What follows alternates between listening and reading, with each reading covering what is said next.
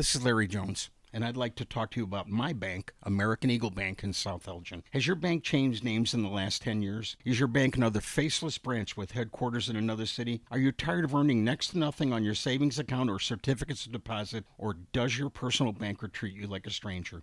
If you answered yes to any of those questions, then you're ready for a new banking experience, and American Eagle is the place for you. American Eagle is a locally owned independent bank that's rooted in the community, and American Eagle customers are greeted by name and treated with the respect that they deserve. American Eagle has an innovative program, Eagle Savings, that teaches your children to save while earning prizes and rewards. American Eagle offers great rates on certificates of deposit. My bank is located in South Elgin on Randall Road between the Target and Caputo's and is open Monday through Saturday. Give them a call at 847-742-7400, and a real person will answer the phone. American Eagle Bank, a place where you matter.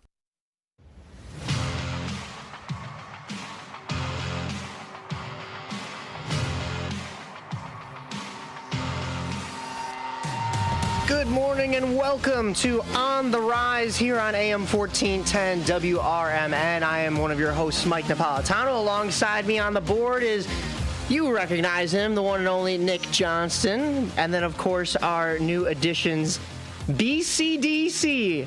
We've got Brandon Combs zooming in from afar. How are you, Brandon? Oh, we got no audio on. Is he muted? Is that on your side, B? I'm unmuted on our side. Pop that up. Here too. Oh, there you go. There we go. Okay. That was us. My bad. Jeez, pro rookies. Anyway, You wish. I'm doing great, man. Nick, man, it's good to see you. Oh yeah, how we doing? You know, it's fun seeing you. You know, outside of the dog setting, in your realm over here to talk about a White Sox win for My one. natural habitat, yeah. and last but not least, we also have Dalton Cooper. Dalton, how you doing? How you doing? Good. Yeah, I see all the memorabilia there. That's a nice little man cave you got going there. Yeah. Yeah, man. Look, I'm sitting behind my bar in my basement on a Saturday morning. Cannot confirm nor deny whether or not I've opened anything yet. All right. Are you sitting on a bar stool? You mean Just real bobbleheads, quick. right? I am. Okay. God, well, good luck to your back and rear end for the next 2 hours. It's got a back on it. It's got a back. Okay. I was just, I'm making sure that you're, in your well-being. I don't, we don't need any lawsuits from the station or anything, or workman's comp taking place. So making sure you're taking care of support. You're getting the right support around here. Yeah, no, you don't have to. No worries for me. No worries for me. I'll be good. Well, there's a team in Chicago that could take a page out of the quote-unquote right support book, and that would be the Chicago White Sox, because it has been a roller coaster of a week here for the White Sox. They, of course, drop all 3 games at Wrigley Field and get swept by their rivals in that Crosstown Classic. We run over the 13-3 loss on Friday. They followed that up with a 7-3 loss on Saturday and a 6-2 loss on Sunday. We're going to get into a couple more notes about those losses in our Cubs segment, since it's going to be very Cubs favored, Cubs heavy, especially when you talk about a certain center fielder by the name of Pete Crow Armstrong. But let's jump into the White Sox dropped 2 of 3 to Seattle. The one game that they did win was a 1-0 win Tuesday night, and they held Seattle to only 4 hits for a Sox season low in hits allowed. But then it was Wednesday. I was at that game in which that was the rubber match. Miles Mastrobuoni and Mitch Garver. It was them versus White Sox Cam Boozer and Brandon Eisert in a standoff right after the national anthem. And unfortunately, the White Sox lost that too. I was actually going to ask Will Venable a little bit about that in the press conference after the game. However, after the White Sox gave up that game in late innings, the mood was a little bit more somber. So I thought better than to ask him about the antics that happened before the game. But yeah, it was cool. It's good to see this culture start changing a little bit. You saw it last night in the dugout with an interview between Chase Mydroth and who was that throwing peanuts at his head? Did you see that video? No, I didn't. I forget who that was. It was one of the pitchers. But back to the on the field antics. The culture may be changing, but Brandon, the White Sox send Tim Alco and Andrew Vaughn down to the minors. Who knew that Andrew Vaughn had options? So the question was quite literally Abbott and Costello, who's on first for this White Sox team.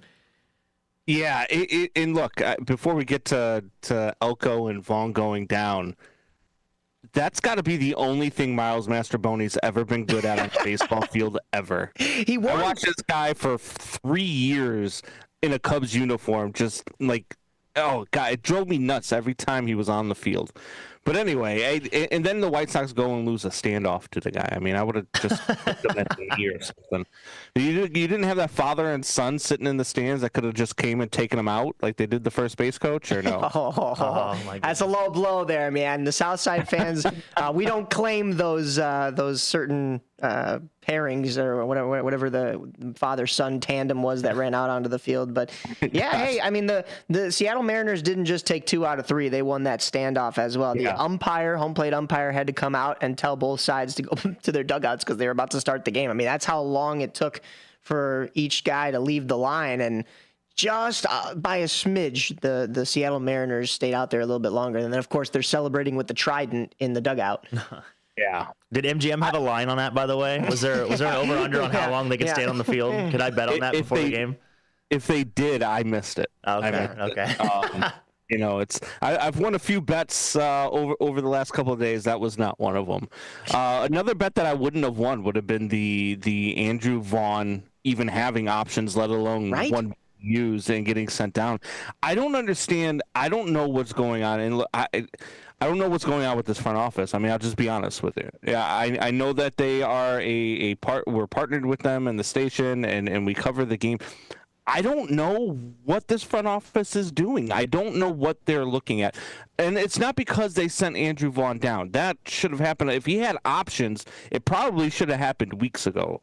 Like, this thing should have been done a couple of weeks ago, and it probably should have been Tim Elko coming up and Andrew Vaughn going down.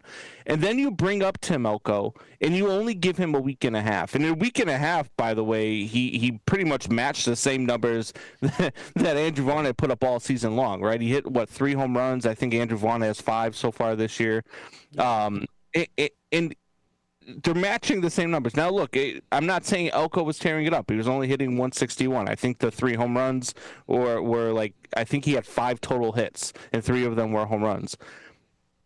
I don't know if you're sitting here watching guys inside of this organization take at bats, like when you are sitting here and you are watching, Miguel Vargas over at first base instead of watching Tim Elko. When you are over here and you are watching, who's the center fielder that they had? I forget. He threw the ball to Shaw. He's a veteran too. I always forget his name. But you're watching these guys take at bats instead of watching prospects take at bats, instead of watching Colson Montgomery come up from AAA, instead of watching, Braden Montgomery's still young, he's still got time to come up, but instead of watching these guys develop at the major league level, which is where your top prospects in this organization, because you're not ready to win, should be developing. They should be taking at bats at the major league level. You should be having them see what they have here, because watching Colson Montgomery down at AAA does nothing for you. Watching guys like Kyle Teal, watching guys like I'm so bad with names. I think Michael Taylor was the outfielder you were talking about too. Yeah, Michael Taylor. Brian Ramos take at bats at AAA. Why are we watching that instead of watching these guys here at the rate take swings here at the rate? Instead of watching all of these guys who aren't going to be here in 2 or 3 years lose games. Yes, they won last night, 16th win of the season. Yeah, that's only 12 games behind the 4th place team in this division. You bring up a good point about the prospects here, and this organization has had a problem in the last number of years, and this is even dating back to that quote unquote, the White Sox are going to have this dynasty run of, the Tim Andersons and the Moncadas and the Elo, and we saw how that crashed and burned. But their issue has been managing prospects from start to finish, from before you even have them as a prospect in your system. From drafting, there has been issues. Yes, they've had some good draft picks, some great draft picks. This organization has had strengths in drafting left-handed pitchers, in starting pitchers almost in general. But there's no defense and there's no offense to put around that pitching staff. There's no bullpen to put around that pitching staff, and then also you have like a lot of those relievers that end up having to become starters because you lack starters because you've traded away guys to flip them for more prospects. And when you flip them for these more prospects, then it comes back to managing those prospects. And okay, do we bring this guy up? Is that going to ruin his development? So you bring guys like Oscar Colas up too soon. You don't bring guys like Tim Elko up soon enough, in some people's opinion. Like, every move that this organization can make with the development of some of these prospects, and I don't know, Nick, if you feel the same way. No, not at all. I feel like this is a complete overreaction. These guys are 26 and younger, 23, 21, 23. This isn't a death sentence going back down. No, I'm not this saying is completely fine. Like, but look he's at hitting how, 160. Like this, like again, he's had 30-something odd at bats, 3 home runs. This is fine. Give him a little taste up in the majors, and then send it back down. It's not the end of the world that these guys aren't getting the grade A at bats that they're supposed to be. This is just, like you said, 26 years old for I'm blanking on the name, Tim Elko right now, 23 for Coast Montgomery, 23 years old for Kyle Teal. We got time. for Elko, plenty of time. For Elko specifically, yes. But I mean, we've seen the Oscar Colas experiment, and we've seen a couple other shortstop experiments, and we've seen just in general what comes out of this farm system. And I'm gonna be honest, it's not a lot. I mean, yes, Edgar Quero's here, and Tim Elko is, and they're great, and Tim Elko is going to come up and be great, hopefully one day.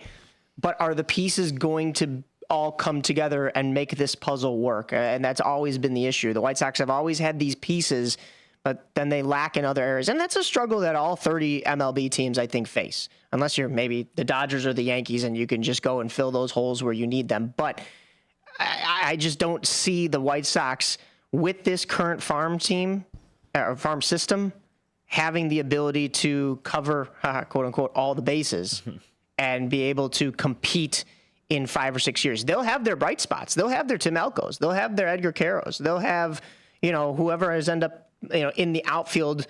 Maybe it's alongside Luis Robert Jr. if he's not traded by the trade deadline this year, and who knows what. But there's going to be glaring holes, and it's always been the case with the Southsiders. Well, one glaring hole I think you're forgetting too. I mean, Lenny Sosa has been one of the bright spots for this team. Fantastic. He's been on a heater the last probably 2.5 weeks or so. So, I mean, there's a lot of quote unquote negativeness coming over here from the right side of the table, the pessimists. But there are some bright spots. Lenny Sosa, I was gonna say Mike's been like Captain Negative over here right now, but I mean, Lenny Sosa's been a nice bright spot. Miguel Vargas is only 25. Sosa's only 25. So there are some bright spots to look forward to. Miguel Vargas changed his approach to batting, and it's changed everything. So I mean, it's been fantastic. Yeah, and was he AL Player of the Week last week? He was, and that's an example of a guy that actually went through the Dodgers system. So I have more confidence in that that he wasn't in this White Sox system. And it's no hard knock on the White Sox system. I think there are some really good coaches at the AAA level and AA level, but it always seems like it only comes down to pitching in most aspects. So we'll see. As you mentioned, though, the White Sox are 3-0 in their City Connect 2.0 jerseys on Friday nights, because that's when they wear them. So 3 straight Fridays of winning at the rate. And they got that win over Texas last night, which was crucial to get back in the win column. They'll play Texas today at 3:10. That'll be Jonathan Cannon on the mound, and then a 1:10 start Sunday, followed by a series in which they go out to the East Coast, 2 series, in fact. That'll be Monday through Wednesday at New York. The Mets, that's another team that's mightily struggling this year. A 3:10 game, a 6:10, and then another 6:10 Tuesday and Wednesday. And then 6:05 on Friday in Baltimore to face the Orioles. Yet another team that was expected to be much higher that has struggled as of late. A 3:05 start on Saturday, and then a 12:35 start to round out that series. Brandon, I know you were looking at that Mets series and their struggles as well. Yeah, look, you get a struggling Texas team too, and that might be why there's a lot of negativity coming from guys like Mike and like myself, right? Because you have to resort to the fact that they're 3-0 in their red and black jerseys on Friday nights because you've got 16 wins on the season. It's not just They're back about to just being a bad team. That's the best part. Yeah, they are a bad team. but you've got, when you are a bad team like this, and when you are a bad organization, and the way the White Sox have been run over the last, I don't know, 5, 6, 7, 10 years, has been really, really bad.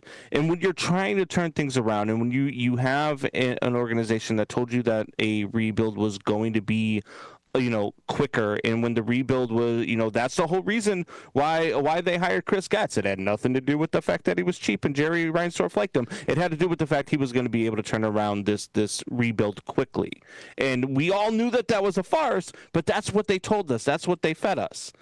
And it hasn't been that. You're still watching guys like Mike Talk. I love Mike Talkman, but you're still watching guys like Mike Talkman with the nickname of the Palatine Pounder take at bats while Oscar Colas is down.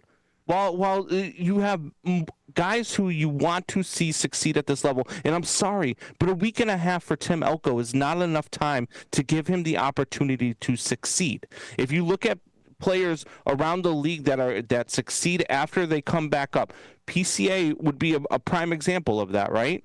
PCA comes up. He did not look good in the first half. He goes back down for a couple weeks, comes back up, turns it over in the second half, and now look at him here this season, right? He's an MVP candidate right now. Oh, I was going to ask you that. How's Jackson Holiday doing? Didn't he do the same exact thing? Was doing awful, sent him down, brought him back up. I mean, it's not completely out of the realms that they can come back and have a better output the next time around. I understand that, but none of those guys, the difference between PCA and Jackson Holiday and some of these other guys, Matt Mervis at the same time, when you're looking at a lot of these guys that come, they get more than a week and a half. Yeah, to come back up. They get some time to struggle before they get sent back down, and that's the problem that I have with the Hitting 160 seems like he's struggling. He's not hitting his own weight. But you know what?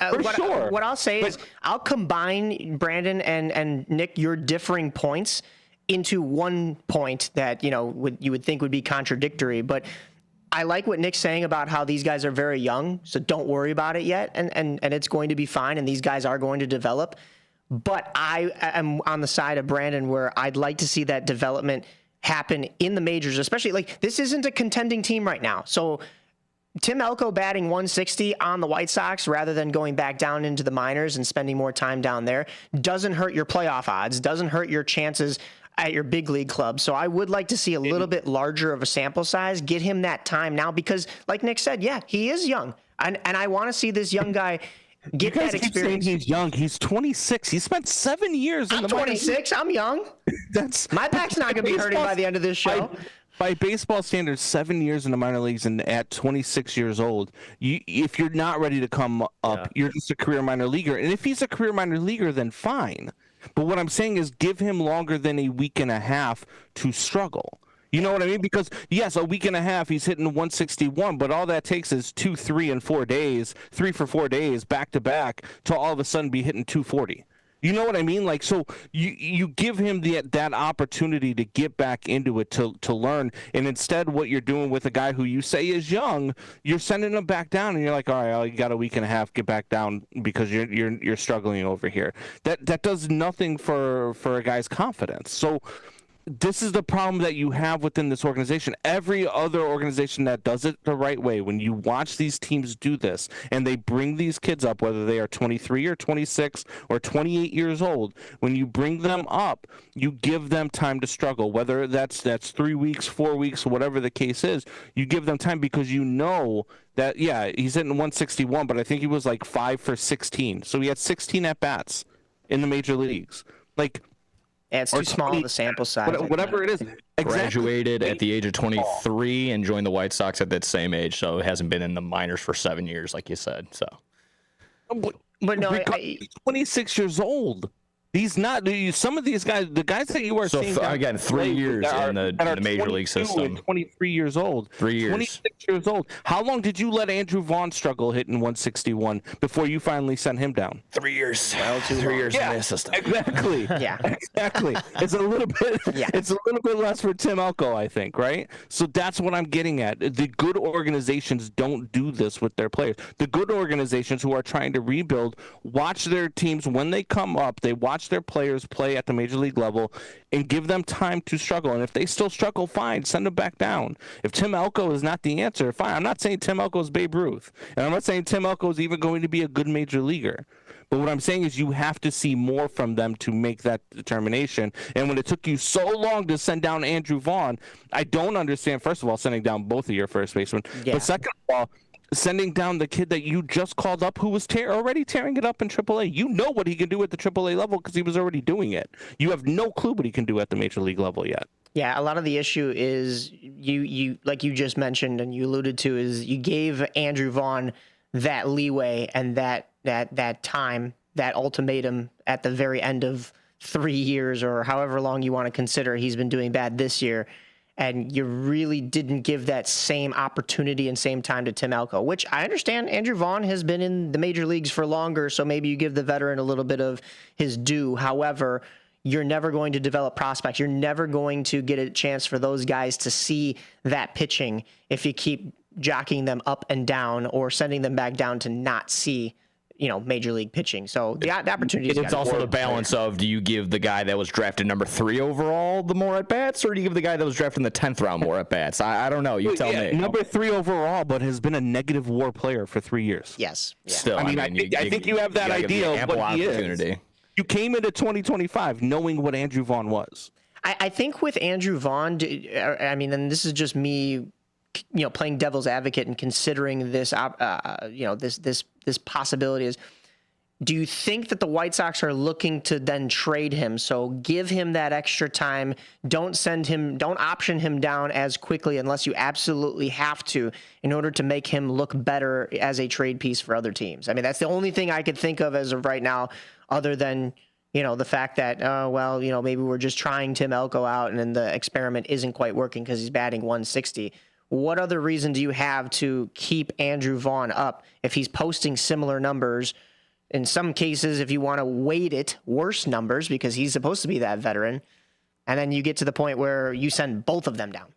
Well, to Nick's point, the amount of assets you put into the 3rd overall pick, I feel like you have to ride that wave because, to his point, that was your first round. I mean, that's your best pick. That's it's supposed to be your best guy. So you have to ride or die with those picks. So I think that's probably because you can't build a trade value by sending a guy to AAA and having him hit, 300 in AAA. Everybody's going to be like, oh, well, he hit 160 to big league level. So as far as his trade value, I think that's completely gone at this point. And loyal to a fault has been the name of the White Sox game for some time now, from top to bottom in this organization. So I guess that's a nice way of putting it. Yeah, that's as nice as I could put it. And last thing, Brandon, I know Twitter's down right now. Did we have a poll result for our Tim Elko nickname? I know it's kind of irrelevant now because he's going to get sent down, but when he comes back, Elko Suave is coming back with revenge. Yeah, Elko Suave was actually leading the poll. Elko Suave, it was we had an burner accounts did you make for that? Overwhelming amount of responses to that. We had 12 votes, so it was insane. So everybody came out, is what you're saying. Yeah. Yeah, I mean everybody that listens voted on it. Listen. The WRMN Twitter space, the X space is growing. We're just jumping on social media. For the time being, it had been on all of our personal social medias, which you can find Brandon at Real Combsy on X, myself, Mike Napolitano, and then Dalton Cooper, just his name, but it's Daulton Cooper, just to kind of throw that in there. Nick, you got a yeah, and Johnston 6351. And Johnston 63. Or BK Dub. Yeah. Well, just one final reminder here in the end of our White Sox talk. You can listen to all of the White Sox games right here on AM 1410 WRMN, as we are the proud home here of Chicago White Sox baseball on the radio. So be sure to tune into those future games. Like I mentioned, we're going to get into some Cubs talk. We've got some Boomers and Cougars news. And then at the top of the hour, it is all of your playoff talk. I'm talking NBA, IIHF World Championships, NHL. We've even got a little bit of Sky. What else we got? We got we've even got soccer during this hour. Both the Fire and the Stars FC.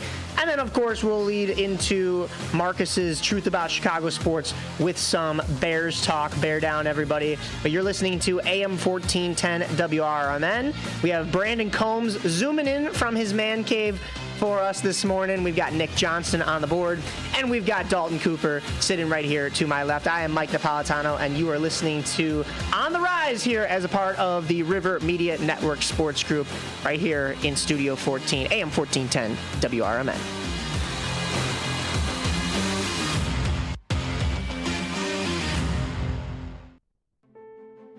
Moose Lodge 799 in Elgin is a place to connect with family, friends, and your community. Moose Lodge 799 is conveniently located at 925 South McLean Boulevard, and they offer fun family activities, exciting community service projects, and live entertainment on the weekends. At Moose Lodge 799, you'll find a place to relax, make new friends, and be part of something bigger, like supporting the kids of Moose Heart. Doors at Moose Lodge 799 open at 2 p.m. Tuesday through Friday and at 11 a.m. on Saturday and Sunday. Join a welcoming group of members who share a passion for good times and giving back. Call 847-741-0799. That's 847-741-0799 for more information, or stop by and see what they are all about. Moose Lodge 799 in Elgin, where family, friends, and community are always invited to join. For nearly 50 years, the DuPage Senior Citizens Council and Kane Senior Council have been dedicated to serving seniors in DuPage and Kane counties. Established in 1975, the DuPage Senior Citizens Council is a volunteer-driven 501c3 non-for-profit organization committed to helping older adults live with dignity. From providing nutritious meals to offering support services, the Kane Senior Council is there every step of the way. With programs designed to enhance independence and quality of life, they're proud to make a difference in the lives of their senior neighbors. To learn more or to volunteer, visit them at 418B Airport Road in Elgin, or head to their website at caneseniorcouncil.org. Give them a call at 630-338-0999. That's 630-338-0999. That's the Kane Senior Council, caring for seniors because they deserve to live with dignity and respect. Visit caneseniorcouncil.org or call 630-338-0999 today. Did you get a call or message that mentioned Social Security that made you feel threatened or scared? That is not the Social Security Administration. Social Security will not threaten you, press you for personal information, or demand instant payment. Social Security does not accept payments by gift card, prepaid debit card, internet currency, or by mailing cash. Criminals use these forms of payment because they are hard to trace. Don't fall for it. Hang up, ignore them. Report this criminal activity to oig.ssa.gov. Produced at U.S. taxpayer expense. Are you looking to buy, sell, or trade something? Maybe clean out that attic or basement, or just make a little extra cash? Then don't miss Tradio on Out to Lunch with WRMN AM 1410. Weekdays at 12:30 p.m. Call in to let folks in the Fox River Valley know what you're looking for or what you've got to get rid of. It's easy, it's free, and it's a great way to connect with your community. Call in at 847-931-1410. That's 847-931-1410. If it's got to go, then let us know. Only on Tradio. Here on WRMN AM 1410. At Britain's Touchless Car Wash, they know life gets busy. That's why they're here 24/7 to keep your car looking spotless, fast, and easy. Their advanced brush-free wash technology delivers a sparkling clean without a single scratch, because they treat your car like it's their own. Here's the best part. Right now, you can get a free car wash just for joining their text club. It's simple. Just text BRITT to 30400, and your first wash is on them. Britain's Touchless Car Wash has two convenient locations, 1923 Larkin Avenue in Elgin and 555 Willow in West Dundee. They're proud to keep your car clean while giving back to our community. Text BRITT to 30400. That's BRITT to 30400. Now for your free car wash, and see why Britain's Touchless Car Wash is the fast, gentle, and reliable choice. You're currently listening to On the Rise with Mike Napolitano and Derek Geyer on 1410 AM WRMN. Nope, not Mike Napolitano and Derek Geyer anymore. I'm just Mike Napolitano, but I am joined by some great co-hosts nonetheless. I have Brandon Combs zooming in from his Cubs man cave, and we're going to get into some Cubs talk here. We also have Dalton Cooper to my left. He's ready for some hockey talk. And Nick Johnston running the board, doing a great job over here on AM 1410 WRMN. Brandon, you took all three from the White Sox. If you're a Cubs fan, you're hanging your head real high. The highlight of this series, though, was Pete Crow Armstrong, as we kind of alluded to in that first segment. A 13-3 win on Friday in which he went 4 for 5, 6 RBIs and a home run. A 7-3 win for the Cubs on Saturday. Pico Armstrong goes 2 for 5 and has 2 RBIs, and then a 6-2 win on Sunday. I mean, this guy is the entire Cubs offense. In fact, he had more offense than the entire White Sox team throughout the weekend. Yeah, look, PCA has been a blessing, I guess is the best word I could think of at the moment. He is something that is fun to watch, right? Because he's a guy who, like I said, last year came up and struggled a little bit and then started to develop, and you really started to see him come into his own. And now this year, and the way that he started out, and I completely honest with you, I did not see this coming from PCA. I thought he was a guy who was going to be a lot like Albert Almora Jr., who could play great defense, but maybe not exactly hit that well at this level. I thought he was that guy, and I don't blame anybody for who thought that as well coming into this season. But now, I mean, you're watching him, and it looks like it's sustainable. You watch the things that the Grand Slam last night versus, Dalton's Reds. I know he was all excited and thought that they were going to get the win heading into the 7th inning, up 6-2, and then it just didn't happen, Dalton. I'm sorry.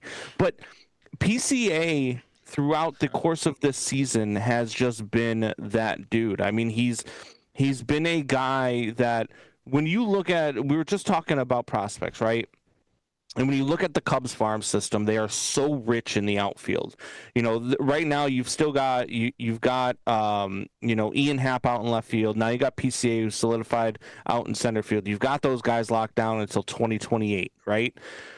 Then you come out and you've got Kyle Tucker, who may or may not be with the team next year. Now, I believe they should give Kyle Tucker a blank check. I believe that they should give Kyle Tucker an extension. But what PCA has done, and if PCA continues to do this for the rest of the season, he kind of gives Jed Hoyer that out of, if you don't re-sign Kyle Tucker, it might be okay with Owen Casey and Kevin Alcantara sitting behind them being ready to come up. Because Owen Casey at AAA is going to be a second full season in AAA, has done everything that the Cubs could ask for as far as a guy getting ready to come up, as far as a prospect getting ready to come up.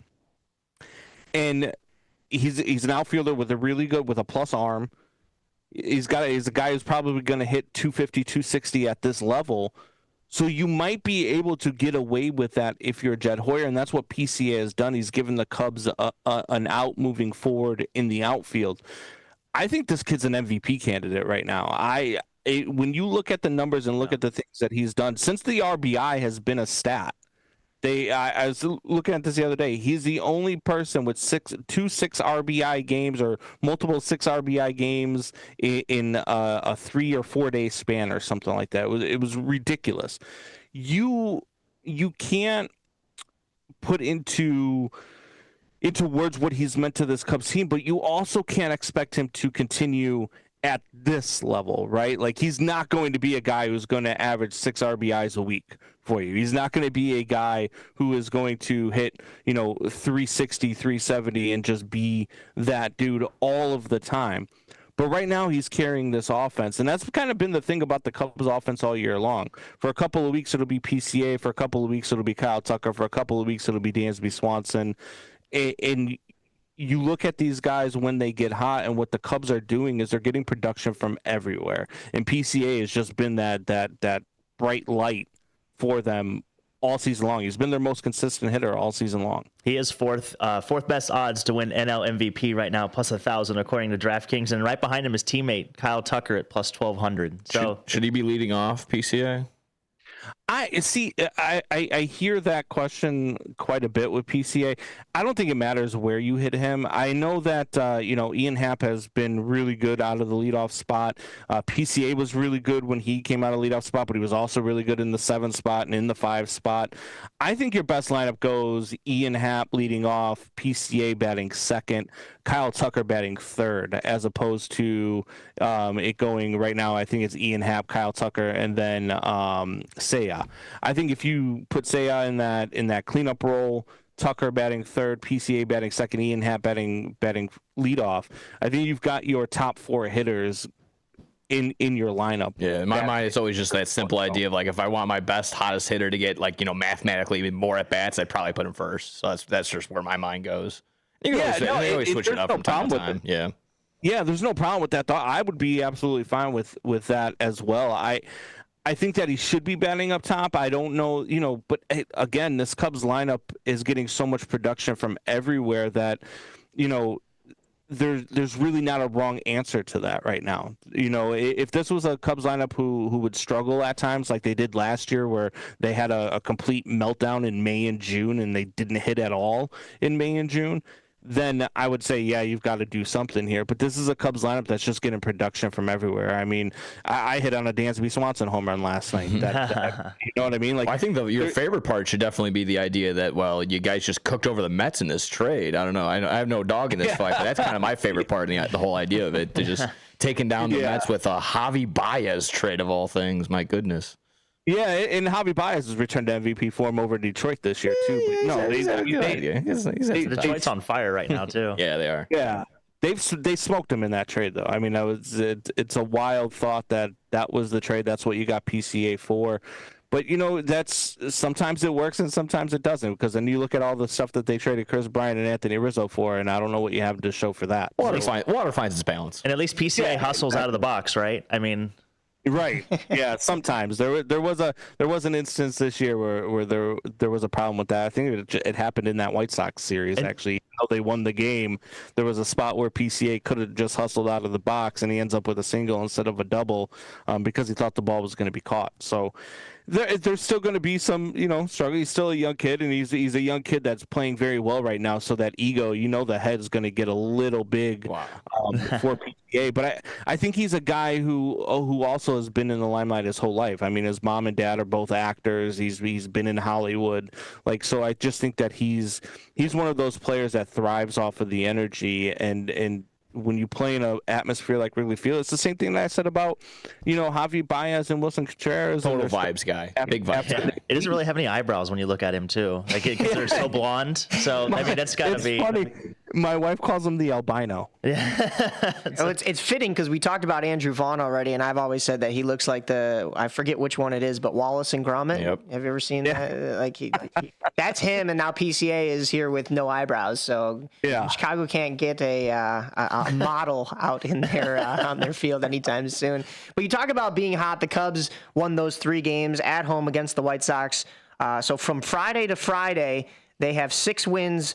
And that's split into 2 3-game winning streaks amidst 1 loss that was to Miami on Monday, an 8-7 loss, but then a 14-1 victory for the Cubs, a 2-1 victory in that rubber match, and then a 13-6 win over Cincinnati last night. They'll continue on the road with those Reds, a 3:10 game today, a 12:40 game tomorrow. That is Ray and Brown due up for this Cubs pitching staff. And then Monday, the Cubs come back home for a 3-game set with the Colorado Rockies.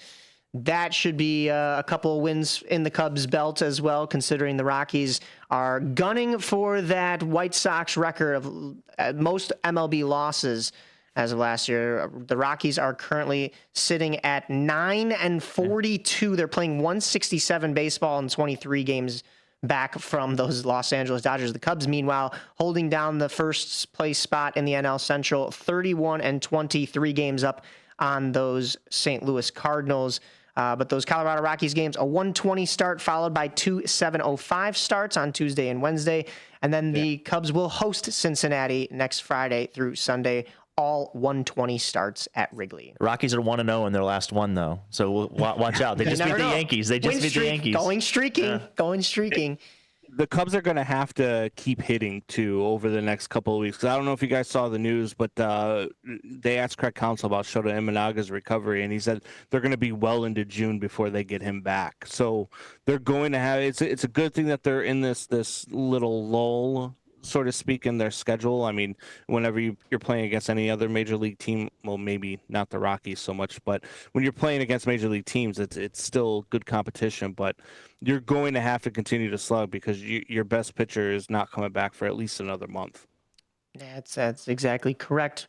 Well, when we come back from the break here, we've got more baseball for you. We've got minor league ball, independent ball with the Schaumburg Boomers and the Kane County Cougars right here on AM 1410 WRMN. Fitting in shouldn't be hard, whether in life, on the court, or in the classroom. At Elgin Community College, you could find your place alongside those expanding their horizons, exploring rewarding careers, and achieving their dreams. A place for doers, thinkers, and believers. At ECC, we see you, we believe in you, and you'll fit right in. Learn more at elgin.edu/belong. In the middle of the night, everything will be all right if you listen to Coast right here on WRMN, 7 days a week from midnight to 5 a.m. Each night on Coast to Coast, listeners are captivated by George Noory with discussions on news and current events, conspiracy theories, UFOs, life after death, and all things curious and unexplained. Coast to Coast, every night, midnight to 5 a.m. right here on WRMN AM 1410 and 96.7 FM. Most people out here think that taking care of one another is important. And most people would step up for a neighbor going through a tough time. Most people around here help out friends and family when they need it. But the funny thing is, most of us won't look for help when we need it. If you're struggling with mental health, you should know that there are resources out there that can help. And it's okay to talk about it if you need to. One place to get started with information is loveyourmindtoday.org. Loveyourmindtoday.org offers a range of guides, instructions, and insights for dealing with difficult situations or getting through a tough time. If you're struggling with mental health, get the help you need, because most people out here really care. Visit loveyourmindtoday.org. That's loveyourmindtoday.org. Brought to you by the Huntsman Mental Health Institute and the Ad Council. This is Larry Jones, and I'd like to talk to you about my bank, American Eagle Bank in South Elgin. Has your bank changed names in the last 10 years? Is your bank another faceless branch with headquarters in another city? Are you tired of earning next to nothing on your savings account or certificates of deposit, or does your personal banker treat you like a stranger?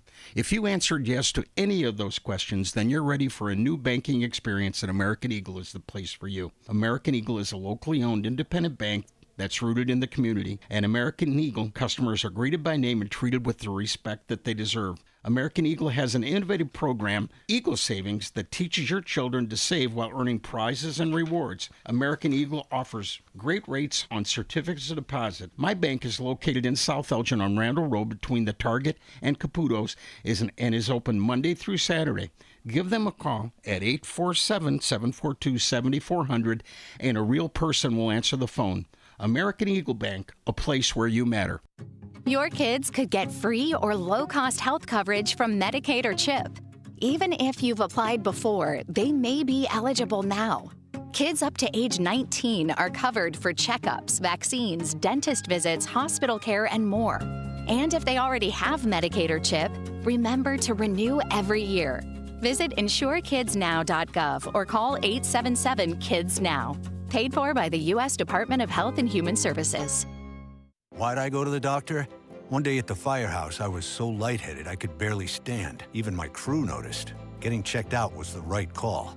Turns out I have atrial fibrillation, which increases the risk of stroke about 5 times. Symptoms like irregular heartbeat, heart racing, chest pain, shortness of breath, fatigue, or lightheadedness can come and go. But if it's AFib, the risk of stroke remains. If you have symptoms, contact a doctor. I'm so glad I did.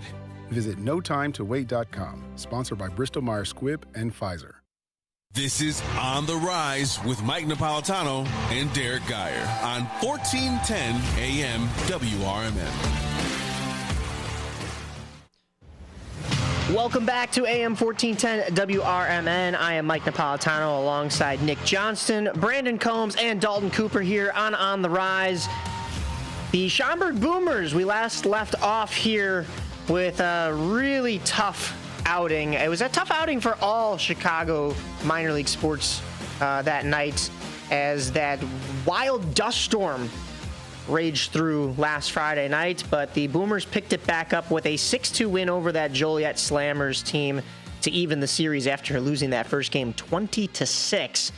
Sunday was the rubber match, and the Boomers secured that victory as well, a 13-4 win to take that series against Joliet. Then they had an off day on Monday before they traveled to Evansville, Indiana, in order to face the Otters. Tuesday was an 8-7 loss, followed by another close one, a one-run game, and a 10-9 loss to Evansville on Wednesday. But the Boomers avoid the sweep with a 12-8 win, and as they come back. And last night was against the division-leading Gateway Grizzlies. The Boomers were a game and a half behind the Grizzlies before last night's contest, and the Boomers were looking to stay in the win column, especially coming back home for Country Night at Wintrust Field. Unfortunately, that did not happen for the Boomers as they fell last night 8-1.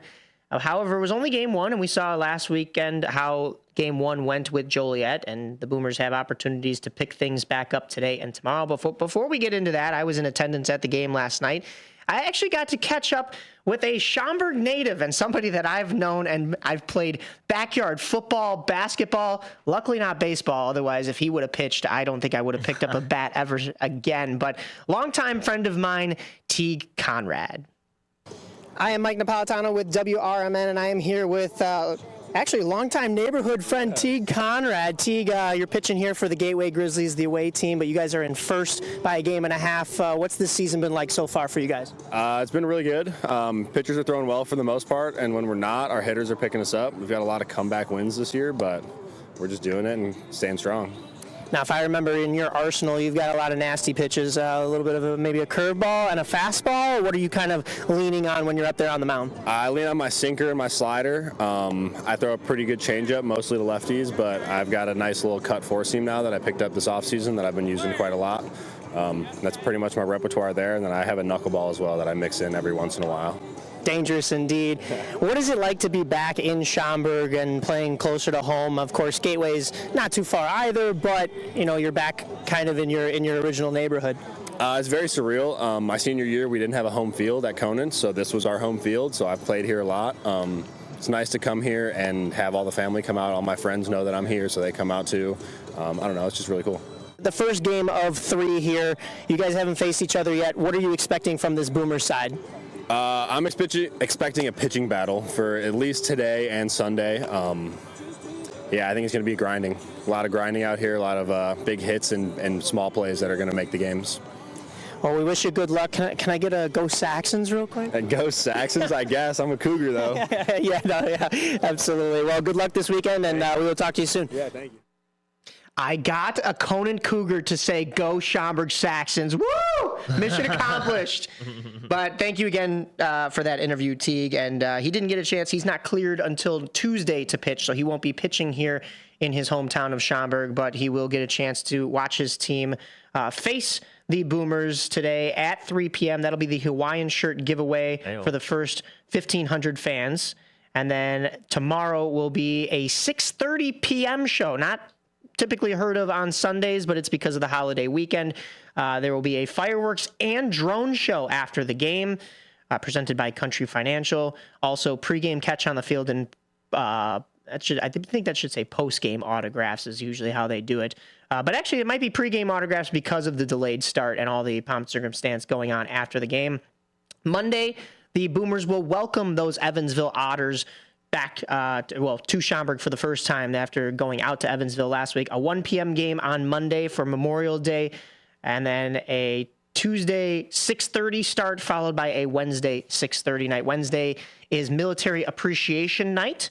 If you contact the Boomers front office, you can get up to 6 free tickets for former and active military members. That's presented by Encore Village. Tuesday nights, the promotion is a $1 hot dog night presented by on that, Brandon. Gordon Food Service. Thursday will be an off day, and then over the weekend, the Boomers will be at EQT Park in Pennsylvania to face the Washington Wild Things. 7:05 starts on Friday and Saturday, a 5:35 p.m. start on Sunday. And then you've got some Cougars notes for us Last Saturday, actually, the Cougars had a 12-1 win over Milwaukee at home. They took the rubber match on Sunday 5-1. However, the Cougars were then swept by the Cleburne Railroaders in the first 3 games of they do a 6-game series due to the travel with Cleburne. That was a 3-1, 3-2, and 1-0 loss, respectively. And then that leads into their current series with Cleburne as they continue on with the 6 games. They have a bunch of important nights coming up, though, Dalton. What do we got going on at Northwestern Medicine Field? Oh, yeah. So Wednesday, May 28th, this coming week, is Manatee doubleheader. So check that out, or matinee doubleheader. Excuse me. Oh, I can't read. I'm trying to read and speak at the same time. And yeah, check out the Manatees. No, matinee doubleheader. Thursday is Mental Health Awareness Night. That is the 29th. The first pitch is 6:30. And also, Brandon, you get excited because they got the weekly special of Thirsty Thursdays, sponsored by Miller Lite. You get $2 beers, pops, and half-price hot dogs. So check out that game Thursday night. And then Friday night, May 30th, first pitch at 6:30 is Minecraft movie and cap giveaway, followed by post-game fireworks. Chicken Jackie. Oh, yeah. And that is entertainment by the Clash Drumline. So they got some great little promotions going on over there with King County. Yeah. I'm excited to see how the outfielders are going to run around with a big pool in the middle of the outfield for the Manatees. Yeah, no kidding. I can't wait. That's going to be a great clip, by the way. That's going to be our best clip by far. There will also be a fireworks show on Saturday night as well. But then King County goes on the road for the week afterwards. Actually, no, I believe they're still at home. Yes, that's still at Northwestern. If I scroll over in the notes, that'll be King County taking on Winnipeg. A doubleheader on Wednesday. There's that mental health awareness night that's very important on Thursday night. Friday, as you mentioned, is the Minecraft. Saturday, fireworks. And then Sunday will be the conclusion with the Lincoln Salt Dogs at Northwestern Medicine Field. We've got a couple of soccer notes. I'm actually going to start with the women just because we have a couple of minutes here. The Chicago Stars FC last Saturday, they were at First Horizon Stadium at Wake Med Soccer Park in Cary, North Carolina to face the North Carolina Courage. Unfortunately, that was a 2-0 loss for the ladies. The Stars are now 1-1-7 with just 4 points on the season. They are 14th out of 14 teams in the NWSL.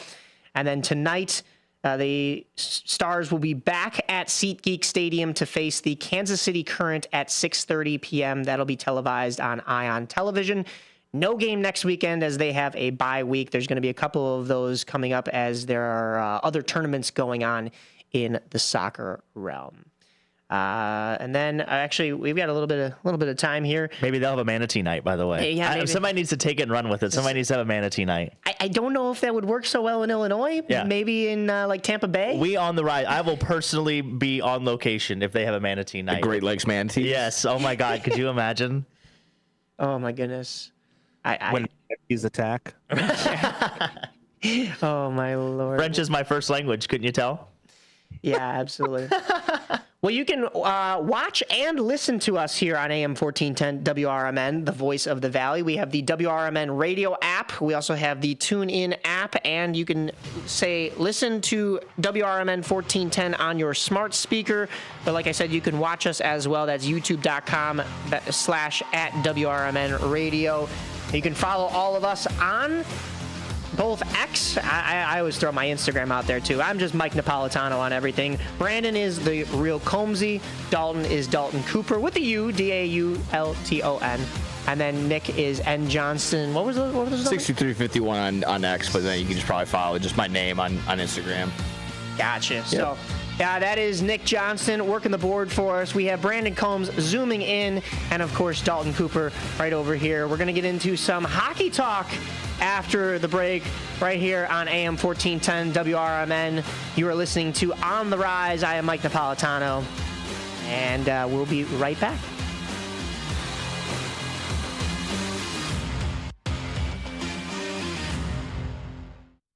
Do you own an annuity, either fixed rate, indexed, or variable? Are you paying high fees and getting low returns? If so, Annuity General would like you to have this free book to learn the pitfalls and mistakes of buying an annuity. The Annuity Do's and Don'ts for Baby Boomers contains the little-known truths about annuities, like how to help reduce your fees and increase retirement income. And it's free. That's right, free. As a bonus, we'll also throw in a free annuity rate report just for calling. We researched over 1,000 annuities and summarized rates and benefits from financially strong insurers. You get annuity do's and don'ts for baby boomers and the annuity rate report, both absolutely free for calling Annuity General today. Hurry, supplies are limited. Call now. 800-760-1845. 800-760-1845. 800-760-1845. That's 800-760-1845. Your hometown radio station since 1949. We are WRMN AM 1410, Elgin time, 9 o'clock.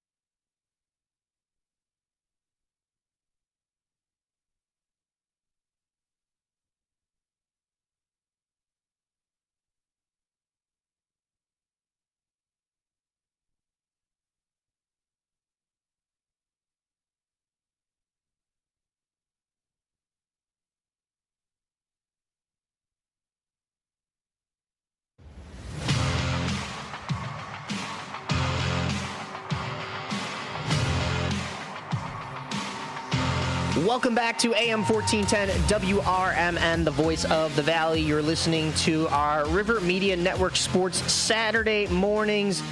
This is On the Rise. Myself, Mike Napolitano, with my esteemed co-hosts. We've got Nick Johnston on the board, Dalton Cooper to my left, and Brandon Combs zooming in from his Cubs basement over there. Even though I'm not a Cubs fan, I do appreciate the setup. It's a nice setup. I have actually there's Sox memorabilia sitting right here. Oh, I like that. That's very nice too. I actually have one of those same lamps, but in White Sox that's sitting right behind you. I like it. Yeah, I need to get that from you to match everything else in the basement. Now we have man caves, obviously, but have you heard the term she shed before, Brandon? I didn't know. Obviously, you too, Mike. We have our job over at UA. They describe a she shed, so I don't want to be gender inclusive. Obviously, yeah. You have that man cave, Brandon. Does your wife have the she shed? She does not have a she shed yet. Nice. That's a mouthful. Yeah, it's like Sally sells she shells by the seashore with the manatees. I'll never live that down. No, that's a nightmare. From now on, yeah. Is our manatees on the schedule? Well, there's no easy way to transition back into hockey here, but we have to get into some Blackhawks news. The Blackhawks posted a video of Tommy Hawk on the roof of the United Center with the red smoke, because it wasn't white smoke that we have a Pope. It was red smoke that the Blackhawks have a new head coach. The Blackhawks have hired Jeff Blashill. Yep. He had a tenure as head coach with the Detroit Red Wings in a time in which the Red Wings didn't really have a whole lot going on for them, but he's also been a head coach of the Grand Rapids Griffins and did a great job, supposedly, with their development at the AHL level. Actually, Sophia Blackburn may know a little bit more about that. That's her domain, but we'll wait till the Truth About Chicago Sports to see what she has to say about those takes. The Blackhawks are expected to add Michael Pekka, per Jeff Blashill, to their coaching staff as an assistant coach, but so far no other changes have really been made to this coaching staff. Dalton, your thoughts on this hire? I mean, I know a lot of Blackhawks fans were looking at David Carl. Of course, he goes back to college. I don't think he was really even going to make the transition to the NHL. He just had a newborn baby. He's got some young children and a wife. I don't know if they're looking to uproot their family and then make that jump. It's a big jump from college coaching to the NHL. So I think he kind of used a couple of those NHL offers as leverage to get a little bit more of a contract out of Denver. 100%. And then, of course, everybody else was looking at Mike Sullivan of the Pittsburgh Penguins. We did get a chance to speak to, and I know give me a second. I posed it to you, and here I am still yapping away. But we did get a chance to talk to Joe Brand, but we didn't get a chance to talk about coaching there. Although I think most Blackhawks fans were certain that Mike Sullivan would go to a contender, so he was going to be off the board. So Jeff Blashill, does it move the needle for you? I mean, there's a couple of things that came to mind when they hired Jeff. One, he's obviously familiar with the rebuild. You know, like you said, he was with Detroit. And even though Detroit was kind of in that rebuild mode from 2015 to 2022 when he was there, he still ranks 5th in franchise history in games coached and 6th in wins. So for original franchise, original 6 franchise, it's not too shabby for what he was dealt. The other thing is he spent the last 3 years around John Cooper as an assistant. So hopefully that osmosis, hopefully that winning culture, he picked up a few things along the way, arguably by the best coach in NHL right now, and he can bring that here. But I don't think I think you could have done worse. I do like the fit for now, just because I think, like I said, he's used to that rebuild. He understands the position that the Blackhawks are in. Hopefully he can definitely get the most out of the guys, in Rockford and then currently in the Blackhawks system too. So I'm excited to see. I was curious to see like what the contract kind of was, because there's no length or value out right now. So I'm curious to see, kind of what the stipulations of that was more than anything. But I think it's a good fit. You agree with what our guy Grant says in the chat? Is it a transition coach? Is that a good label for it?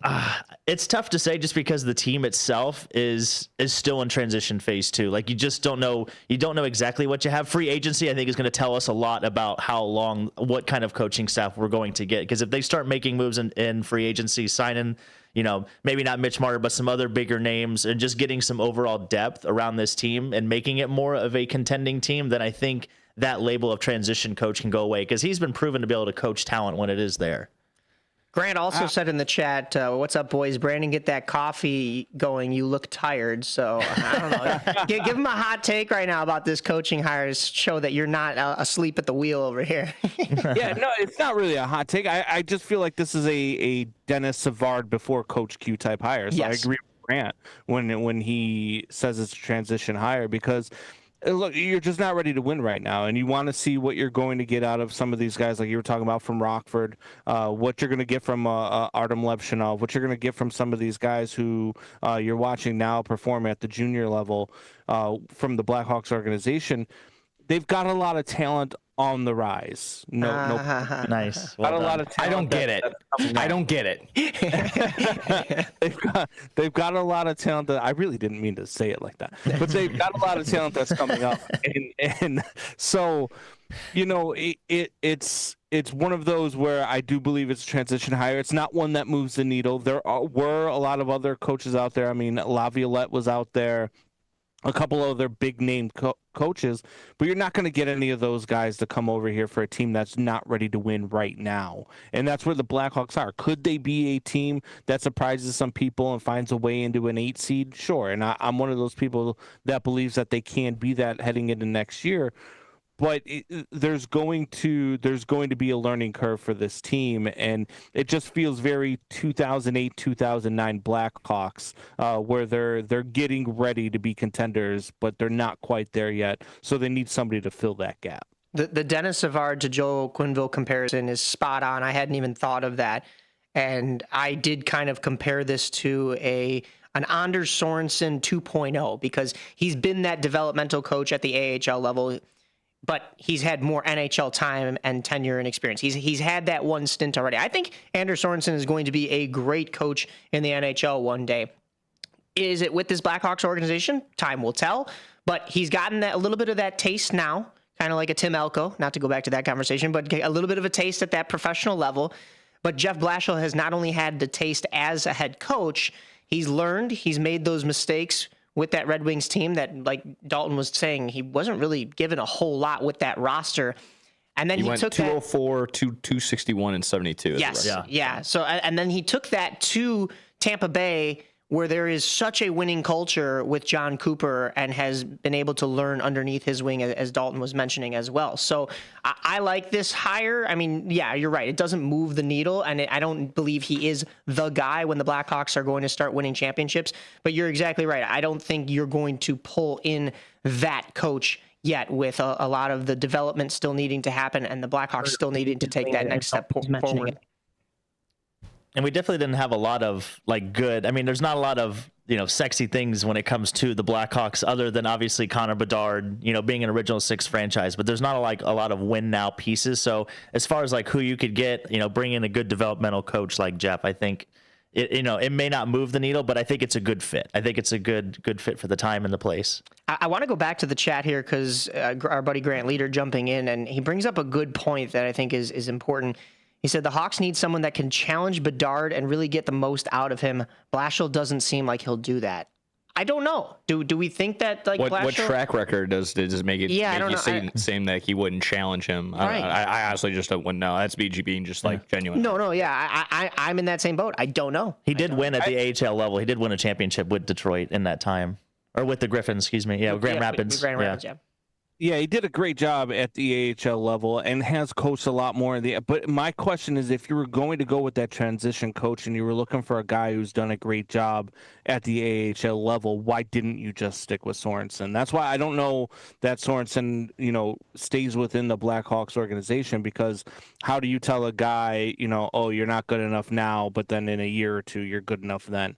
I don't know that happens, but I don't understand, if you're looking for a guy who's been successful at the AHA level, and you've got a guy in your own organization who's already been your interim head coach, why you just don't stick with that guy? That was the one question mark that I had with this hire. And I'm not going to pick apart this hire, because I don't know that the Hawks are really going to be a team that's, like we said, ready to compete. But I do believe that the front office knows what they're doing. Out of all of the front offices in Chicago, this is probably the one that we trusted the most, right? Yes. Yeah, 100%. And you bring up Sorensen, The Blackhawks and Sorensen have both said that he will remain with the organization. Now, will that be on Jeff Blashill's coaching staff at the NHL level and he'll get a chance to see, or will he be sent back down to Rockford and continue with the development down there? Because he's been great with the development. Once again, I think Jeff Blashill and Sorensen are very similar in both aspects,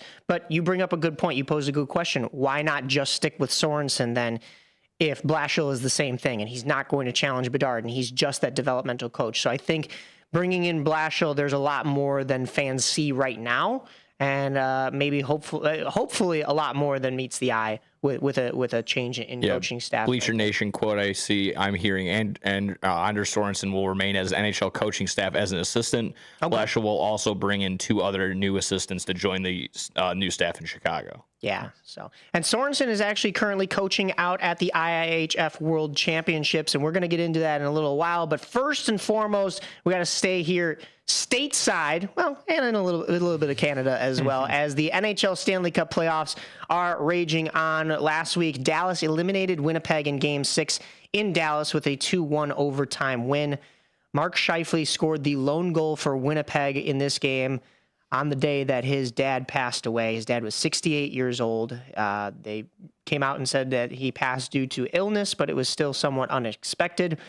Unfortunately for Mark Scheifele, though, he was also the same gentleman that was in the box when Dallas converted in overtime on the power play to end Winnipeg's season. So a little bit of sweet, but a lot of bitter for Mark Scheifele on that evening. I almost think that Winnipeg would have rather given, because I think it was Colin Steele. I think they would rather have given him the penalty shot than have the power play going into overtime. But that's just my opinion. Yeah, I could see it being called that way as well.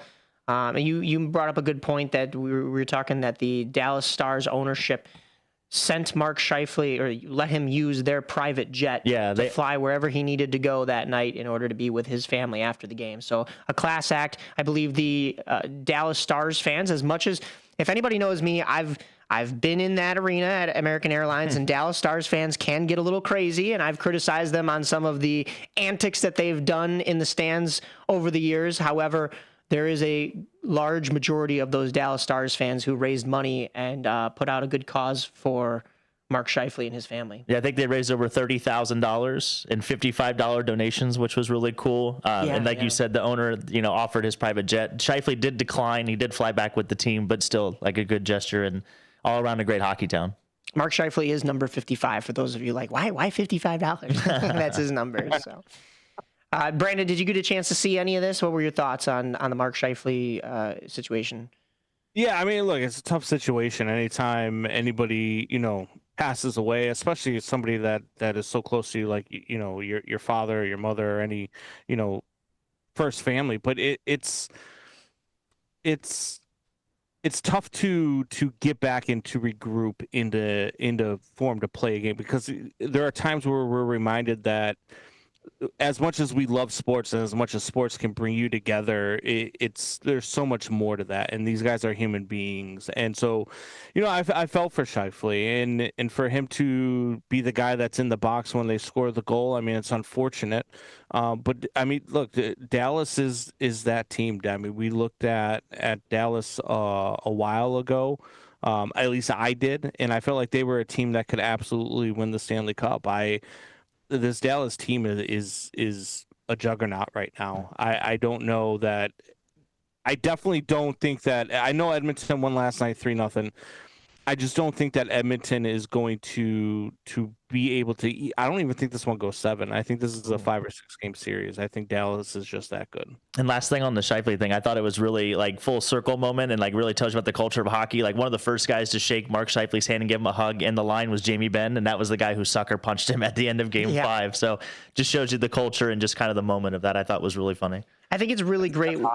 Yeah. Oh, yeah. I think it's great when athletes can leave the game on the ice, and then when that final horn sounds, you could just be human beings again. And we're going to kind of talk about a little bit of an instance like that in basketball coming up. However, we got to stick on the hockey topic.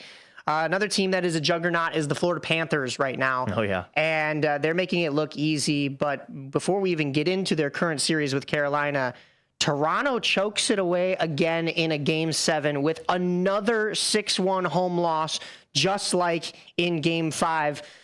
Dalton, do you still believe? I did until I really did think my belief was at an all-time high after the first period when it was 0-0, the way that whole game started, because the Panthers from the jump, from the word go, where the first 10 minutes it was all Florida, and they weathered that storm. The Maple Leafs actually made a push on the comeback. My big takeaway is like, man, Bob is he's on a different level when it comes to stopping breakaways. He's probably the best breakaway goalie that I have ever seen, that the league has probably ever seen, because that game could have been easily 2-2, or the Maple Leafs could even had a lead after that first period with how poorly it started. But yeah, Brendan Shanahan got relieved of his duties in Toronto, so big changes to come there. But yeah, it's I wanted to believe, I really did. I really wanted to believe, but unfortunately, it ran out.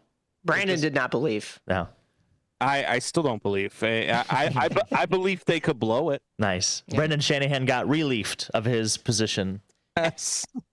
There's a lot of talk about that core four being broken down now, and a lot of talk about Mitch Marner coming to Chicago. And I was even somebody who sat here at this very table on a Saturday radio show and told everybody, jokingly, Mitch Marner, future Blackhawk. But I'll be honest with you, I don't know if I want that man coming to the Blackhawks, because you can pay him $13 or $14 million in a contract, and then first of all, that's $1.5 million more than Mikko Rantanen is making.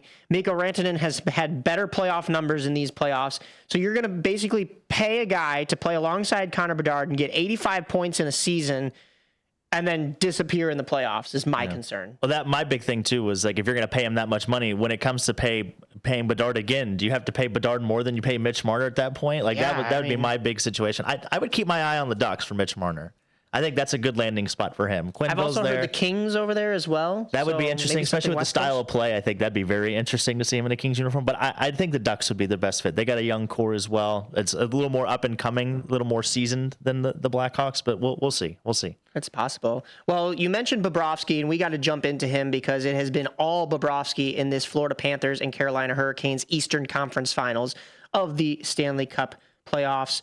Game 1 was Tuesday night. That was an easy 5-2 win for Florida. And then an even easier Game 2 Thursday night with a 5-0 win for Florida. Here's an interesting stat. May 22nd, 2023, Bobrovsky gets a shutout against the Hurricanes in Game 3. May 22nd, 2024, Bobrovsky gets a shutout against the Rangers in Game 1. May 22nd, 2025, Bobrovsky gets a shutout against the Hurricanes in Game 2. So Armando Velez at MandoMan12 on Twitter is declaring May 22nd as Sergei Bobrovsky Day. I'm all for it if you guys are. I'm sure the Blue Jackets fans would get behind it. Yeah, exactly. My favorite part of that series, by the way, there's been 195 total hits through the first 2 games of that series. So, yeah, if you like bruises and getting banged up, Brandon, this is the series for you, man. We did see a lot of hits in that Toronto versus Panthers series, but the physicality has not shifted downwards here as we get closer to the Stanley Cup Finals. Game 3 will be tonight at 7 p.m. as the series shifts to South Florida. Game 4 will also be at Amerant Bank Arena at 7 p.m. Monday. If necessary, games 5, 6, and 7 will be Wednesday, Friday, and Sunday, all at 7 p.m. Of course, Game 5 would be at Lenovo Center in Raleigh, North Carolina, then back to Florida for Game 6, and then back in Carolina for Game 7. Brandon, did you have any thoughts on this current Florida and Carolina series? I know it's confusing for some football fans when you talk about Hurricanes and Panthers and which towns they're from. Yeah, no, look, it's I think that this series is going to be one of those that you're going to watch Florida and you're going to look at them and you're going to be like, wow, this team's going to win the Stanley Cup. We had a little argument off air to peel back the curtain a little bit, in our group chat about, whether or not the Florida Panthers could bully either one of these teams from the West. And I'm of the thought process that they can't. Like, I think both of these teams out of the West can play physically with Florida. And I understand all of the, Florida led the league in hits and they're just a team that loves to play physical. But I think both of these teams, I think Dallas and Edmonton are both, Dallas maybe a little bit more than Edmonton, but I think they are both poised to play physically with Florida. I think either way it goes, because I really don't. I think we're all in agreement that I don't think Carolina has a chance in this series. I think we're going to be watching either Edmonton or Dallas take on the Florida Panthers in the Stanley Cup final. I think we're on pace for another great Stanley Cup final. I think it's going to be one of those where if you're not a fan of hockey or you're just a casual fan of hockey, if you start watching these playoffs, especially heading into the Stanley Cup final, you are going to watch really great hockey, and that's going to be one of these series that could get the casual fan or maybe even the non-fan to watch a little bit more. You're not wrong, and I don't know, the Western Conference Finals, you're not wrong there either, with the fact that the Oilers and the Stars are both tough teams.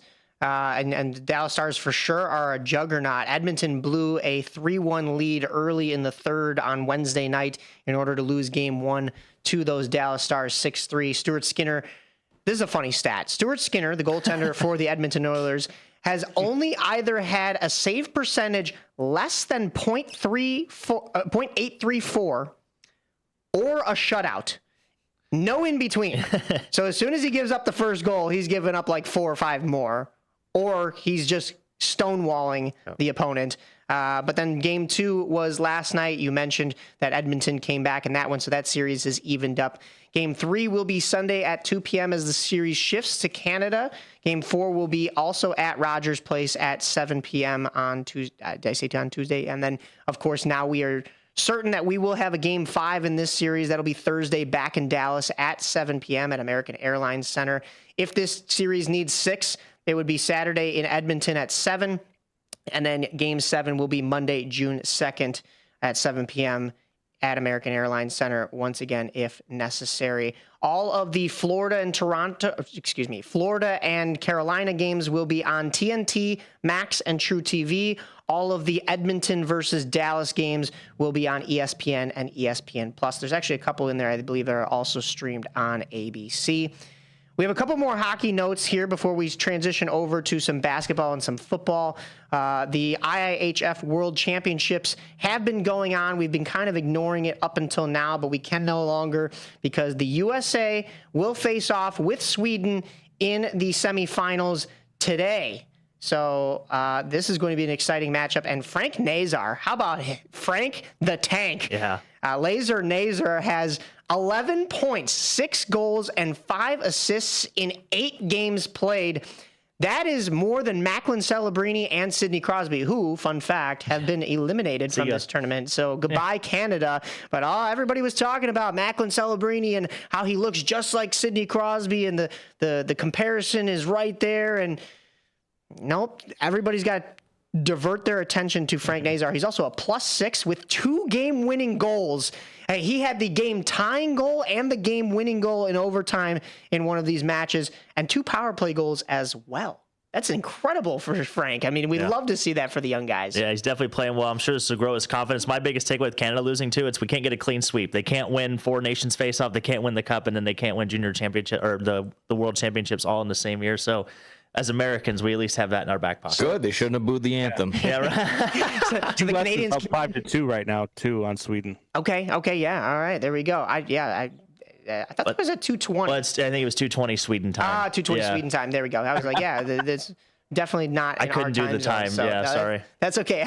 But yeah, I mean, the Team Canada can't get that grand slam like Rory McIlroy. Yeah, right? there you go. There we go. Teuvo Teravainen was also in this tournament. He had 7 games played, also 11 points. He had 1 goal and 10 assists, was also a +6. So the Blackhawks stars are shining bright. But who's on the bench for Team Sweden? It's Anders Sorensen, former Blackhawks head coach, but he'll still be with the system as they're facing off against USA. Go Team USA. The gold medal game will be, do we have dates and times for that one? Tomorrow it'll be a 1:20 our time. 1:20. Okay, perfect. So be sure to catch that. Lots of exciting hockey other than just the NHL playoffs. But we have the NBA playoffs as well. And the WNBA has begun. The Chicago Sky are in action. But I think somebody's got to tell them that a little bit. Guys, Wake up, the season has started. It's not preseason anymore. And somebody should tell the Knicks that too, because we talked about the Leafs choking. Oh, yeah. Tyrese Halliburton has something to say about that. And Siakam.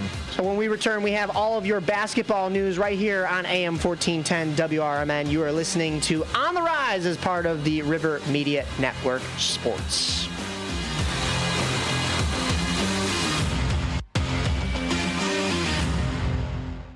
Hey, Tammy, I just made an AI fact checker for the show. Do you want to try it out? Sure. Talk Time with Tammy and Friends is the best show on WRMN. Oh, Talk Time with Tammy and Friends is the best show on WRMN, huh? What a bold, subjective opinion masquerading as a fact. Sure, I bet you and all 12 of her fans feel that way. While I can confirm the show exists, yay for reality, its best status is completely debatable. And yes, congratulations, it does air Monday through Thursday, 2 p.m. to 4 p.m. Let me know when Tammy wins an Emmy or something. Until then, this is a hard nope on objectivity. Grade 310. Fact, Talk Time with Tammy and Friends airs weekdays, Monday, Thursday, 2 p.m. to 4 p.m. on WRMN. Try again when you want to talk about facts, not fangirling. I'll work on it. You better. Do you own an annuity, either fixed rate, indexed, or variable? Are you paying high fees and getting low returns? If so, Annuity General would like you to have this free book to learn the pitfalls and mistakes of buying an annuity. The Annuity Do's and Don'ts for Baby Boomers contains the little-known truths about annuities, like how to help reduce your fees and increase retirement income. And it's free. That's right, free. As a bonus, we'll also throw in a free annuity rate report just for calling. We researched over 1,000 annuities and summarized rates and benefits from financially strong insurers. You get Annuity Do's and Don'ts for Baby Boomers and the Annuity Rate Report, both absolutely free for calling Annuity General today. Hurry, supplies are limited. Call now. 800-760-1845. 800-760-1845. 800-760-1845. That's 800-760-1845. Children are the greatest joy and our best hope for a better future. Friends, they are the future. But did you know that millions of kids right here in our own backyard are facing hunger every day? Without healthy food, it's harder to grow, to thrive, to feel their best. The impact when children don't have enough to eat is tremendous because when you're hungry and your basic needs aren't being met, you cannot learn. Every child deserves to be fed. This is a problem we know how to solve. Food is not just food. It's energy, health, confidence, hope, and even love. Yes, love. Breakfast in the classroom contributes to kids being more focused, which leads to higher grades, and simply just their well-being. Learn more about how No Kid Hungry is helping end child hunger in America at helpnokidhungry.org. For nearly 2,000 severely injured veterans, everyday life has become filled with barriers. So we build specially adapted homes at Homes for Our Troops. And thanks to our donors and supporters, this life-changing gift of freedom is provided mortgage-free to these veterans. But we need you to join us too in completing this important mission. Please visit hfotusa.org and help build homes and rebuild lives. If your restaurant's grease is causing problems, don't worry. Hopkins Grease Company is here to help. Since 1947, they've been providing reliable grease recycling, grease trap services, and more for restaurants across the Chicago suburbs. With a full fleet and expert staff, they offer quick professional service. And as a family-run business, they pride themselves on delivering personal service you can trust. Call Hopkins Grease today at 847-458-1010. That's 847-458-1010. Hopkins Grease, the Fox Valley Grease Boys. You're tuned into On the Rise with Mike Napolitano and Derek Geyer on 1410 AM WRMN.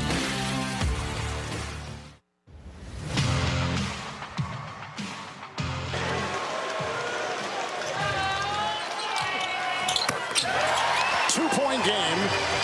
Indiana with it. Halliburton. He'll take it. He'll backpedal. A three for the win. And goal! He got it!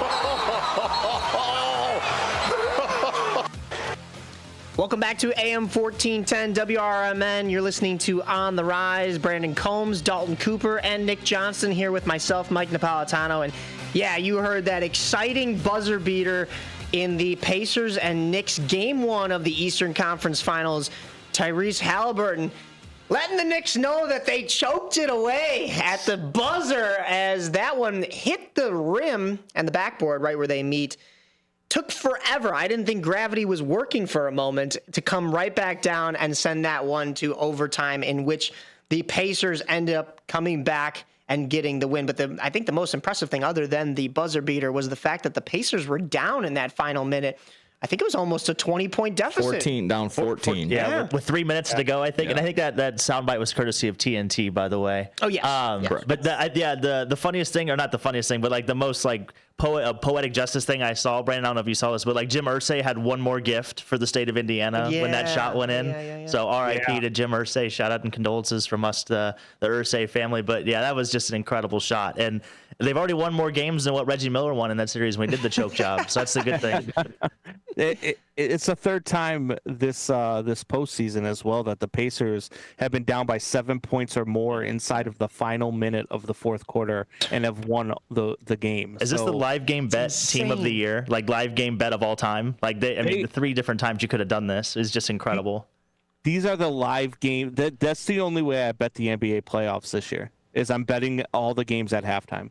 I am not betting one NBA game before halftime this season. So we have NBA teams were 0-970 when down 14 or more in the final 2 minutes and 50 seconds in regulation. In the playoffs, over the last 27 postseasons, they are now 1-970. That is an incredible stat. Yeah. That is crazy. There's one more that's even worse, but I'm trying to. The Indiana anomalies.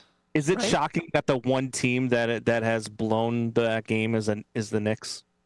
I mean, yeah, fair. The Knicks have been on the opposite side of the coin all playoffs, in which they've been down those 20-point leads and find ways to come back. And Karl Anthony Towns, Alley Cat, or Bodega Cat, now that he's in New York, has found a way. But yeah, they reverted back to their old ways in this one. I'll keep going back to it and harping upon it because I was there and I saw it in person. But last year, Game 4, Eastern Conference Finals, Pacers and Celtics. The Celtics were up 3-0. It was inevitable that they were going to sweep. And yet the Pacers, of course, yes, playing in front of a home crowd, but the Pacers were in that entire game and did not give up as a 6th seed. Now they're a 4th seed, a little bit higher. You're starting to see this team come along, and it's crazy that it's being kind of done by committee. Of course, Halliburton is the main name there, and he makes that incredible shot at the buzzer, but like, there isn't a whole lot of like superstar level talent on this Pacers team. It's not very deep. I don't know. Siakam's pretty good. He was amazing in game 2 as well. He is solidifying himself there. But I would say going into these playoffs, like a lot of fans were, of course, looking at teams like the Cavaliers or the Lakers, the big teams that have brought in the names. And here the Pacers are doing it with a cast of characters that, like, I'm not saying Siakam is not an absolute pro and a beast, but like, superstar level, and then right below it, I would put like star level. Yeah. How do you feel the Boston Celtics feel, by the way, watching Naismith go 5 for 5 in those final 3 minutes from 3? Yeah. And he was basically the spearhead that led that comeback to begin with. And I think I found that stat that you were talking about, Nick. The Pacers, in NBA history, teams trailing by 7+ points in the last 50 seconds of the fourth quarter or overtime are 4 and 1,702. And the Indiana Pacers are 3 of the 4 wins this year. Oh my gosh. They are literally rewriting the record books, and it's just incredible. And I mean, they really are a committee, a team by committee. They have 6 guys right now averaging 14 points or more. So they can play a lot of different ways. They play really good defense. They've got really good size, and it's just showing right now. I think that was the biggest question mark was their defense. What if that's going to be able to keep up? Because the Pacers at one point were leading the league in pace. They were going fast as all can be, the most possessions and whatnot.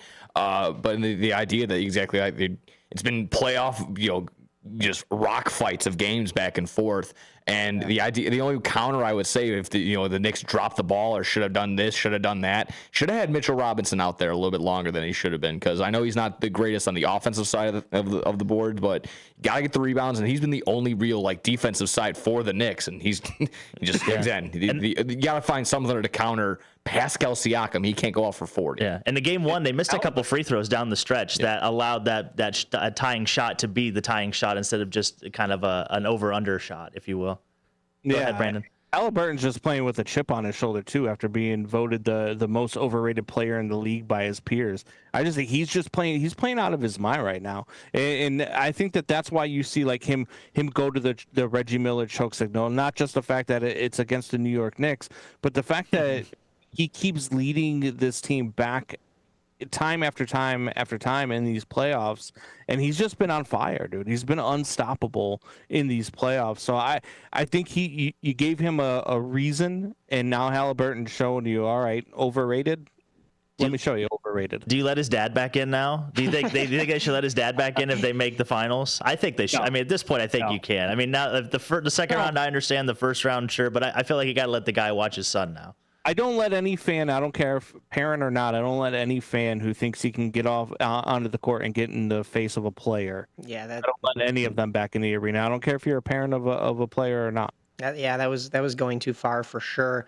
The Pacers went so far as to win both games at MSG, Madison Square Garden. That was a 114-109 final last night. So this series looks very different from the Eastern Conference Finals for the Pacers last year, coming away from the East with a 2-0 series lead rather than being down 2-0, coming back to Gainbridge Fieldhouse. That'll be Game 3 on Sunday as the series shifts to Indiana on TNT and Max at 7 p.m.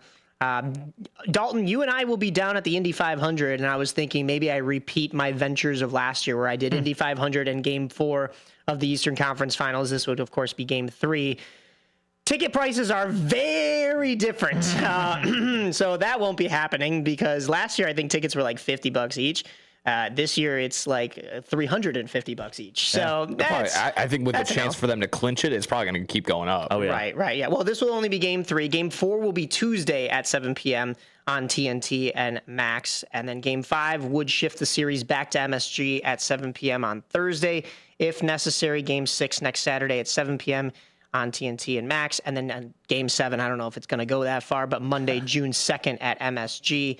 Switching things over to the Western Conference Finals, because I hear a very loud Grant Leader in the chat as his Thunder are up 2-0 over the Minnesota Timberwolves. That was a 114-88 win on Tuesday night and a 118-103 win on Thursday night. Game 3 will be tonight at 7:30 on ABC.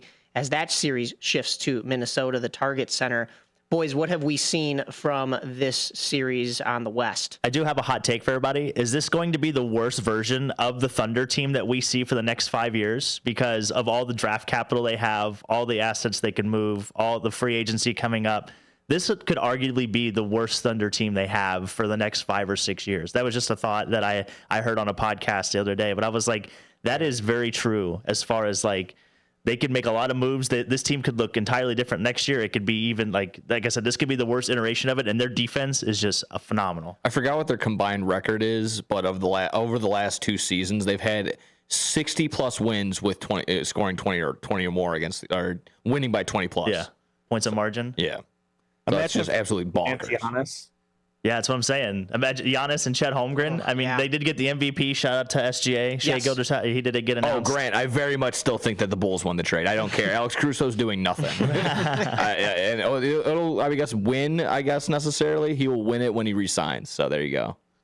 Yeah. Stats speak for themselves. Game 4 will be Monday at 7:30 on ESPN. Game 5, if necessary, would be Wednesday at 7:30 on ESPN, back at the Paycom Center in OKC. Game 6, Friday at 7:30 at the Target Center, and then a Game 7 would be Sunday, June 1st at Paycom Center in OKC once again. But remember, those are all if necessary, so those are subject to change.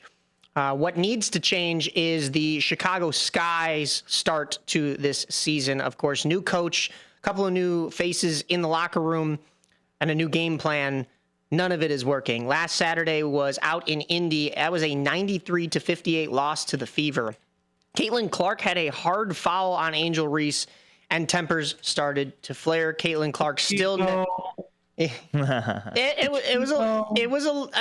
will say, I said it. I came on Big Top Sports with Derek that Wednesday night, and I will say that it was a little excessive on both sides because Caitlin Clark did just see her teammate get fouled and no call, so she was a little hot and bothered in the moment.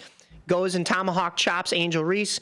Angel Reese did kind of milk the call a little bit. Both sides were definitely trying to get that call. Come on, Mike.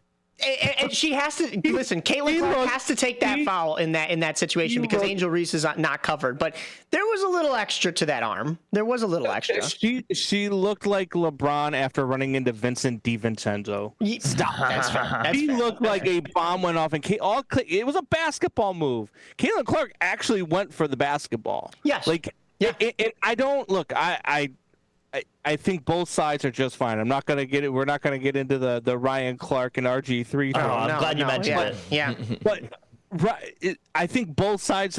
I just think that on one side of it, you've got Caitlin Clark, who is phenomenal at basketball, and on the other side, you've got Angel Reese, who is okay at basketball and is a fantastic IG model and a fantastic influencer. Great rebounder too. Yikes. A great rebounder of her own shots. She is great at. There's that level of jealousy from Angel Reese, and I think that it just boils over because I think if it's anybody else other than Caitlin Clark that commits that penalty, 100%. We're not talking about it. Right. Nobody's talking about it. And she might not even. She might still flop like that, or she might not flop it because that's a part of basketball now.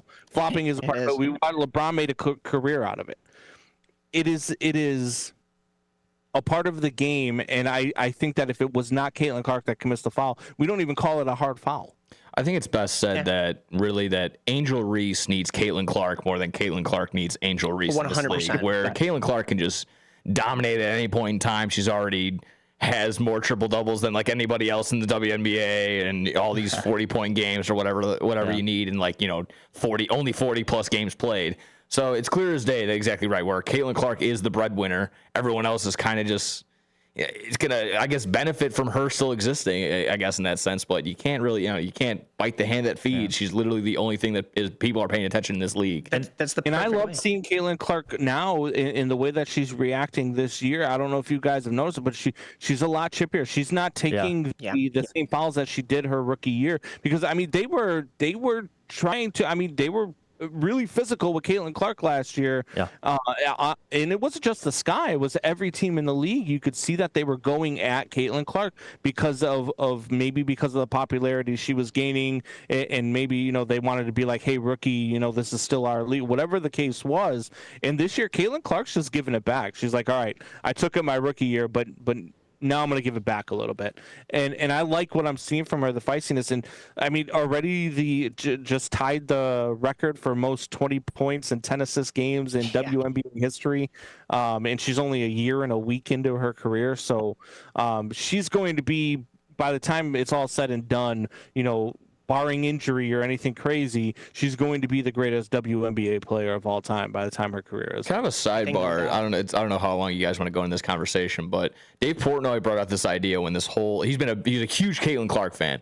Do you think he kind of threw out this idea that if she wanted to start her own league, she can probably put the WNBA out of business? It's a very, very out there idea. Maybe he's kind of joking, halfway not, but I in all honesty, I think there's kind of some legs to that. If Caitlin Clark wanted to start her own, almost like the 3-on-3 3-man league type deal, she can run some tournaments easily. I think she can actually get more traction than the WNBA if she doesn't want to keep dealing with this. I don't know. I guess I don't want to even get it on into like this reverse racism type deal. I don't know. If they really doesn't want to deal with the headache of the WNBA, I'm kind of all for it. Start your own league. I talked about this on Derek's show, and I don't think it has anything to do with any of that. But it has to do with what's on the court. And I will say that I will sit here and talk about it on a Chicago radio station.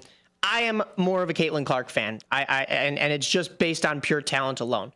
But I will say I was at the Sky Home opener on Thursday night, and I got a chance to talk to Angel Reese, and she is not as the media portrays her. She was very kind, very welcoming, and I got a chance to ask her, what's it going to take to get back into the win column for this Sky team?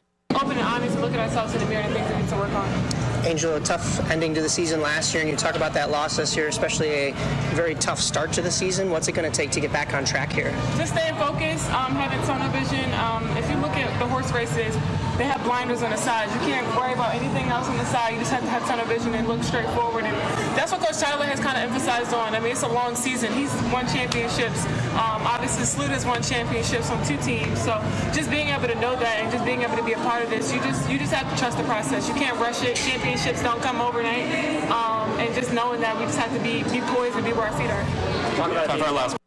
Listen, so what she said there about those blinders, I think if she takes that approach with Caitlin Clark and just puts those blinders on and doesn't worry about that 1v1 rivalry, we're no longer talking about this, and Angel Reese can just play basketball. And like I said, she was very welcoming. She didn't have to go in depth and use that metaphor or that analogy in the answer to my question. She could have just brushed it off as just some another reporter. So I do think she gets a little bit of a worse rep than she actually gets. But like I said, I think Caitlin Clark, like Nick said, could probably run this WNBA, and she has the talent to do so. So it has to do everything with the talent on the court and the play on the court rather than any kind of tabloids or media headlines and even things said off the court. That's why, we were talking about the Mark Scheifele thing, and I think it's really nice that Jamie Benn and Mark Scheifele could hug. I would like to, I pose this challenge to Angel Reese and Caitlin Clark. I want to see the two of you hug it out at some point in the future. Maybe it's still fresh, but eventually you got to cool down and you got to just hug it out and say, we're both competitors.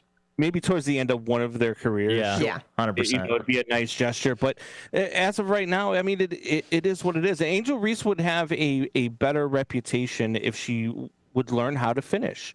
I mean, that's been Angel Reese's problem her entire. I mean, you were at that game on Saturday, and you've seen. There's been 100 memes about it since, where in a 1 minute span, she basically misses 4 1-foot layups, has a couple of them blocked, but gets a rebound on each one of them. It was a tough sequence to watch. Yeah, but learn how to finish with your size. Use your body to be more aggressive going into the paint on the offensive side of things.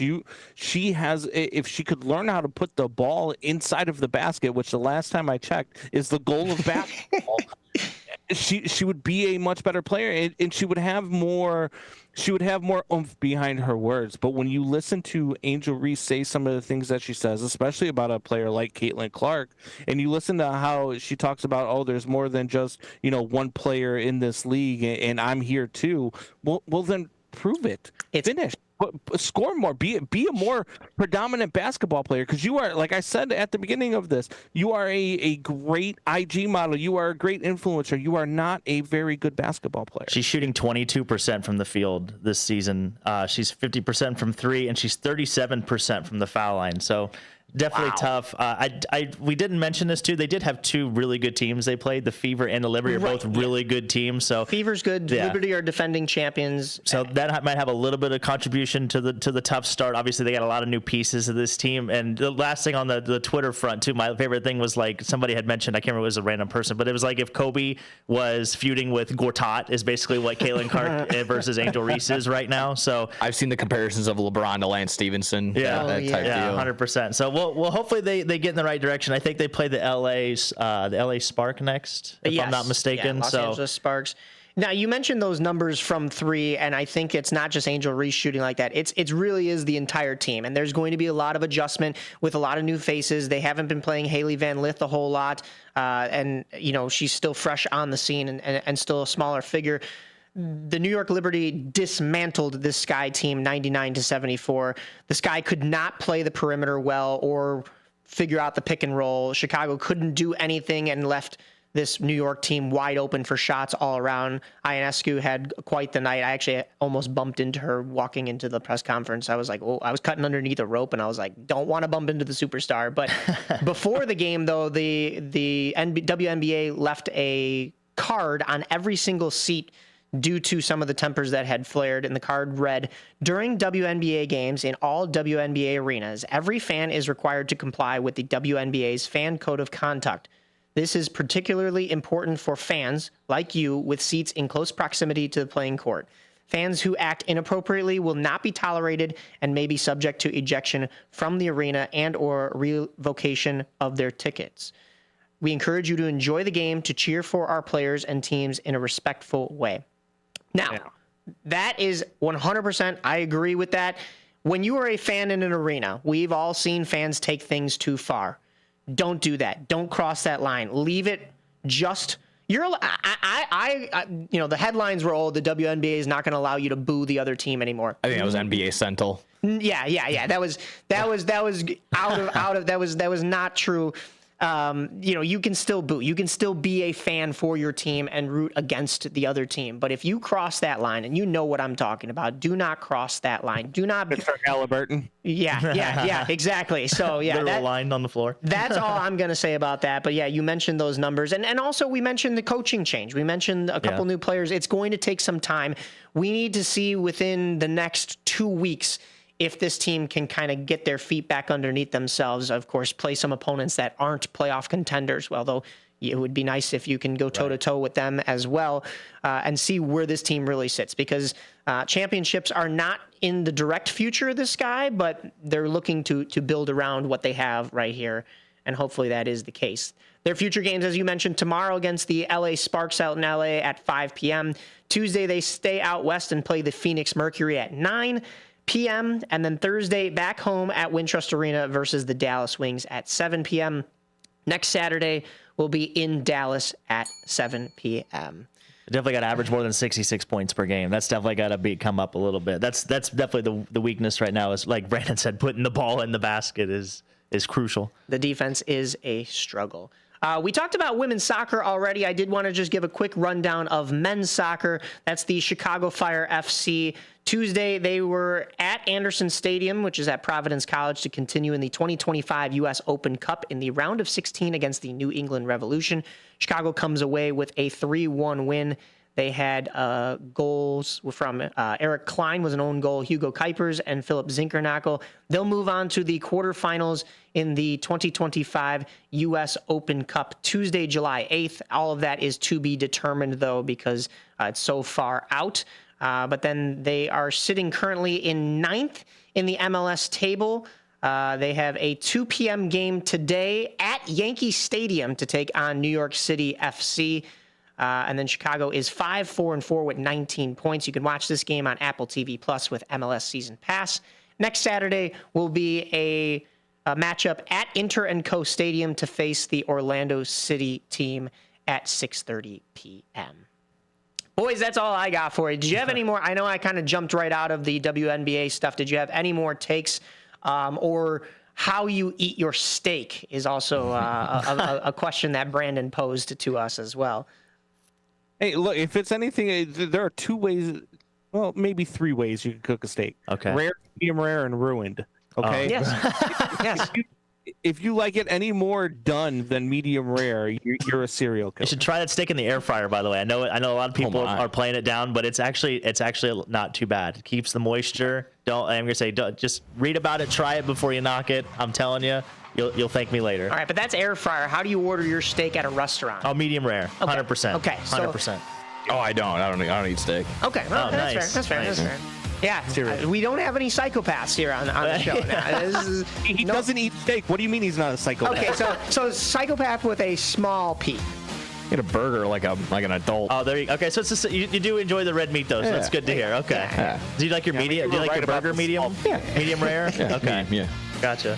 Ladies and gentlemen, thank you for joining in with us this morning. That has been our edition of On the Rise, covering everything going on in Chicago sports right now, other than the Bears did extend guard Joe Thuney for 2 years, $35 million. Just had to throw that one in there. Up next is The Truth About Chicago Sports with the Marcus Mack right here on AM 1410 WRMN. You're listening to River Media Network Sports. Thank you guys again for tuning in.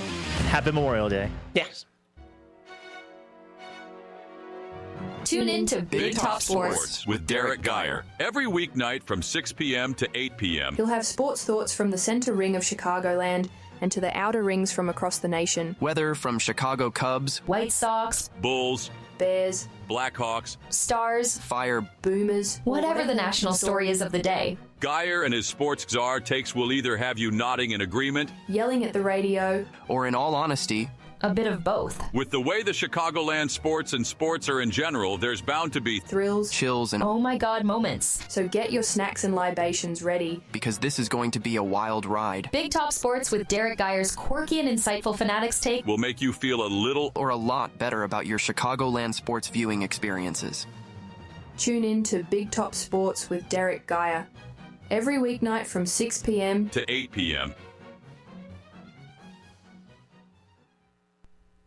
Your hometown radio station since 1949. We are WRMN AM 1410, Elgin time, 10 o'clock.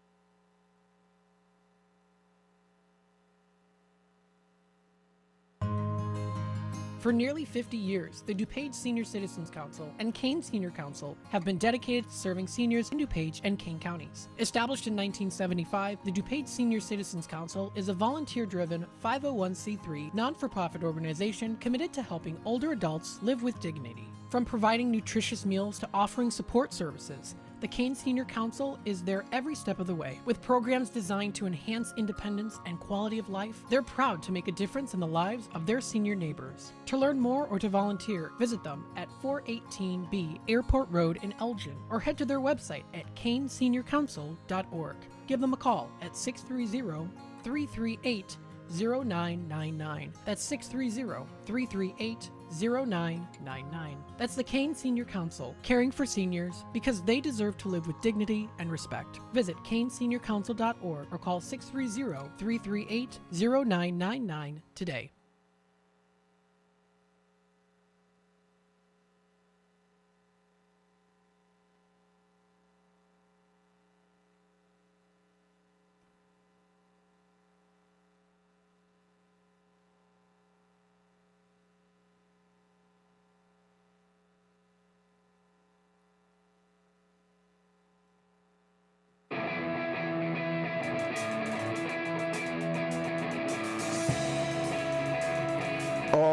Oh, yeah, and it is time once again for the truth about Chicago sports here on WRMN 1410 AM. Let's go! As I am back in studio, everyone, the Marcus Mack is back in the house. We're going to be joined by Blake Cowell. We're also going to be joined by Sophia Blackburn. She's going to join us at the 11:30 mark, as we've got a whole lot of adventure and sports to talk about. I know that Blake's got a lot that he's got to bring up as well. So do I. Let me get Blake pulled up here so everyone can say hello to Blake. Blake, go ahead and say hello to the fans out there in the world.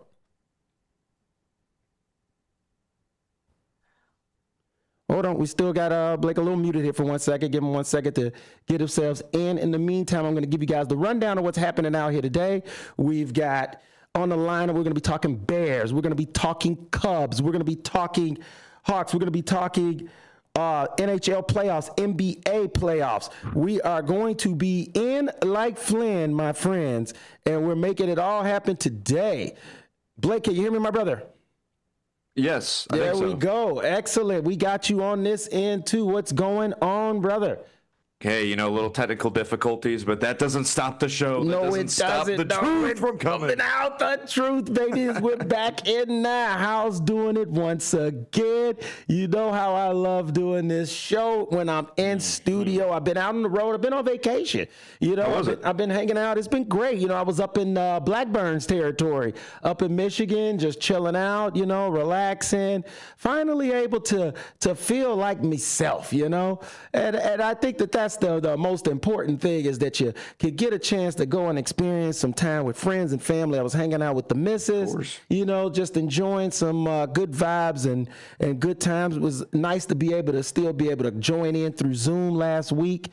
Talk sports with you guys. That was a great, fun show. We had the On the Rise boys join us.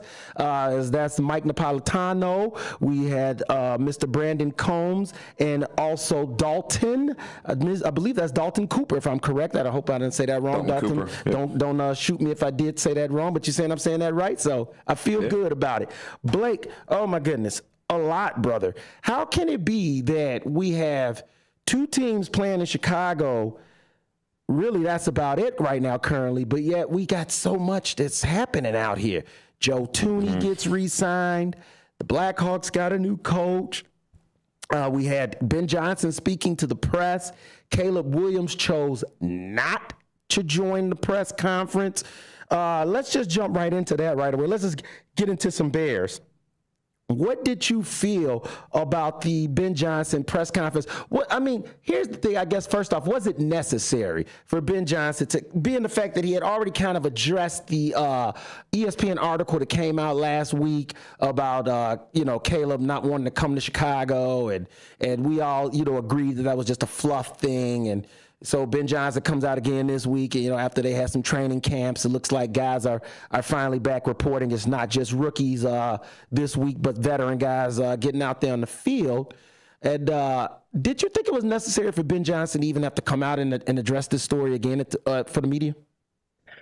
Hey, there's a reason some people aren't fit for this job. I mean, you know this, Marcus. This media landscape in Chicago is relentless. I mean, and if you don't answer to the press, then what are people going to say about you? But I love the leadership. I love Ben Johnson coming out and addressing it at the forefront. Again, all these concerns. I mean, we're in year 2 of Caleb Williams talking about what he was thinking over a year ago now. So again, I still see this as a big nothing burger. I still see this as something that Bears fans shouldn't make into a story. But like you said, when there's only 2 teams actively playing right now in Chicago, you gotta find something to talk about, and that's currently the hot ticket item because the Bears run this town. But you gotta love the leadership. I don't care if Caleb Williams doesn't want to talk about it because. Do we blame him for not wanting to come to Chicago? Do we blame him for wanting to save his career? I don't. I'm glad he's here, but I'm not going to sit there and act like I'm not. He's saying everything we know. The Bears can't develop a quarterback, and he's trying to break that. And he said when he came and visited Kevin Warren, visited Ryan Poles, and even visited Matt Eberflus, he felt a little more comfortability coming here. So I still see this as a nothing burger. I'm glad he addressed it, I guess. I would be indifferent if he did or didn't, but that's just where we stand. I kind of like how he just came out and he said, hey, I wasn't here last year.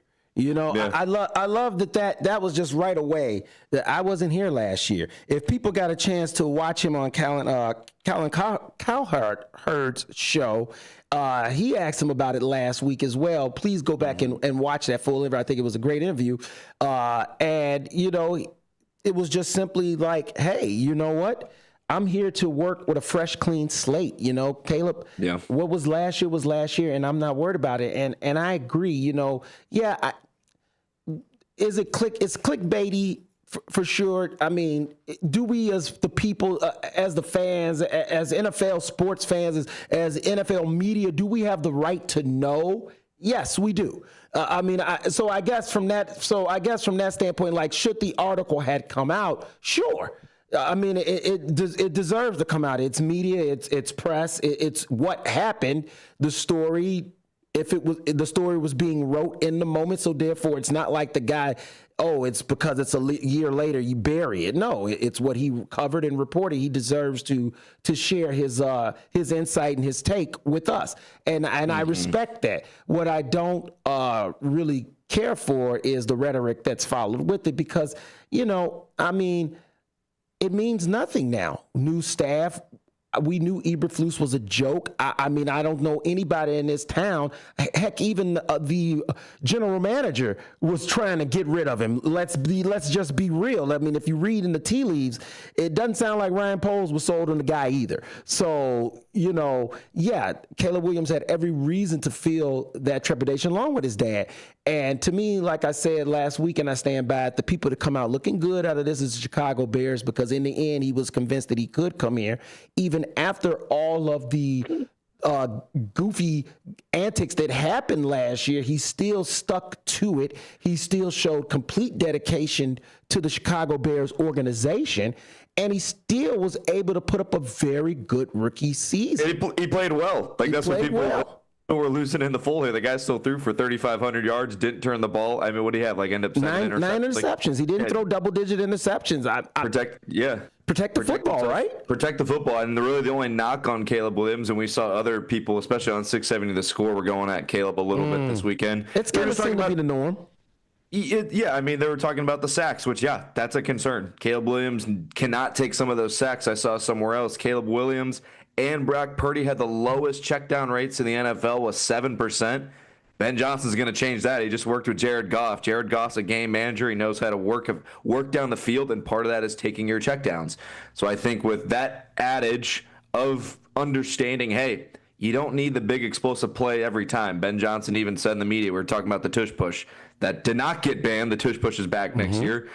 They asked him about it. They said, do you like the tush push? He goes, you ever seen an explosive play come from the tush push? No, I like explosive plays.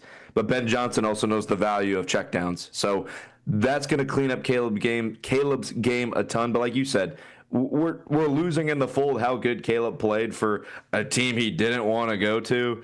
Give me a break. If he doesn't want to be here, that's fine, but he's still going to be a great player, and he's going to give it everything he's got. That I'm not concerned about. No, and the thing is, I'll tell you what. I heard it was a reference I heard on the ESPN, the mother station, out here in Chicago that covers Chicago Bears, and the question was floated out: how would Matt Eberflus had handled this situation? And there was one theory that he would try to ignore it, and I don't think he would have tried to ignore it, but he would not have addressed it so eloquently into the media and in detail the way Ben Johnson has. Here, just a little snippet of Ben Johnson's press conference that I just want people to get a sense of why I just feel like there's a different energy going on in the Chicago Bears building. As football is concerned, getting better in that area, but they're working hard in the weight room and conditioning wise. We're bigger, we're faster, we're stronger as a team, and that was really the number one objective that we're looking to get done. And so that continues on now that we've hit phase 3. It's been nice to get out on the grass and get a little bit more full speed football going. We're making mistakes just like we thought we would. Second day of install here today, and you could tell we had a little bit more mentals and more pre-snap penalties, and the little details kind of fell to the wayside. So we'll clean that up as we go, but the guys are working their tails off. It's been fun to watch them compete. It's been fun to watch the coaches coach, and really excited about the direction that we're headed right now. Now, you tell me right there, brother, doesn't that just sound like a more competent coaching staff right there? And he addressed it. He didn't sneak away. What did he say? He said there was mistakes. There was mistakes. And I love that he addressed it, because you actually sent me something the other day that we'll get into. There was a little snippet that was floating around on social media, on X, where people were talking about Caleb Williams at practice and saying how sloppy it looked and things of that nature. So I love hearing that a coach comes right away and says, hey, you know what? Yeah. We got to get better. There was mental mistakes, pre-snap penalties. This is the second day of the offense being installed. Mm-hmm. Everything how he broke that down right there tells me that their Bears are on a much more better path with at least coaching. Don't you agree? I'll tell you this much: I'm trying to not fall for it. Don't drink the Kool-Aid. Don't drink the Kool-Aid. No. Don't drink the Kool-Aid. It's tough to drink the Kool-Aid if it's already all gone. But I will say this, it's like I thought Matt Nagy had it together. I thought Matt Eberflus had it together, and I still think Ben Johnson has it together. I mean, you got to give a guy a chance. It's not fair for me as a fan to say, I know more about football than Matt Eberflus. I don't. Like, when you get to this echelon of football knowledge, these guys are all very smart. It doesn't mean they're all great football coaches, but they can just be smart football minds. Ben Johnson is obviously that. He's obviously, I mean, if we were talking on day 2, I don't know about this Ben Johnson guy. I don't know if he was the right hire.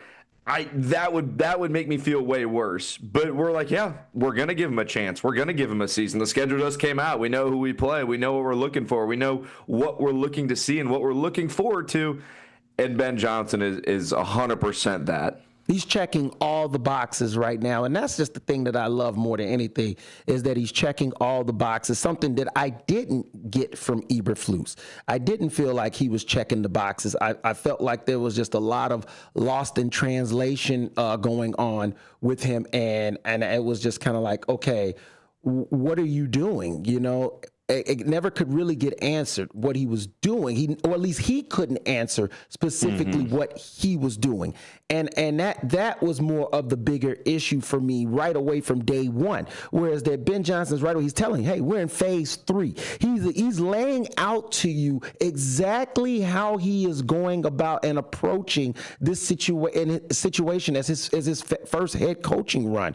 And he's letting you know that he's leaning on his coaches, that he's not just out here just trying to be some wild tyrant that's going to prove to everybody how cool of a head coach he is, but he's humbling himself, saying, hey, I'm here to learn also, but in my learning, I'm going to make sure that these players are doing things the right way.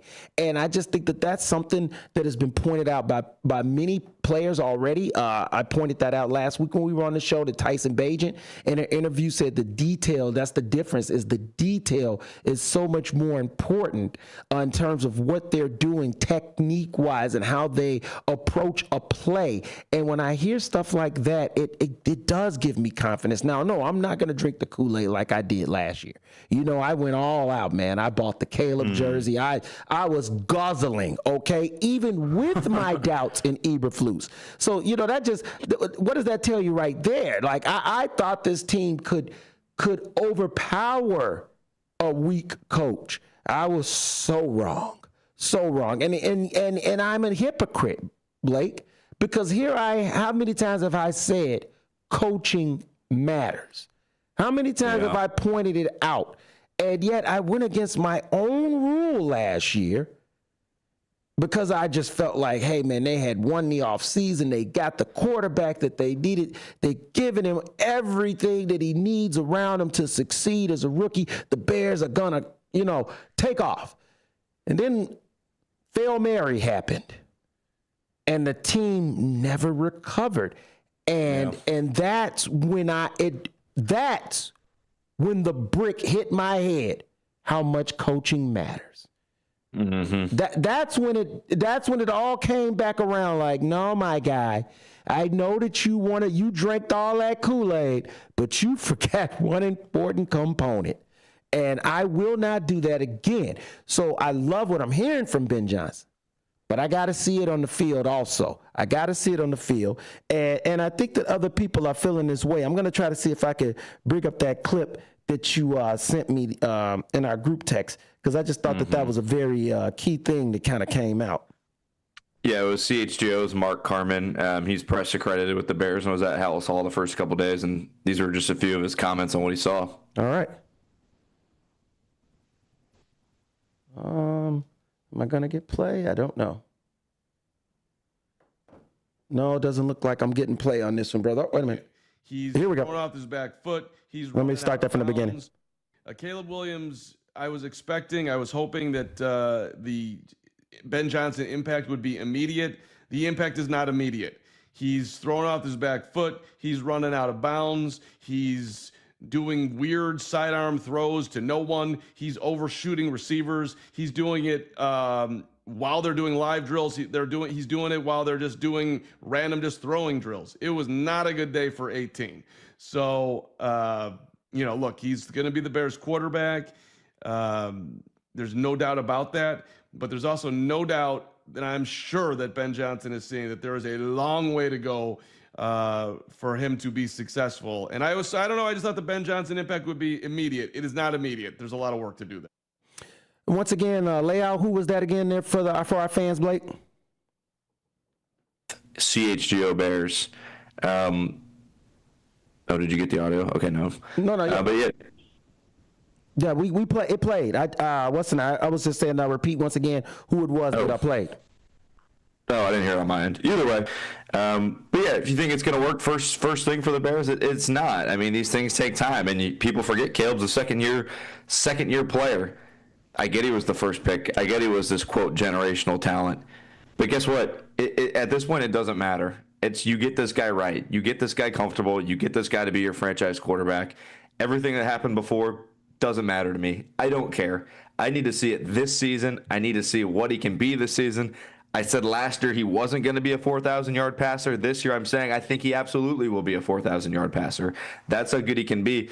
People love to compare this guy to Jaden Daniels. They love to compare him to Drake May because they were both drafted after him. They both look good. Bo Nix looks good.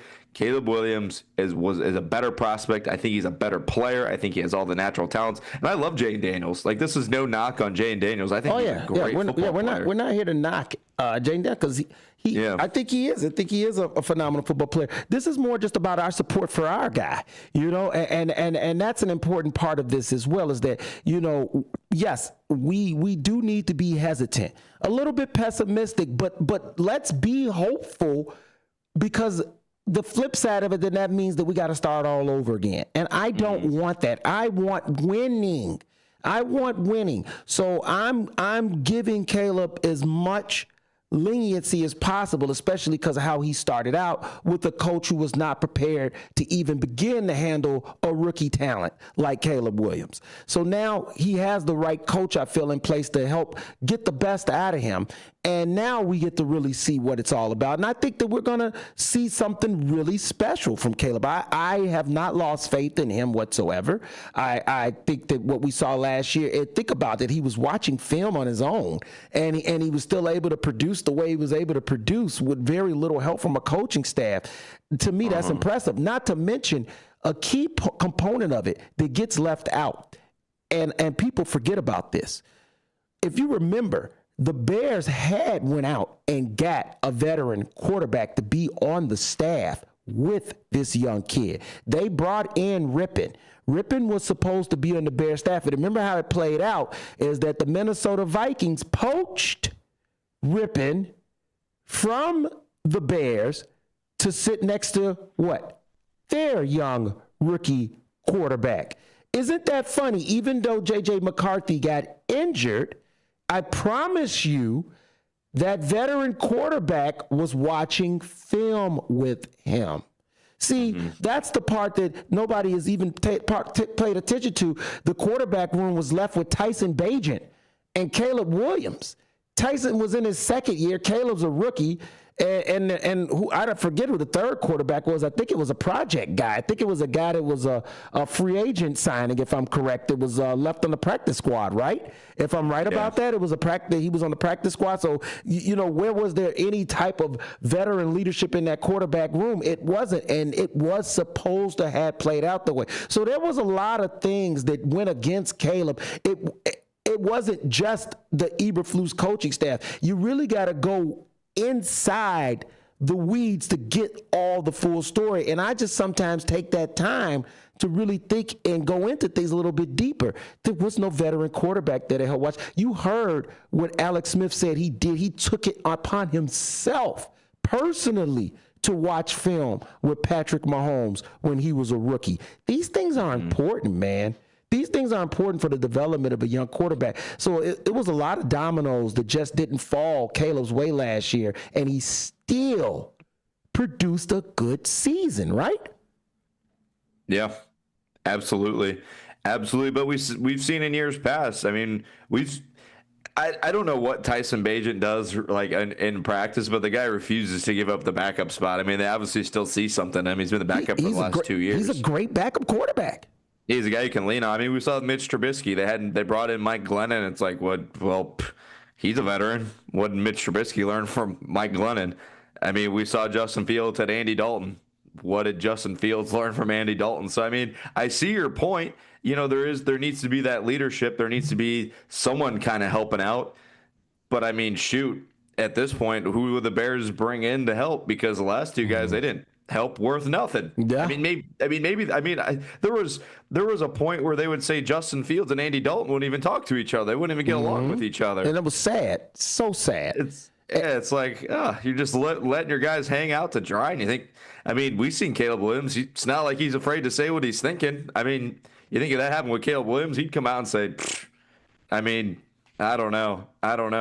You try to look past all that stuff and just, it's a new season. We have Ben Johnson. We have Caleb Williams. I'm ready to roll, man. But we have a lot of baseball left too. Oh, we don't have baseball. I know we'll get to it later. But we got baseball. Like I said, we got the Grace Sophia Blackburn joining us at the 11:30 mark.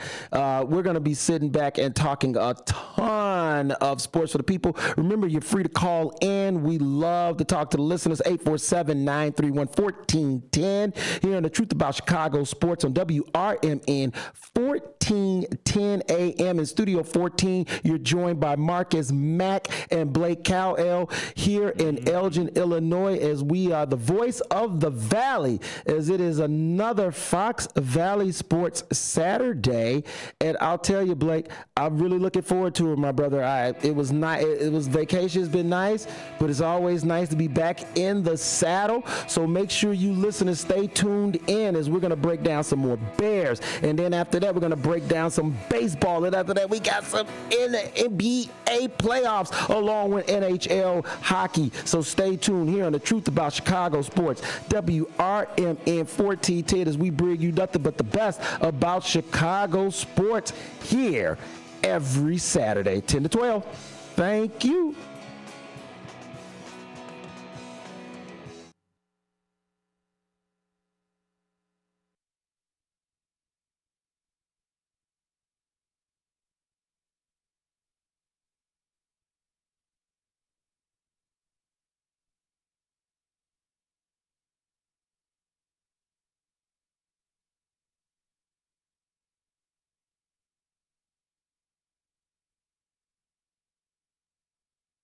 For a little lighthearted lawlessness on Sunday afternoons, listen to Handle on the Law from 4 to 7 p.m. Handle on the Law is a unique combination of useful legal advice and outrageous handle remarks. Whether you're talking about Big Brother, big business, big legal problems, or Big Macs, you'll rarely find Bill without an opinion. His rapid-fire commentary gives listeners the information they crave in the way they crave it. It's Handle on the Law, Sunday afternoons from 4 to 7 p.m. right here on WRMN, AM 1410 and 96.7 FM. Want to know what the shepherds did after they visited the Christ child?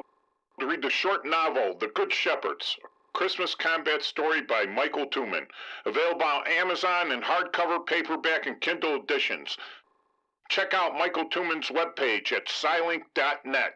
That is PSYLINK.net.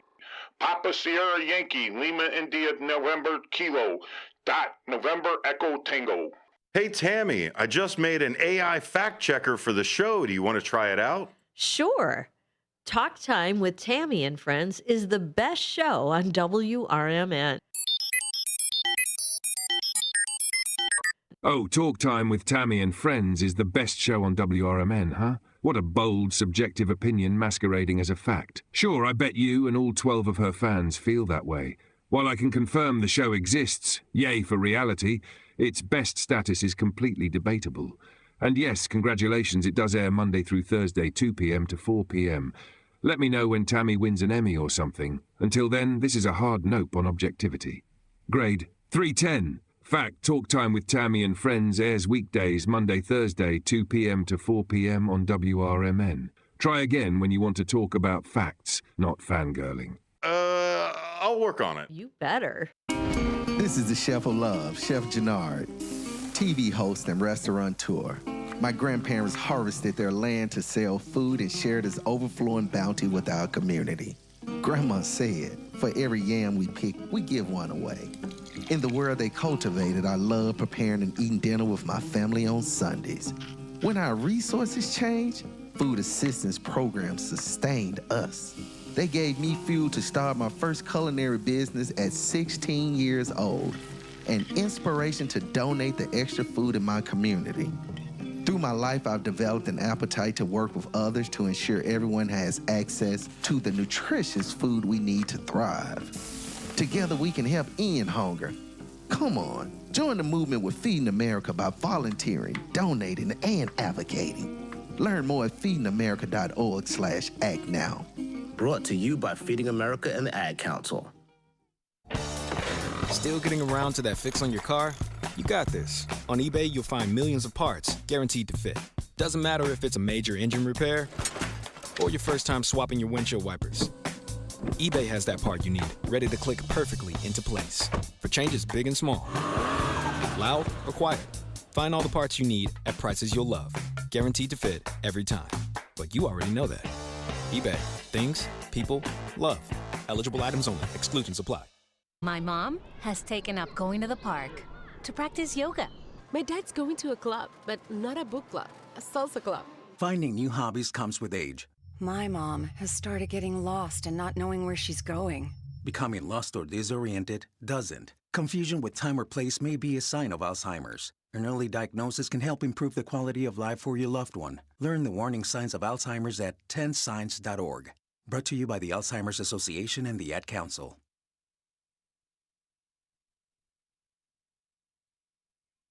I want the truth! You can't handle the truth! It's time for the truth, the whole truth, and nothing but the truth about Chicago sports. With your host, Marcus Mack. Jed Hoyer, who I like to call Big Ballin' Jed. He is going out on his shield, baby. Blake Cowell. And that's exactly what Jerry Reinsdorf wanted. Good enough, but never good. And here we go. As we are back to the show once again, it's Marcus Mack and Blake Cowell bringing you the truth about Chicago sports. We left off talking some Chicago Bears, and I'll tell you one thing that we forgot to bring up was the signing of Joe Thuney. Joe Thuney was re-signed by the Chicago Bears, and I think that was a great move. I knew it was going to happen. I wasn't surprised, but I know that there was some pundits out there that had some concerns, but I really did not, Blake. I thought that this was always going to be a slam dunk. 2-year agreement, 51 million, 33 fully guaranteed. And I just think that this was an inevitable great move by the Bears. Once again, Ryan Poles strikes again.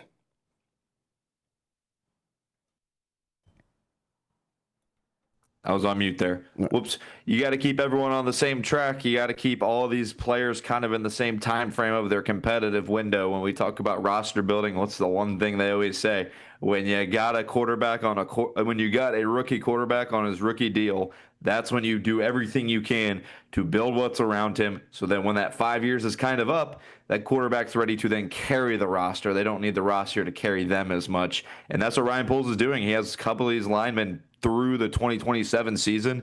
He's got a couple of his receivers and weapons on that same track, a little past 2027, but still kind of in that same time frame of when his rookie deal ends. Ryan Poles tore this thing down to the studs. He tore this thing down to the studs. Justin Fields, for better or for worse, I still root like hell for that guy, but he didn't do him any favors because he wasn't his guy. For all fairness, Ryan Poles did not select Justin Fields. Didn't do him any help because he ripped this roster down to the studs. And that included Justin. That included Justin.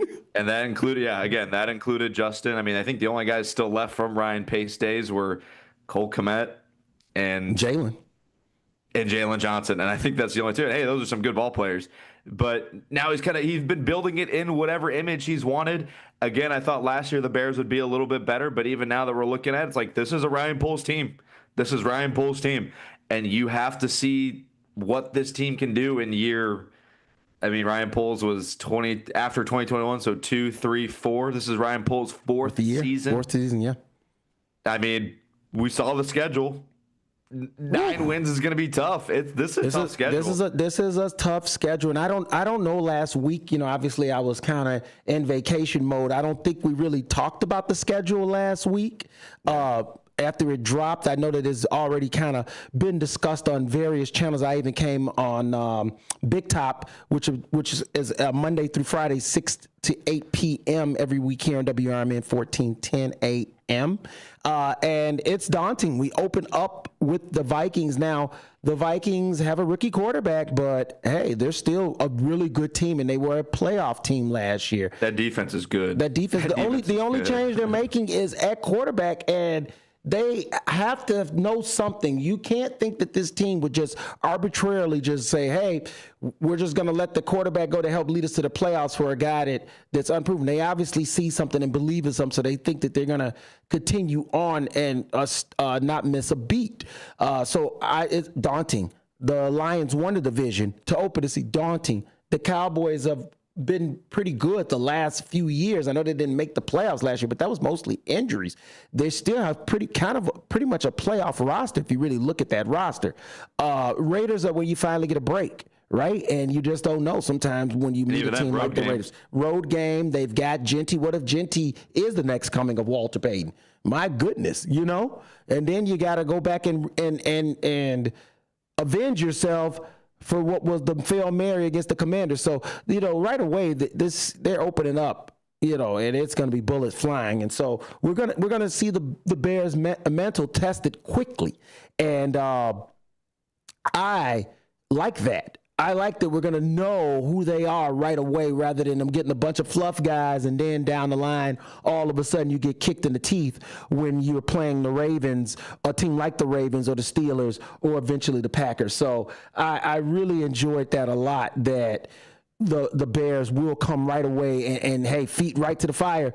No, ain't going to waste no time. We're going to make sure that you can get it done, because if not, hey, you know what? We're going to be in trouble. And I see I got people in the chat group. I always love my brother Brendan. Brendan, yes, we got the Coca-Cola 600 tomorrow. Indy 500 is tomorrow also. I love letting you know about your racing. I know you love your racing, and we love you, brother. Thank you for always tuning in here on WRMN 1410 AM in Studio 14. Once again, the phone number is 847-931-1410, 847-931-1410. 931-1410. Feel free to call in and talk to me, Marcus Mack, and Blake Cowell, as we're breaking down all Chicago sports here. And now we're going to transition from a little bit of football. As I know we broke down just a little bit of the schedule, but I don't want to get lost in the weeds of that, because the honest truth is we won't know until the Bears play this bad boy out. Couple other notes in the NFL, quite real quickly. The tush push is still going to be allowed. The tush push was not outlawed. NFL owners had a meeting. They took a vote, and they voted by 2 votes. It passed. The tush push stayed in. If anybody's wondering why Green Bay Packers were the patsies to be used to vote against the tush push, because the Packers don't have a owner per se. Remember, their ownership is supposed to be something that's given out by to the people, and everyone owns a piece of the franchise. So therefore, the idea is that there's not a figurehead owner, and that's why that franchise was used as the patsy to try to go out and ban the tush push. But tush push stays in the NFL, and I love it. I absolutely love it. I did not think it needed to be banned. Hey, I feel like stop the play, make it happen. Otherwise, what's the problem?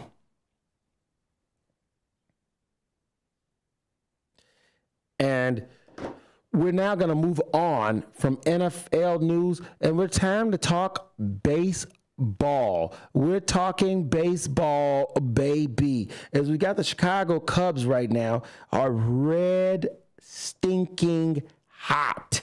Fire Island we've got with the Chicago Cubs as they won again last night. Pete Crow Armstrong with a 6 RBI night makes Cubs history. The kid hits his second home run was a grand slam, absolute masterpiece. The Cubs now have won 3 straight. They're looking hotter than ever in the last, let's see here, 1, 2, 3, 4, 5, 6, 7. In the last 7 games, they've only lost 1 game to the Marlins, and this is what we expected. They're right now 11 games over 500. This is what you want to see. Like you said, you don't want to put the ring on, but I feel like we could so be engaged right now. Me and the Cubs are engaged, definitely. And if they get to the point where they're 15 games over 500, now we're really talking, right? Now, we do have a pesky component that's still hanging. So, St. Louis, once again, St. Louis. How and why, Blake? How and why? Let's deal with that first before we start gushing over the Cubs. Let's point out the fact that the Cubs only got the Cardinals only won 3 games behind.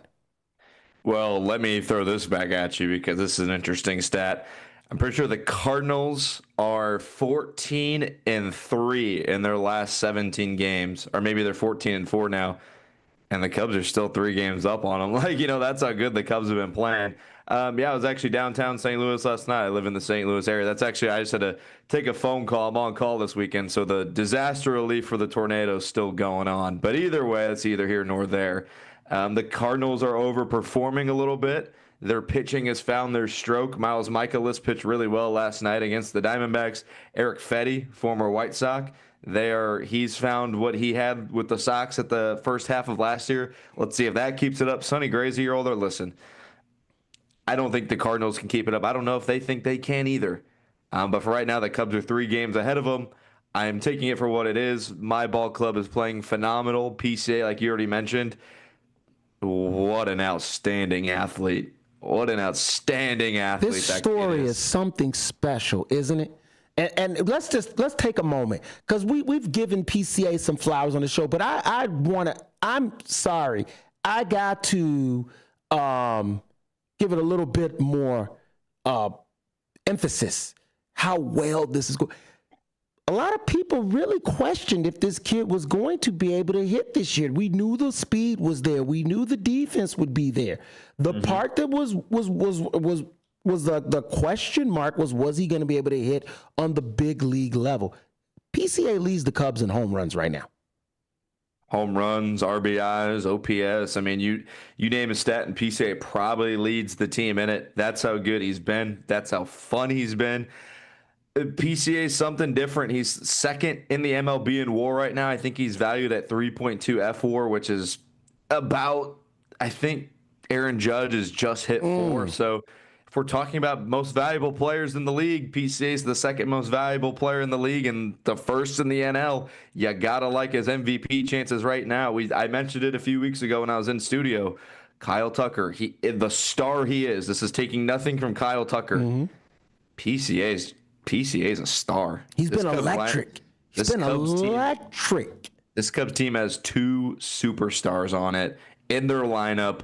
PCA's batting cleanup right now. Like that's the level of confidence Craig Counsell's like, you know what? If you're gonna hit the baseball like this, you're gonna bat in the 4 spot and clean up whoever's on the base paths because you are that good. And that's how fun it's been. That's how good they've been playing. They were down 6-2 last night. And I even made the tweet. I was just like, this Cubs team's come back from 3 runs before. And my mentions were filled with, well, not the sky's falling, this, that. The Cubs won by 7 runs last night. They were down 6-2 in the 7th, and they won by 7. I don't care if they're down 4 runs. I don't care if they're down 8 runs. I don't care if they're down 15 runs. This offense is that good, and they can come back against anyone. That's how confident I am in the Chicago Cubs right now. And the top 20 home runs right now, you've got PCA 7. He's tied with 2 other players, Suarez from the Diamondbacks and Logan O'Hop. Is it O'Hop or O'Hoop? I don't want to say it. Logan O'Hoppy. Logan O'Hoppy. And then you got PCA. They're tied right now with 14. Then guess who's right underneath him? Suzuki with 13. And then guess who follows up tied for 12th? Kyle Tucker with 12. So the Dansby Cubs have Swanson's up there. 3. Oh, Dansby's number 18. So the Cubs have 4 players in the top 20 home run leaders in the league right now. Not in their division, in the major league. That's NL and AL. Yep. That's some firepower right there. You got to score in multiple ways, and that's what the Cubs have been doing all season long. Get guys on base. If it's a home run, cool. If it's a double, cool. If it's a single, 2. This lineup 1 through 9, it's not like in years past where you're kind of looking at you're watching a game and they're down 3 or 4 runs, and you saw the lineup turn to like Yan Gomes, Miles Masterboni, even earlier in the season, John Birdie, and you're like, ugh, okay, like this is kind of a throwaway inning. Let's try and hold him. I don't care what inning it is. You got 3 dudes who are coming to the plate that can all hit home runs. 4 now. All go the opposite 4. field. They can do anything. This whole lineup, top to bottom, can do it. And Matt Shaw, since he's been coming back, he's on fire. He killed it in the Marlins series. He's going to the opposite field. He's not chasing. He's getting ahead in counts. He's staying ahead in counts. His timing looks better. His leg kick is down a little bit. He's more upright. I mean, I've said it before, and I'm already engaged. I'm happily engaged. Here is happily for now. Here is where I'm starting to pull myself back, but I want to dive in fully. The Cubs are 1 game. I think the Phillies now made it 1.5. 1.5 are 2 games out of being the top seed in the National League. If you're the top seed in the National League, what does that make you, Marcus? World Series contenders. And that's what the Cubs are starting to become. Don't you go there, Balake. How could you do this? I already did. How could you do this? Oh, my goodness. We also got in the chat group, we got Brother Dalton Cooper from On the Rise every Saturday. Comes on before us, 8 to 10. Make sure you always check out On the Rise, followed by The Truth About Chicago Sports for a Fox Valley Field Sports Saturday. Dalton Cooper asked, and this is a little sidetrack because we're going to continue talking about these Cubs and what can make them that World Series contender now that Balake's put it out there. But he said, with the emergence of PCA, if the Cubs can't find a contract soon with Tucker, do they trade him before the deadline? And I'll start this one and I'll let you go from there, Blake. No. No, it could destroy the chemistry. Right now, they've got a good thing going. You have to believe in Big Ball and Jed. You just have to believe that Big Ball and Jed's gonna get it done.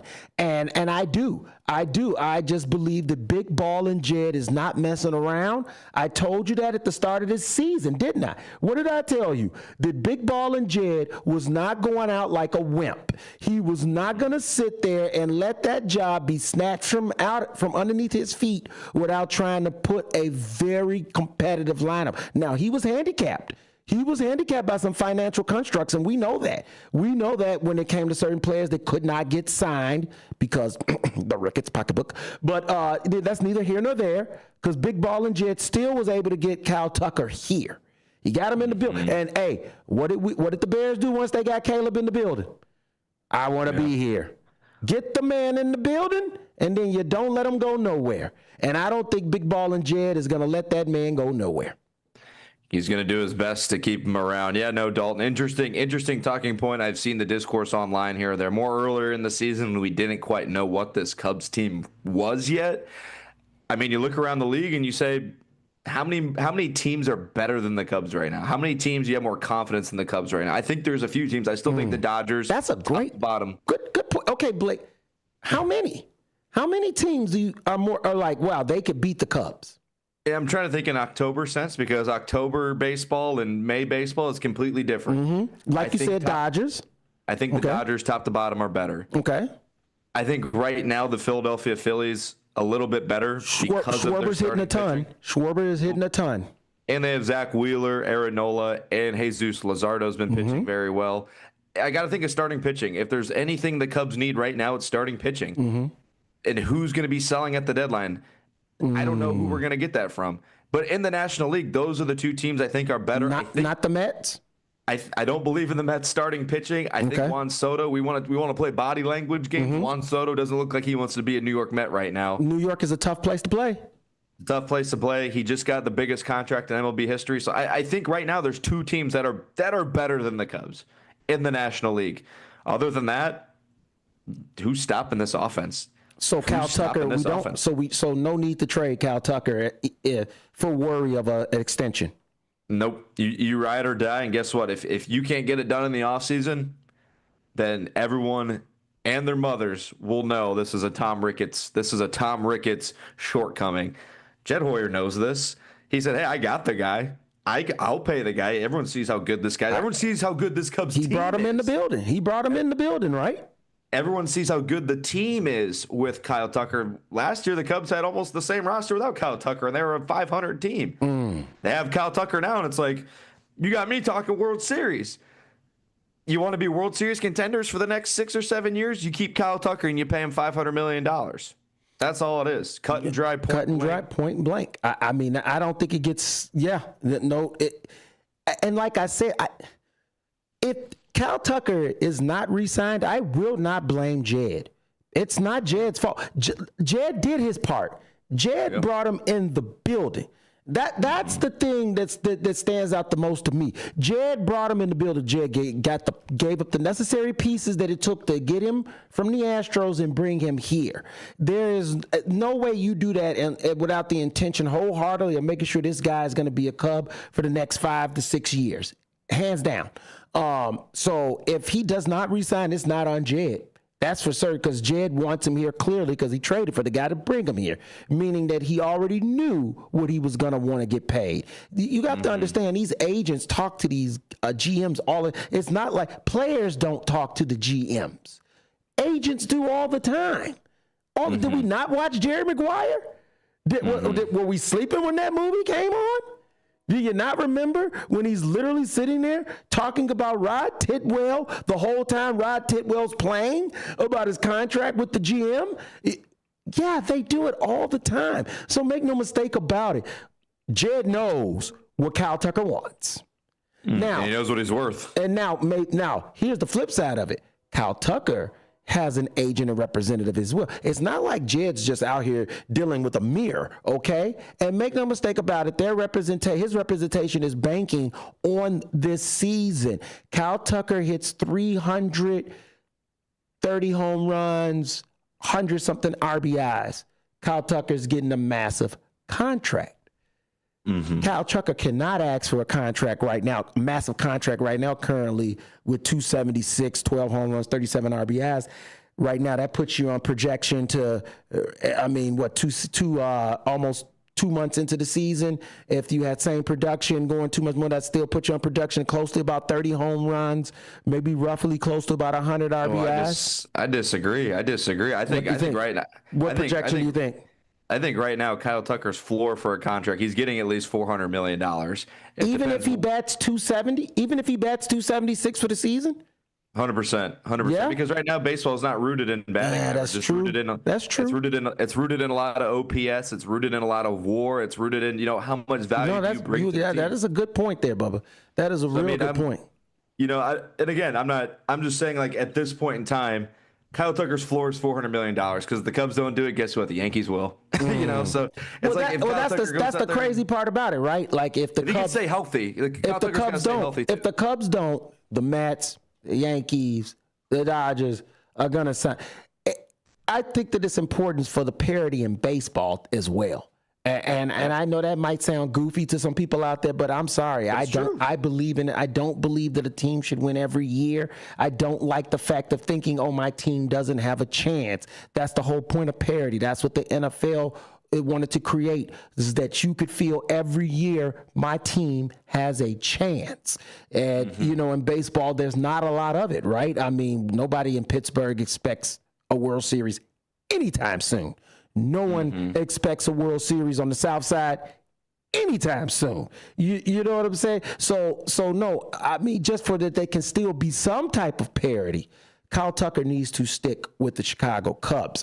We're going to continue talking more Cubs too, so I want everybody just to know, like, we're not done talking Cubs. We got a lot more to talk about as we get ready to head into break. Not just yet, we're going to be rounding up here soon, but we're still going to talk some Cubs, and we're also going to talk and break down some White Sox and some NBA playoffs. But I just think right now with the way the Cubs are rolling, it's just there's a big part of the story, because here's another part that I got to throw out to you, Blake. Shota. Now, I know they say that he's been throwing. There's been an idea he might be back in a couple weeks. How important is it for Shota to come back in a rush situation? Does he have time? Can he take his time? Because we're talking about this bullpen, right? This is the pitching staff and the bull combined. The starting pitching staff are combined with the bullpen. That is the concern. That is the only concern right now currently with the Cubs. Can they press through with Imanaga being out for, let's say, another month?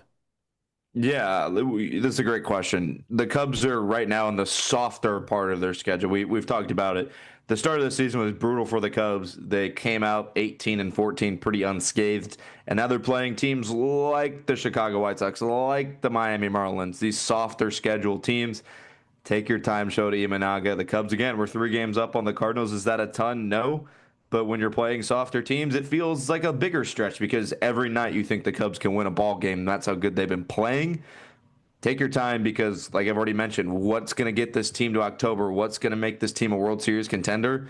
Shota Imanaga is part of that equation. So getting him there healthy is so key, especially after losing Justin Steele. We'll see what they do at the deadline. Another injury that we need to talk about with the Cubs before we go to break.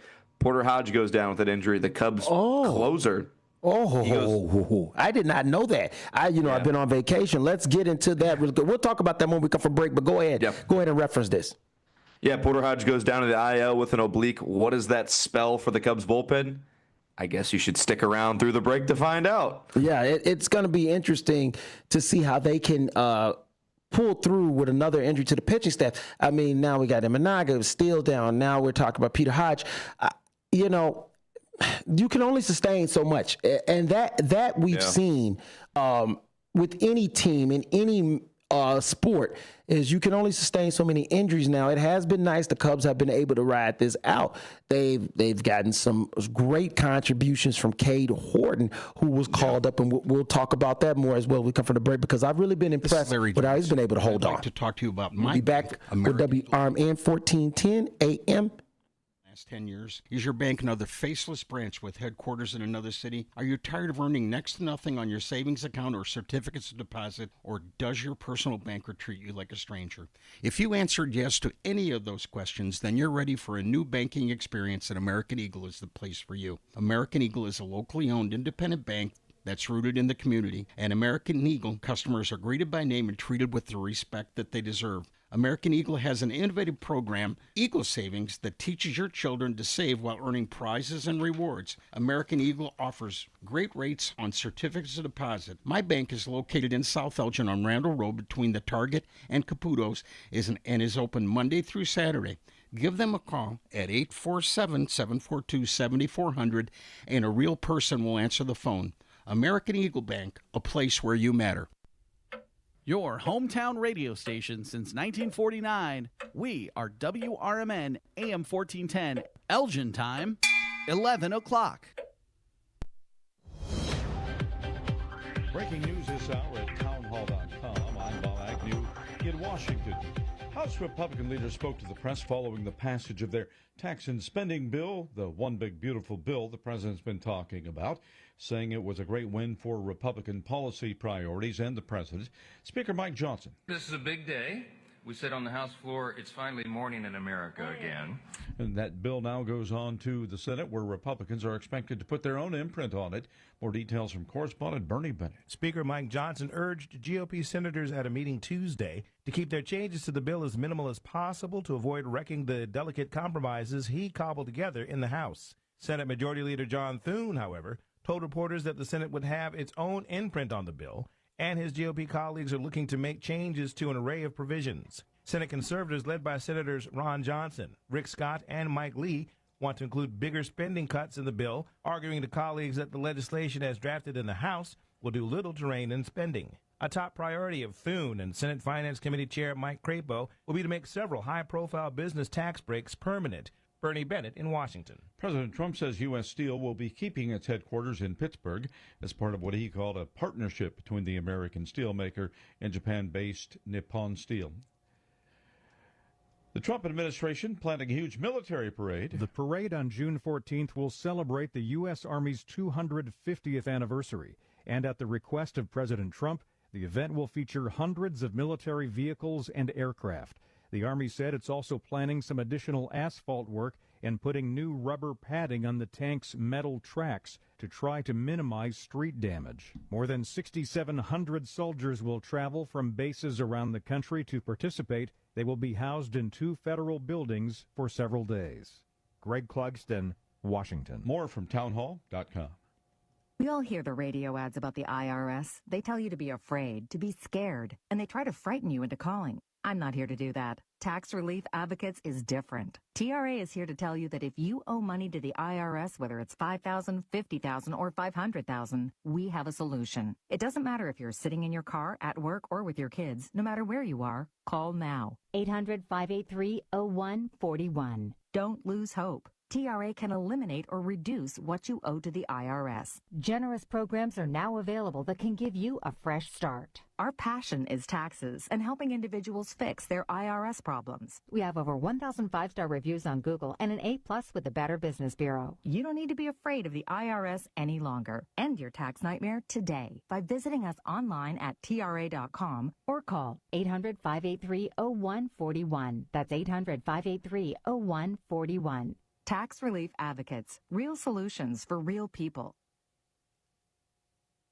Senator Kevin Cramer says the president should pay no mind to critics who say his plan for a Golden Dome missile defense shield are unrealistic. Well, when I introduced the amendments to the NDAA to create the Space Force, they said the same thing. And today, nobody's questioning the importance of a Space Force. And some of the skepticism comes from the fact that it's Donald Trump's idea, to be honest with you. Senator Cramer interviewed by the Salem Radio Network this week. Walmart has plans to cut some workers. 1,500 jobs are on the line as part of a restructuring push to simplify its operations. The company's plan will impact teams in its global technology operations, e-commerce fulfillment in U.S. stores, and its advertising business Walmart Connect. The news comes less than a week after the company's announcement that some prices will be raised by the end of May due to President Trump's tariffs. That is Bill Alexander. More on these stories at townhall.com. Lisa Dwyer reports there are new details in the investigation into a private jet crash in San Diego. Officials now say that the weather alert system and runway lights were not working at a foggy Montgomery Gibbs Executive Airport in San Diego when a private jet crashed into a residential neighborhood. The weather alert system was down at the time of the crash due to an unrelated power surge. The pilot instead got weather information from Marine Corps Air Station Miramar about 4 miles north. After getting an update on weather conditions from air traffic control in San Diego. 6 Delta Sierra SoCal, you can make descent okay from there? You want me to turn you out to the south? 6 Delta Sierra, no, I think we'll be all right. 6 people on board the plane were killed. I'm Lisa Dwyer. Stocks fell on Friday after President Trump threatened 50% tariffs on the European Union that could begin in a little more than a week. The Dow Jones Industrial Average dropped 0.6% of its value. More from townhall.com. Get ready for Around the House every Saturday night from 5 to 7 p.m. on WRMN AM 1410.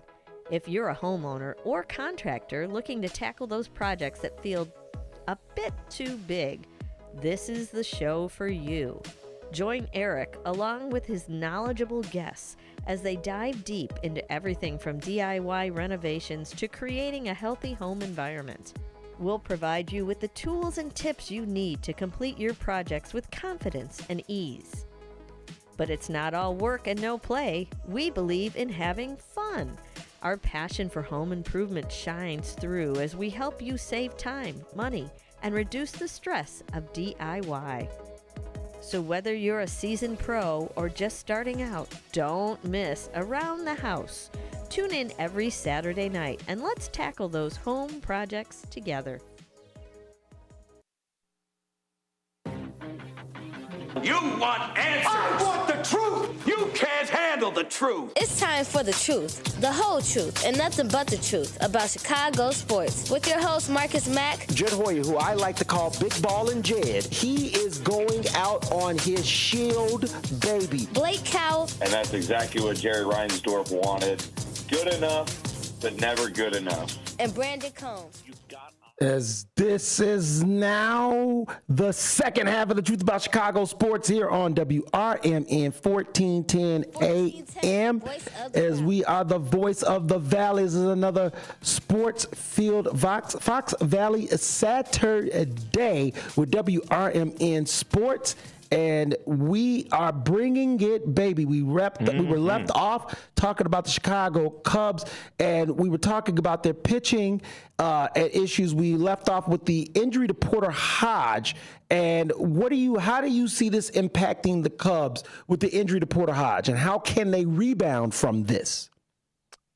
I will say this: the Cubs offense, as good as they've been, we gotta keep having them be the strong point of this team, because there's the bullpen is the bullpen. The bullpen has some pieces that you really like.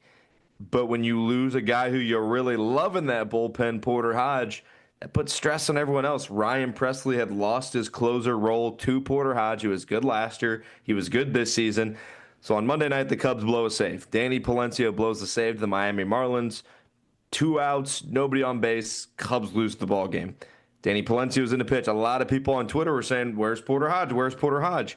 And right after the game, the fabulous Taylor McGregor reports Porter Hodge is injured. He's going to the IL with an oblique injury. So what does that mean for the Cubs now? You got to lean on guys like Brad Keller as a 2.59 ERA this season. He's doing really well. That was a great reclamation project the Cubs have done on him so far.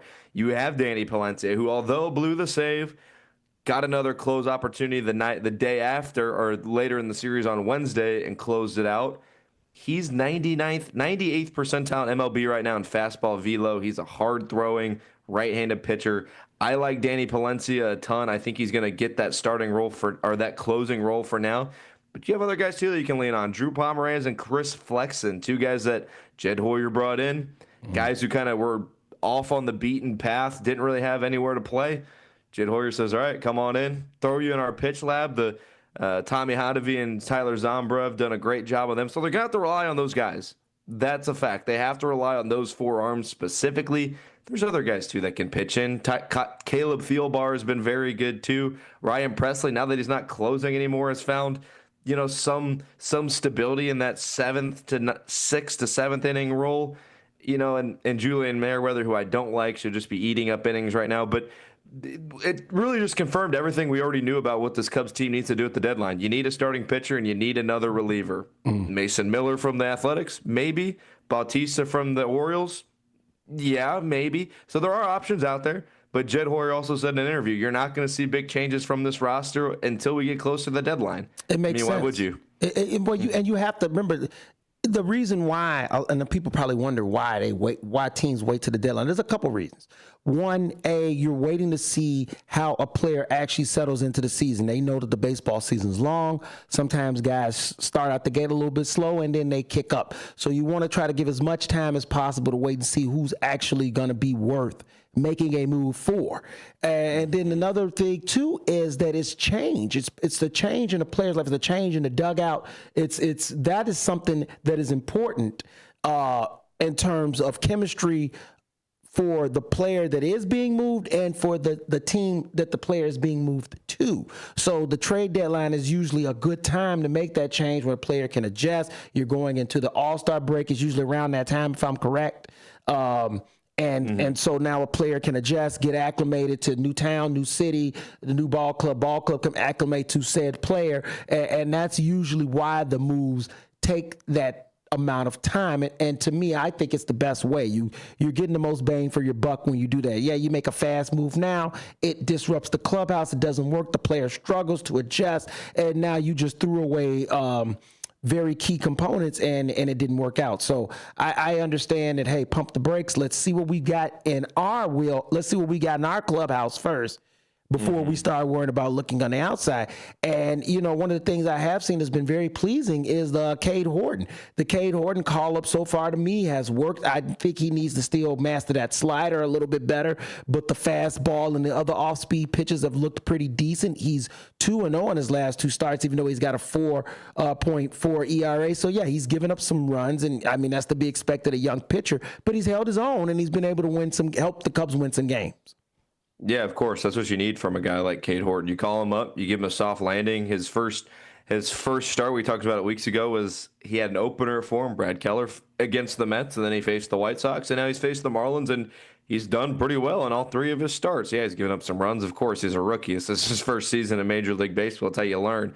He's a guy that's picked it up, a guy who the Cubs need to pick it up.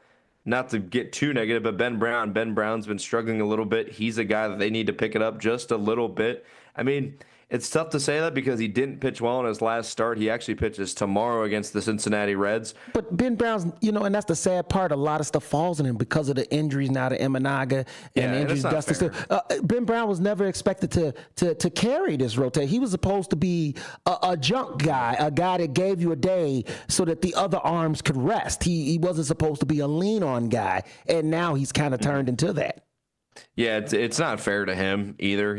Like some of these guys have stepped up, and like we've talked about Colin Ray stepping up to the challenge, pitching really well. And Ben Brown, we always forget, it takes time to, like we talk about the Caleb Williams, it takes time to develop these guys, especially in Major League Baseball. Ben Brown's only 25. He's working on his third pitch. He throws fastball, curveball, working on a changeup. He's starting to throw it just a little bit more. Here's the thing with Ben Brown, though. I mean, it's tough to lean on a guy that goes out there and gets shelled. And he hasn't done that every start, but it's just tough to trust a guy. And like you said, it's not fair to him. He didn't think he'd be in this role where he has to carry a rotation. But guess what? That's where he's at now. We need you to step up and give us, even if it's 5 innings of 3 or 4 run ball. I mean, we'd take it. But what he did against the Marlins on Monday night, tough start. But again, bounce back start tomorrow, Great American Ballpark. I'm excited for his start tomorrow. But even tonight, Colin Ray, the Cubs look to win another series another divisional series, especially on the road. They won a series at PNC and in Milwaukee already this year. They're looking to win another road divisional series against the Reds. And again, that's where the Cubs are going to win this division. They're going to have to be strong in their division and win games against divisional opponents. So far, they've done it.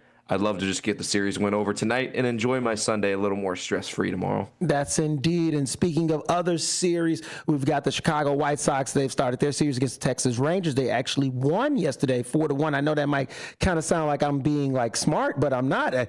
They won against a good baseball team. Texas is a pretty decent team, and the Sox came and showed out, won very convincingly 4-1. Great job from them. They're going to be playing today at 3:10 p.m.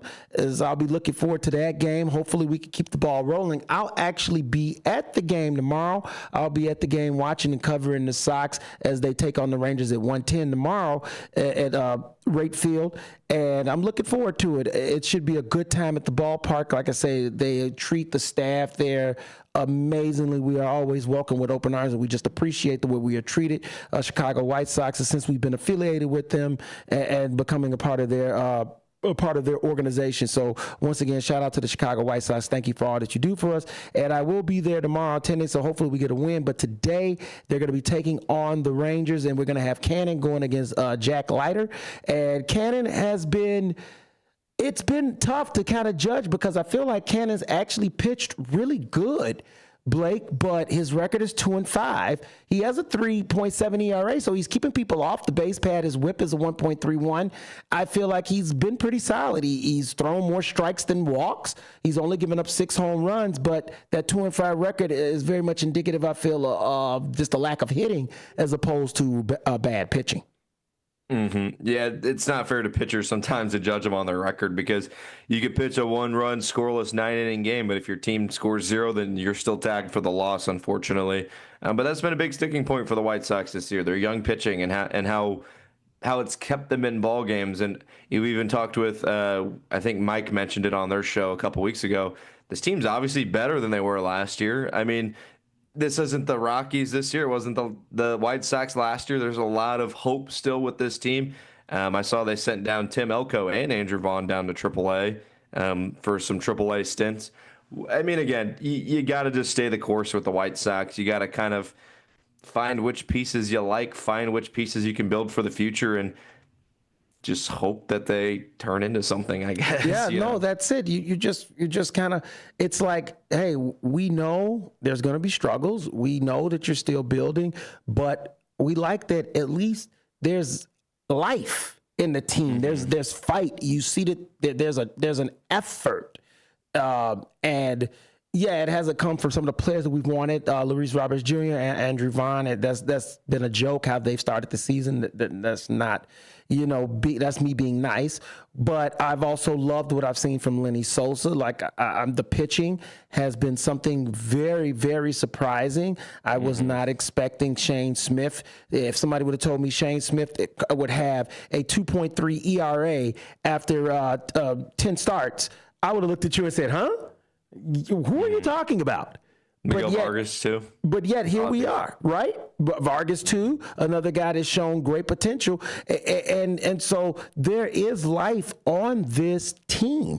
Davis Martin has actually pitched pretty good. I thought he was just a guy they were just picking up, and yet here he's found some type of rhythm. He's got a 4.9 ERA. Shane Burke, who struggled, he's gotten shelled some, but you know what? Considering it all, I still think that he's done a pretty decent job, and he's developed. He's a developing young pitcher, and so I know that there is a lot of work to be done. But I would be remiss to sit here and act like there isn't some good that's happening in this young organization. Yeah, you gotta find the good with the White Sox every now and again.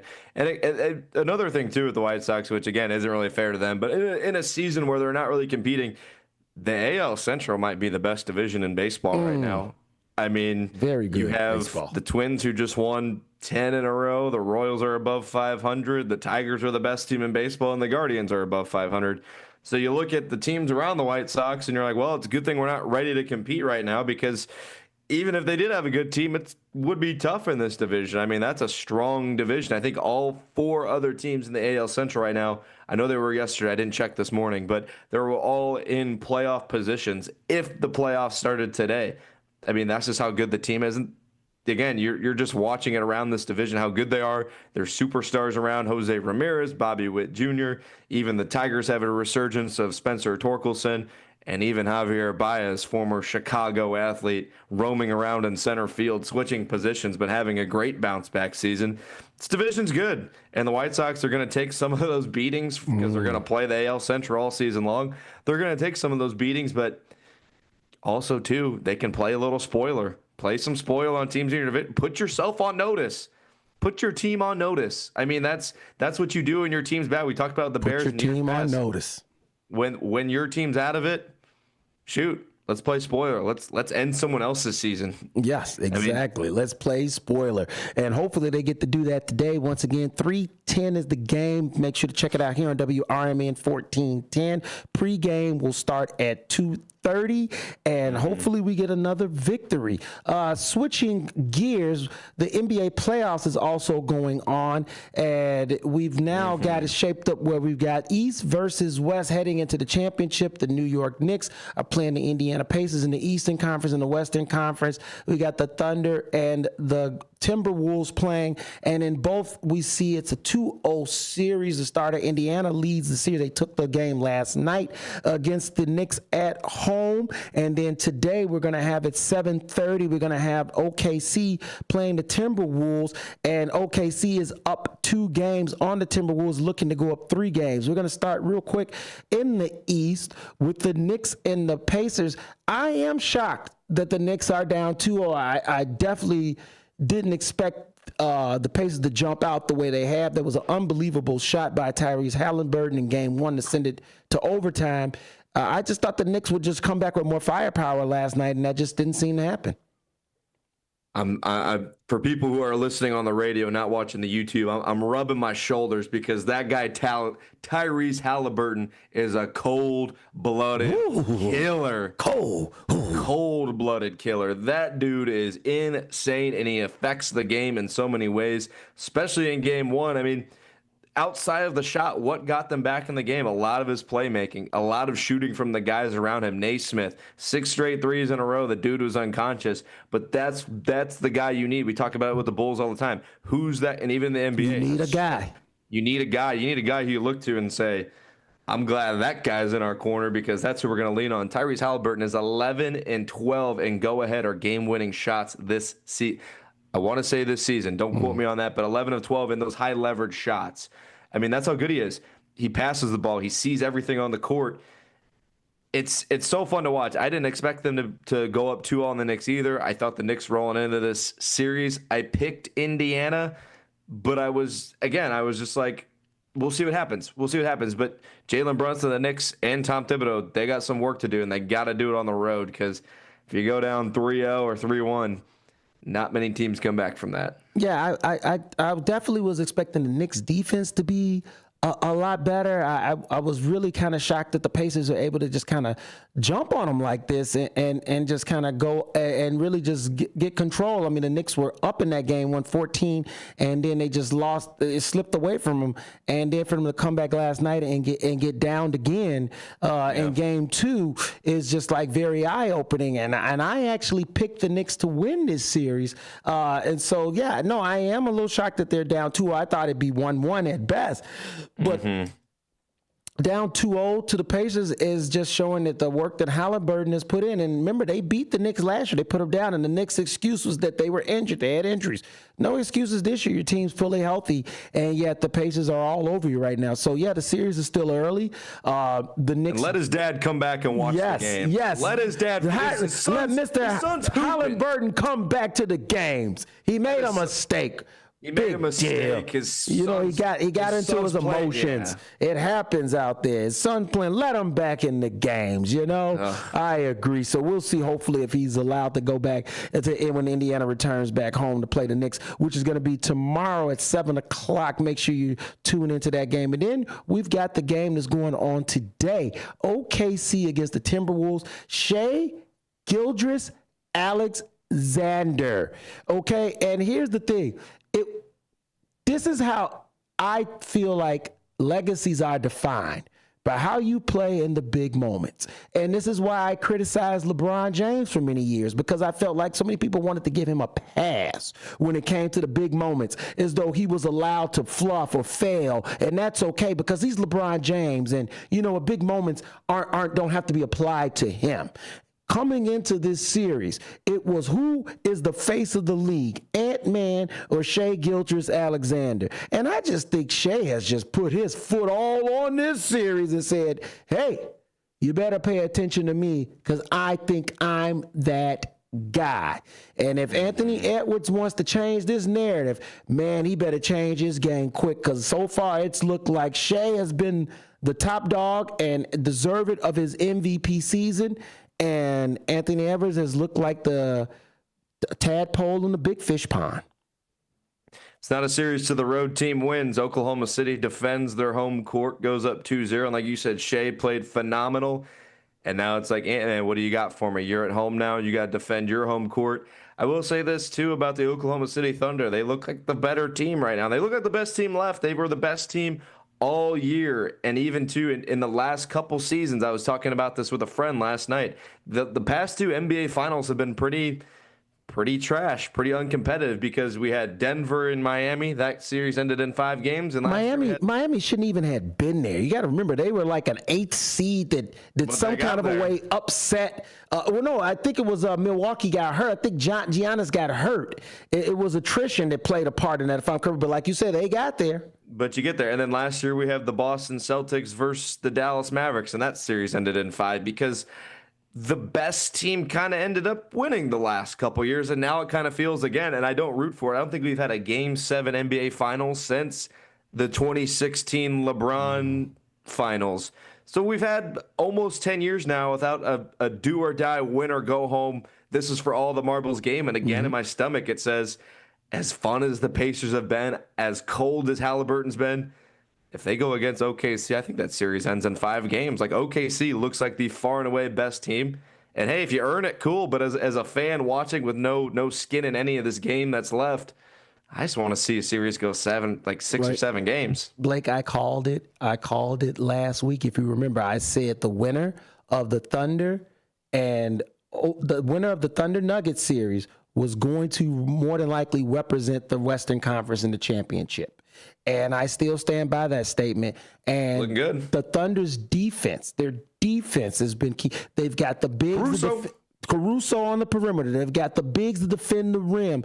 And, the way they went about building this team, from the Kevin Durant to Russell Westbrook, then from Russell Westbrook to the Paul George experiment, which was a complete failure as he ran out of town after they basically gave the house for him. And then they plotted. And then this team got smart. And they started doing something that I wish the Chicago Bulls would wake up and do. They started acquiring draft assets. They started acquiring picks, and those picks have led to Chet Holmgren. They've been able to leverage those picks to get a guy like Shai. Well, actually, Shai came over with the Paul George move, which was a big mistake on the Clippers' part, but still, they were able to leverage and get him in their building. They've been able to get the Williams boys because of those picks as well. They were able to leverage and use a pick Gitney that they had in the team to bring in Caruso, which they needed clearly way more than Gitney, even though no shade to Gitney, and I think he's going to fit in well with the Bulls. And you see how the roster building has been so solid, and now they have built a team the way you want, inside out. You can defend the rim and defend the perimeter. You're able to score at all 3 levels: perimeter, 3-point, and upper, and play above the rim on the offensive end. And we're just seeing a team that's complete. The only team that would have been able to combat this team is the Boston Celtics, and injury happened. And I don't even know, honestly, the way they were playing against the Knicks, who knows if Jason Tatum stays healthy, if they would have beat the Knicks. Yeah, I don't think they would have. I know it's like you said, that's a talking point, because you can play hypothetical. And if I was a Celtics fan, I'd do the same thing. I'd say, hey, the only reason we didn't repeat was because Tatum got hurt. I'd do the same thing. But yeah, like you said, I think if OKC wins, I think you build a statue of Paul George out front, because he's without Paul George, you don't have Chet Holmgren, you don't have Shai, you don't have a lot of these guys. But Sam Presti's done a phenomenal job, and like you said, if you're not going to go for it and you're not going to totally tank, you're kind of just stuck in the middle. And in the NBA, if you're stuck in the middle and you don't have a superstar, you ain't going nowhere. No, you're not. It's just you're going to be picking 12 once again with a superstarless roster and hoping that you maybe can find some gem or nugget in the rough. And it's not to say that can't happen. Giannis is a diamond in the rough. Jokic is a diamond in the rough. I believe even Shea. I don't think SGA was a number one pick. I got to look at Halliburton. Halliburton was 15th. 15. So you can. It is possible. It's just really, really, really hard. And I just hope that, they can figure it out, because I just feel like this is a great example. I really love how the Thunder have built this. This is roster building 101. I mean, like, this is a master class of roster building. And now we see a team that's poised to look like they're going to make a complete run for the NBA Finals, but we still got to see it played out. Like you say, we still got to see Ant-Man's response. We'll get that today when they play, so I'm going to have my popcorn ready for that. It should be another exciting game. When we return from break, we're going to be joined by the great Sophia Blackburn as we sit and talk a little playoff hockey. We're going to break that all down. If you got any questions or any comments, please call in 847-931-1410. This is WRMN 1410 AM, Truth About Chicago Sports. Do you own an annuity, either fixed rate, indexed, or variable? Are you paying high fees and getting low returns? If so, Annuity General would like you to have this free book to learn the pitfalls and mistakes of buying an annuity. The Annuity Do's and Don'ts for Baby Boomers contains the little-known truths about annuities, like how to help reduce your fees and increase retirement income. And it's free. That's right, free. As a bonus, we'll also throw in a free annuity rate report just for calling.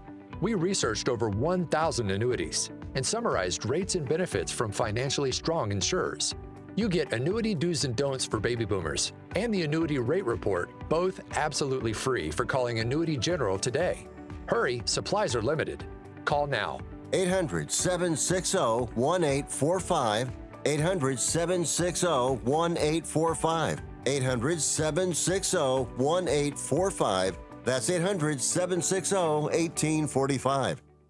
When your car is making a strange noise, no matter what it is, you can't just pretend it's not happening. That's an interesting sound. It's like your mental health. If you're struggling and feeling overwhelmed, it's important to do something about it. It can be as simple as talking to someone in your community, or just taking a deep, calming breath when you need it. Nice. For mental health resources, check out loveyourmindtoday.org. At loveyourmindtoday.org, you'll find information that may help you get through a tough time. Things like tips for dealing with stress, how to navigate difficulties like financial worries, anger, substance use, and more. You can also find real stories of how people navigated their own mental health challenges. Because once you start to address the problem, you can go so much further. Visit loveyourmindtoday.org. That's loveyourmindtoday.org. Brought to you by the Huntsman Mental Health Institute and the Ad Council.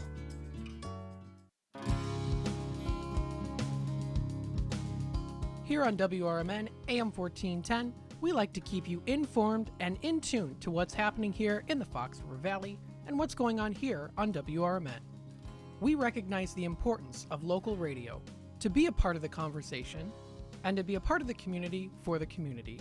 You know, we talked about the importance of community theater, but supporting community radio is a big deal too. And, you know, for WRMN, this is a really cool thing that you guys do every day, and a really important thing. You have to have a local media outlet to talk about what's going on in your town. So you guys do a nice job. Tune in to AM 1410, WRMN. Don't forget, you can also subscribe to our YouTube channel at youtube.com/WRMN Radio. Keep in tune and informed on what's happening here in the Fox River Valley, right here on WRMN.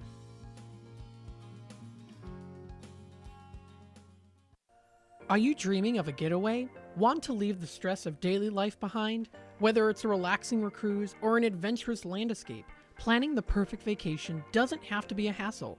At Cruises International, they specialize in vacation destinations, land and sea, making your dreams come true. Located at 1721 Moon Lake Boulevard in Hoffman Estates. Cruises International isn't just about booking travel. They're your personal concierge, trusted travel advisor, and advocate. Your preferences are unique, and they'll take the time to understand exactly what you're looking for. From personalized service to their global network of specialists, they ensure that your vacation is tailor-made just for you. It's time to plan the vacation of a lifetime.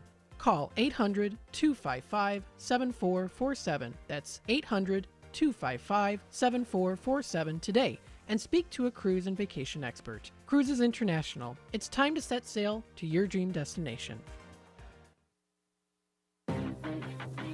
You want answers. I want the truth. You can't handle the truth. It's time for the truth, the whole truth, and nothing but the truth about Chicago sports. With your host, Marcus Mack. Jed Hoyer, who I like to call Big Ballin' Jed. He is going out on his shield, baby. Blake Cowell. And that's exactly what Jerry Reinsdorf wanted. Good enough, but never good enough.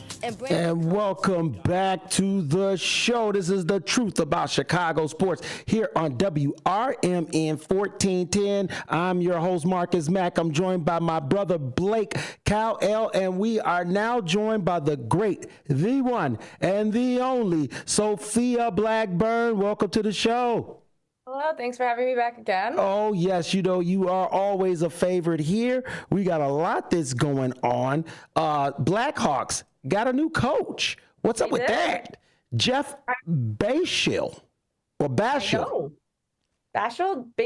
I don't know. I just looked it up because they keep switching coaches on us. Yes, but they are going to keep Sorensen on the staff apparently. So he's going to stay on as an assistant. I think that's good.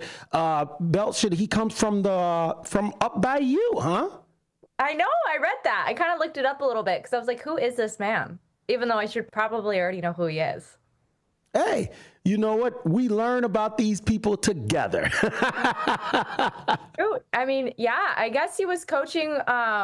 He previously served as the head coach for my team, you know. The Red Wings.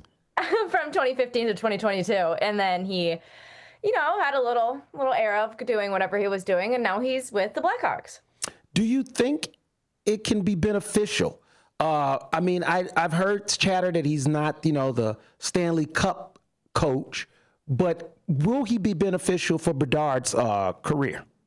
Well, also, you got to look at the team as a whole. You know, it's a younger team, the Blackhawks are, and definitely I think that he's going to be able to help out more with the younger guys. He's going to be able to train them to get to where they need to be. Definitely not Stanley Cup ready, but at least a different type of momentum, something new for the guys to learn how to play better and stronger and more, just all over, just a better as a team as a whole. Yeah, and like you said, there's nothing that we can really figure out about him until the puck drops when the season starts next year. But we do still have some hockey that's going on. We got playoff hockey that's happening right now. So I got to ask you, right now, as we see, we got the 4 teams left, our top 4 teams left in hockey. Did it go right for the NHL this year? Are these the best 4 teams to finish the season? I mean, yes and no. We all have our team favorites, and we all wish that certain teams were in the cup. But honestly, I have to say that the structure that has been with these 4 teams, they definitely have the skill, the strategy, and the determination to be in the cup. So it's pretty much they're all consistent. They perform very well, and everybody has a key player. You know, the Oilers have Connor McDavid, and the Stars have a strong roster, and they represent the best of the Western Conference. And then in the Eastern Conference, you know, Panthers are the Panthers. They've been in how many times? And so they have a very strong presence, as well as I have to say the Hurricanes have very much shown resilience and depth, but we never know who's going to win. That's it. Hockey is the one playoff event that we know you just can't point your finger and say, hey, they're definitively going to get it, because it could turn in a second. We've seen teams come back that have been down 3-1 and come back and win a series. So that's the one thing that makes playoff hockey so exciting. I have to ask you, do you feel that the NHL is doing enough to promote this year's exciting playoff hockey? Because there's been some really good hockey, but has the NHL done enough for the average fan to know what's going on in the league? I mean, yes and no. Again, I have to say, it's hockey, it's the Stanley Cup. Everybody's going to come in and watch. But I think that the marketing teams of the NHL and definitely of the teams that are within the playing within the Stanley Cup, they definitely can market a little bit better. I looked it up, and I guess early playoff broadcasts in the U.S. have experienced a significant 27% drop in viewership compared to previous years. So the trend continues to decline a little bit with the regular season, and that one saw 12% decrease in ratings. So, like, yes and no again. They definitely could be doing more to get in touch with their fan bases. Like, I don't know. I think it's just like it's the transition of everybody, like hockey slowly dying out. It's going into off season. So I think they need to be doing a little bit more to promote and market the games. Yeah, they have to. And I also think that the NHL is a victim of all, like other major leagues as well, is that if they don't have the big city per se, the New York, the Chicago, right, the LA, then they're hesitant to, for some reason, put out there that because I feel like when the Blackhawks were in the Stanley Cup, you knew about it everywhere. You saw, now granted, this town did major, but I felt like it was on a national level as well, you know? And I just feel like there is less of that this year where it's like, hey, just because there's not a big city team that's involved, you've got great stars out the play. You've got the returning champions trying to repeat. There's a lot of great storylines to still be told, and I don't think that hockey's doing the best at telling these stories. Well, yeah, of course. I also think that like none of the underdog teams are in it right now, so I also think like maybe that's also a thing. So if like say Blackhawks were in the Stanley Cup or the Red Wings, like I think it would be a lot more marketing and persisting going on just because like they haven't really been in that many cups in the last couple of years. So I feel like their teams and their front office would do the absolute most to get it out there. But I think since these four teams, like, I mean, yeah, we have two teams that are trying to repeat. Like everybody already knows that, you know? That's facts. So now we've got a Saturday matchup. We got a game today, 7:00, Panthers, Hurricanes. The Panthers are currently up 2-0, which I'm a little surprised. I thought that the Hurricanes would show a lot more fight in those first two games. What's your prediction for today's matchup, which is 7:00 on TNT, also True TV? I definitely think, given Florida's current momentum and and their home ice advantage, they're obviously favored to win Game 3. But however, the Hurricanes have resilience and cannot be underestimated because Hurricanes are the Hurricanes, and they may adjust their strategy to mount a comeback for sure. So it's gonna be a pretty good matchup, but definitely I think Panthers are gonna take it home. Yeah, if they jump up 3-0, I find it hard for the Hurricanes to make a run back from that. And it's really kind of shocking because against the Devils, they easily won that series 4-1. They took out my brother, Alex Ovechkin, and the Washington Capitals 4-1. So, to see the Panthers jump on them so fast, it definitely was a little surprising. But it does not mean that the Hurricanes can't mount a comeback. Do you think that is possible? There's definitely always a chance for a comeback for the Hurricanes. I mean, like you said earlier, like the Panthers could be up 3-1, and then all of a sudden the Hurricanes come in the last third period and shoot 4 goals. So like it's very much an unpredictable sport. You never know what's going to happen. It's very much you just have to tune in and watch and see how they're playing. And I mean, the guys play different every period. Like first period, one team could be down. Second period, that team could be back up again. And then the third period, someone gets hurt, and then everyone loses their momentum just because of the one incident. Like going back to, I forget what game it was. What game was it? Like when the ref got hurt. Oh, yeah. What was that? Oh my goodness. What game was that? I think that was the Edmonton game, was it? I think so.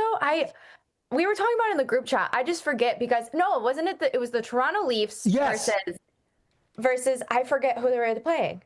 The Panthers when they played the Panthers. Yes. And the ref got hurt, and the Leafs were doing amazing the whole entire time. But then after the ref got hurt, everything changed. The Leafs left. Yep. So it's just like there's always a chance of a comeback.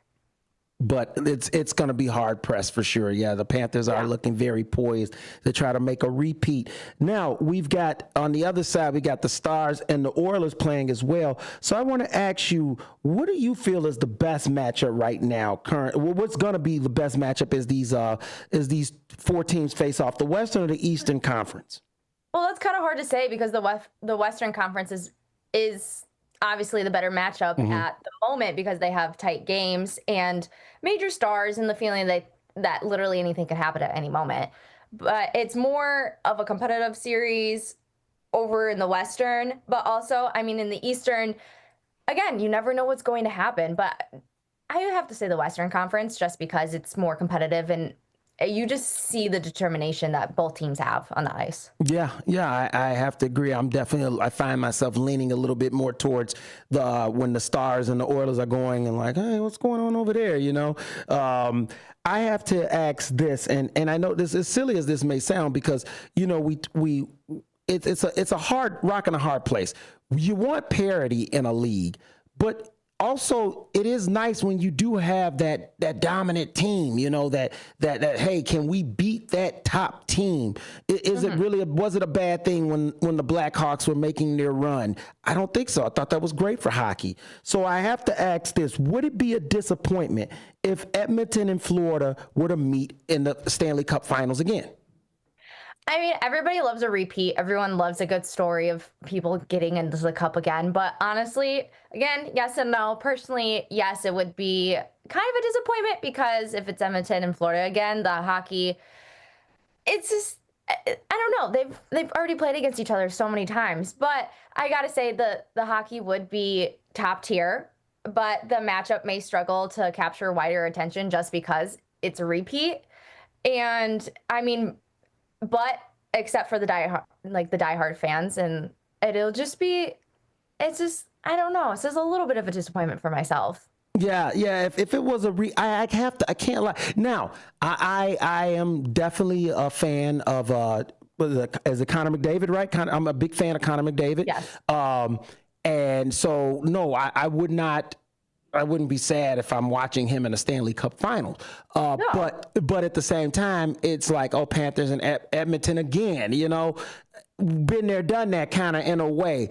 But at the same time, you brought up a good point that I loved before when we were talking about the viewership this year. If it's hockey and it's on, I'm still going to watch it. And so obviously, if it's Panthers and Edmonton back in the championship again, I'm still going to be there with my popcorn, but yeah, it just takes a little bit of sting. It would be nice to see a little bit more parity. Stars and Hurricanes has a little bit more sexier tone than a repeat of Oilers-Panthers matchup, in my opinion. I don't know. What do you think? Yeah. I mean, definitely for the NHL's growth and ratings for through and through, a little shakeup of different teams within the Stanley Cup Finals would definitely be better for the ratings, obviously, of course. But, I mean, the Panthers have made it to the finals twice now. For 2 years in a row. I mean, they're a great team. They're a good team that shows that they're determined. You know what I mean? Like, I bet Florida's going crazy right now. But, I mean, everybody else in the world are just like, okay, Florida's in again. What's new? Yeah. Well, and here's the crazy part.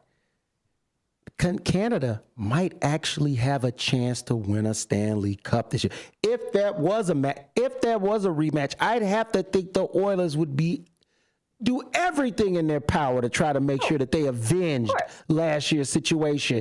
And so that is still another interesting storyline as well. So I guess that's also a part of me that wants Edmonton maybe to make it as well. Because that is that outlier there that Canada has not won a Stanley Cup in some time.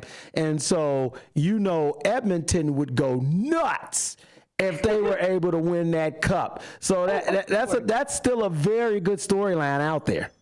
I mean, obviously, I would love Canada to win a cup. I'm kind of biased. I love Canada. But also at the same time, I wish it was the Leafs. That makes sense. Edmonton's doing very well as well. But I've never been to Edmonton, Me so neither. I can't really say Yeah, anything, I can't speak on Edmonton. No. I can't speak on Edmonton. But I just know that, Canada would go insane. But also, though, they already won the All-Stars. So... the Four Nations. So I feel like maybe we can have this one. Yeah. Yeah, like, you know what? Canada loses another Stanley Cup again. I love it. Sophia, so now I put out there the group in our group notes, and I just think it's important to point this out. After Blake's Chicago Cubs decided to beat up on our White Sox in the crosstown series, it took advantage of a team that was down. You know, it was just it was bullyism. It was it is highest level, Sophia. I've never witnessed a situation like that. We should have called an authority or something, because how dare you bully this poor team on the South Side like the way they did. So, you know what? Because of that, I propose this.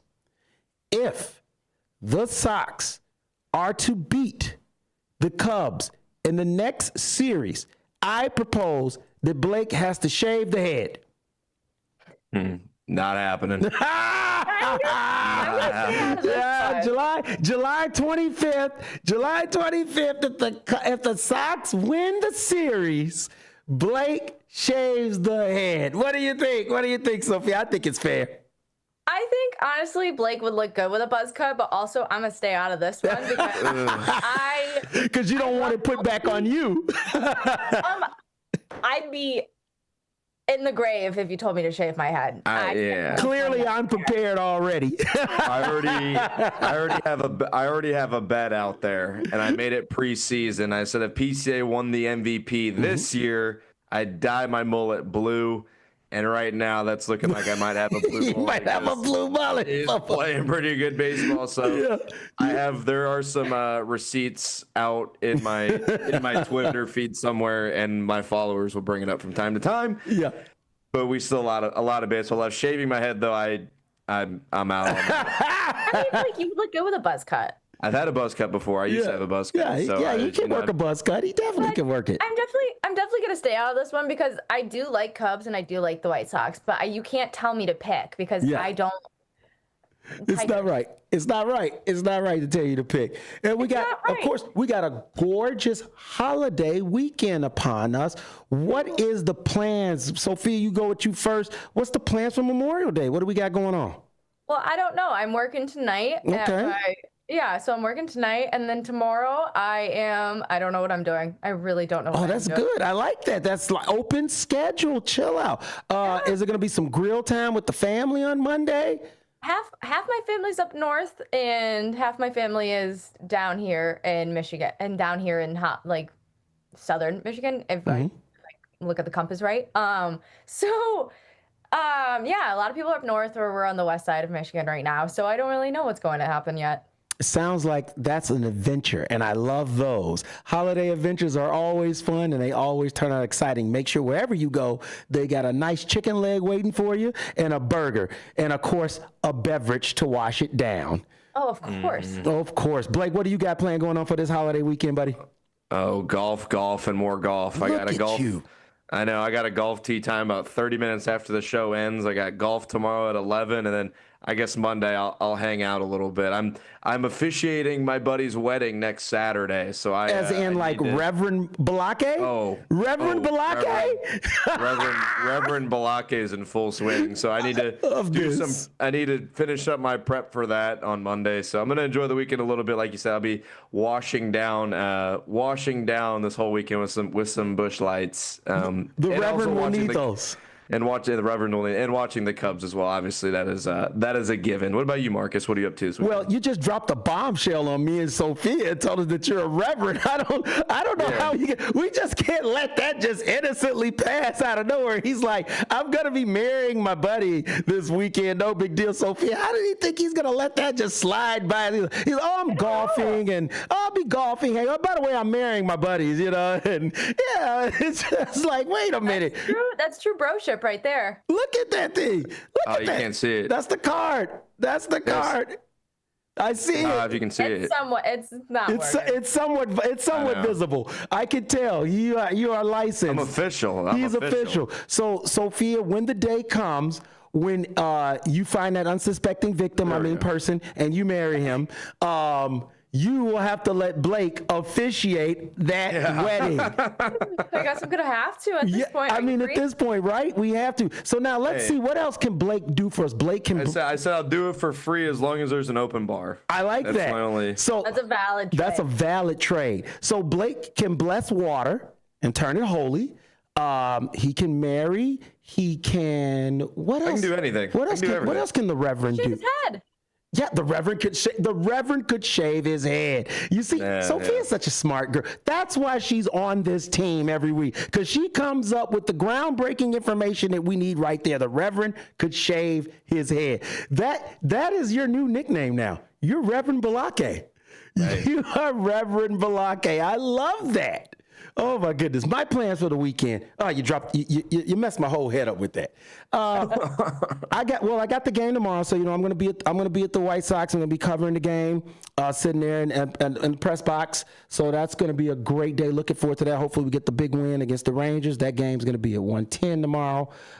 Today, it's gonna be my nephew. My nephew's graduating. My first nephew is graduating from high school. 18 years old. Good kid, loves video games. So we're gonna go and we're gonna celebrate, putting on a nice little party for him. So I'm really looking forward to that, hanging out with my sis, my brother-in-law. I actually get along with my brother-in-law. So it's very fun to hang out with him. So yeah, we're looking forward to that. And then on Monday, the dad, man, look, my dad is a master grillsman. Okay? I am spoiled when it comes to that grilled food on the holiday. I will be at the parents' house getting down. All right, we're talking ribs, chicken, sausage, burgers, mac and cheese, black people spaghetti. I know it's important to point that out. A lot of people don't understand that, but black people spaghetti is different than Italian spaghetti. All right, it's a difference. It's a difference in make. Difference in taste. Black people spaghetti is usually spaghetti that has what Mike would hate the word sauce, that is not homemade, that comes from the jar. Maybe even sometimes a little ketchup is added into it. I know that sounds sacrilegious. Yeah, but it's black people spaghetti. What can I tell you? It's a different mix. It's a different mix. So it's going to be a little bit of that going on. But yeah, it's going to be some good eats happening on Monday for sure. That sounds like a plan. That sounds good. Oh yeah, and of course, adult beverages will be needed to wash all that down. I want you guys to be safe. I know you're the young bucks. The old man here goes to bed early. Young bucks like to stay up all late and crazy at night. So you guys make sure you be safe. I want all our listeners out there to please be safe. Enjoy this holiday. We got beautiful weather here. I don't know about you, Blackburn. You got beautiful weather about you?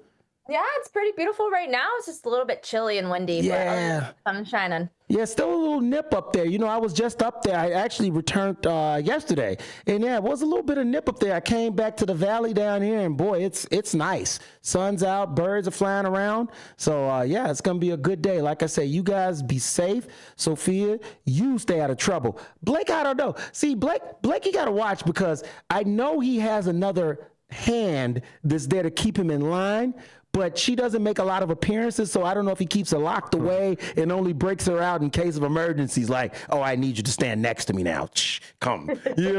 So we got to watch that, She keeps me in line. That's also why I can't shave my head, because I think I wouldn't have a girlfriend anymore. Yeah, so. It might be Dump City. Yeah, so gotta keep the hair. Hey, just remember, Blake, one day this could happen to you. I'm pointing to my head. That's why I keep it long, Marcus. That's why I keep it long. I gotta appreciate it while I got it. Could you guys imagine if I had long hair?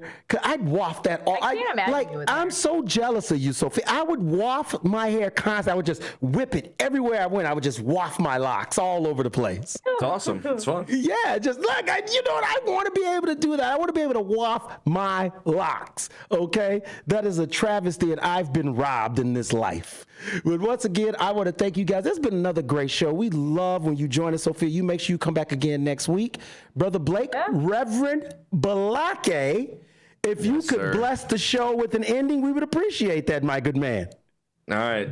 Bless the show. Everyone, thank you for listening. We bless everyone listening. We bless the Chicago Cubs. We bless all teams in Chicago, that everyone stays healthy, everyone stays safe.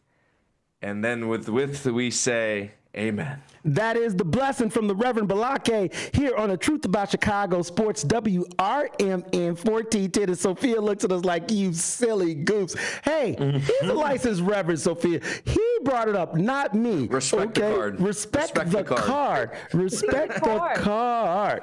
As I'll tell you what, this has been another great week. I want to thank you guys for listening. All of our listeners out there, thank for the people that joined into the chat line. We got to thank, of course, our executive producer, Maddie Ice McNeil. We got to thank our program director, Dennis Sonar Green, and the boss man, Dino, for thank you for letting us come on this radio station and have our fun every week. Once again, this is The Truth About Chicago Sports here on WRMN 1410 AM. Check us out every Saturday, 10 to 12 p.m. as you'll get me, Marcus Mack, Blake Cowell, and Sophia Blackburn every week. A loved one owns a gun, and for a while now, you've been concerned about their behavior. They're just not acting like themselves. They've been distant, they've been unpredictable, they've been lashing out. They've been saying things that make you worried they might harm themselves or friends or family. Or you're worried this loved one might hurt you. Maybe they recently threatened someone with their gun. You know something needs to be done, and you wish more than anything you could hit pause on this situation. Well, here in Illinois, you can, with a firearm restraining order. In extreme cases, this order temporarily prevents a person in crisis from having a firearm, giving them time to heal before they do something dangerous or even deadly. If you are worried about a loved one in crisis who has access to a firearm, learn more about firearm restraining orders at illinois.gov/pause to heal. A public service announcement brought to you by the Illinois Department of Public Health, Brady, and the Ad Council. Your hometown radio station since 1949. We are WRMN AM 1410, Elgin time, 12 o'clock. Breaking news this hour at townhall.com. I'm Bob Agnew in Washington. House Republican leaders spoke to the press this week following a passage of their big, beautiful tax bill. Speaker Mike Johnson. The media and the Democrats have consistently dismissed any possibility that House Republicans could get this done. They did not believe that we could succeed in our mission to enact President Trump's America First agenda. Speaker Johnson said many House Democrats oppose the bill, wanting to allow further wasteful government spending. That bill now making its way through the Senate. Former Assistant U.S. Attorney for the Southern District of New York, Andrew C. McCarthy, says a lack of physical and legal resources is complicating the deportation of illegals. We have good laws. What we don't have is Congress backing those laws with the resources that are necessary to enforce them. McCarthy told the Salem Radio Network, with the necessary detention space and the judges to hold hearings, a typical due process deportation should take just about 3 to 4 weeks. President Trump is threatening a 50% tax on all imports from the European Union, as well as a 25% tariff on smartphones unless the products are made in America. He says there's no need for further negotiation. I'm not looking for a deal. I mean, we've set the deal. It's at 50%. But again, there is no tariff if they build their plant here. Now, if somebody comes in and wants to build a plant here, I can talk to them about a little bit of a delay. But, while they're building their plant, which is something I think that would be appropriate, maybe. And the president says U.S. Steel will keep its headquarters in Pittsburgh. It's part of what he called a partnership between the American steelmaker and Japan-based Nippon Steel. That company had sought to buy out U.S. Steel. Investors took the news as a positive sign, and on Wall Street, that sharply pushed the value.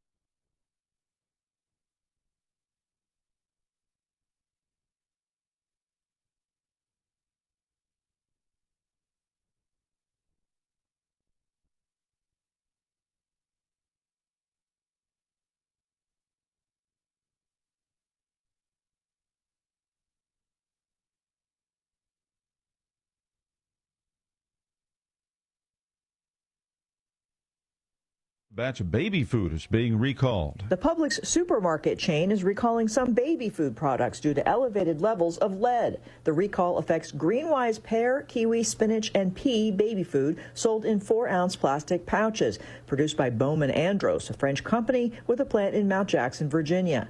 The contamination was flagged after testing by North Carolina officials. The pouches were sold in more than 1,400 stores in 8 states. It's the second baby food pouch recall over lead in 2 months. Target recently recalled packages of an in-store brand vegetable puree. I'm Jennifer King.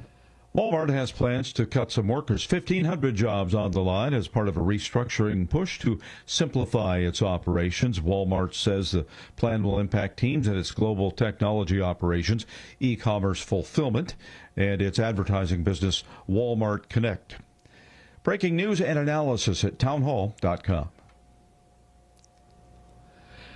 Vice President J.D. Vance spoke to naval graduates this week. Speaking in Annapolis, the Vice President told military academy graduates that President Trump is working to ensure that U.S. armed forces are only sent into harm's way with clear goals rather than the open-ended conflicts of the past. Vance told graduates at the United States Naval Academy that the president's approach means that if they are sent to war, it will be with a very specific set of goals in mind. Vance was making his first remarks as vice president to one of the nation's military service academies. John Scott reporting. American Majority CEO Ned Ryan says he's troubled by charges that Harvard University has been coordinating with China. The Trump administration is on to something, obviously, with the student visas. But also, I think they're starting to ask pretty hard questions. Where are you getting some of this funding from? Ryan was interviewed this week by the Salem Radio Network. More on these stories at townhall.com. Join your co-hosts Mike Tooman and Paul Burvitt on our weekly radio hour, Chief Guard of the Republic, where we talk about all things national security, defense, personal security, safety, and dealing with law enforcement situations. Call in 847-931-1410. Ask us questions. We will get you answers. Every week, Saturday, noon to 1 on 1410 AM WRMN Elgin. Streaming on WRMN1410.com. Chat with us on WRMN's YouTube live channel. Chicago defense attorney Mark Schieblo has co-authored the book titled DUI Jury Trial, which is a true story of a DUI case that he defended. The accused was an Illinois truck driver arrested for driving under the influence of alcohol. This book contains facts about the case from the date of the arrest up to the jury's verdict, and this nonfiction novel also includes the transcripts from the jury trial itself. The book DUI Jury Trial is now available on Amazon.com and BarnesandNoble.com.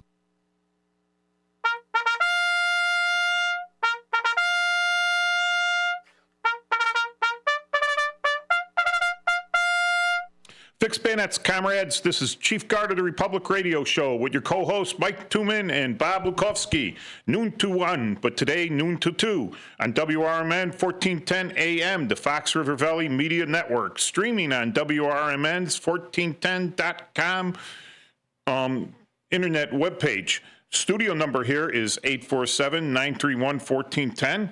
You can text us at 505-926-1410 or hit us up in the YouTube live channel. So at the WRMN's 1410's channel. So we're up there and we can make comments on that. My brain's getting squished. My hat's a little too tight. All right. So first of all, Memorial Day. So I want everyone to realize that we're remembering everyone that has passed in the service members that have passed, and service members that passed in the line of duty or on active duty or in any service whatsoever, service to the country whatsoever. So it's a very solemn day on Monday.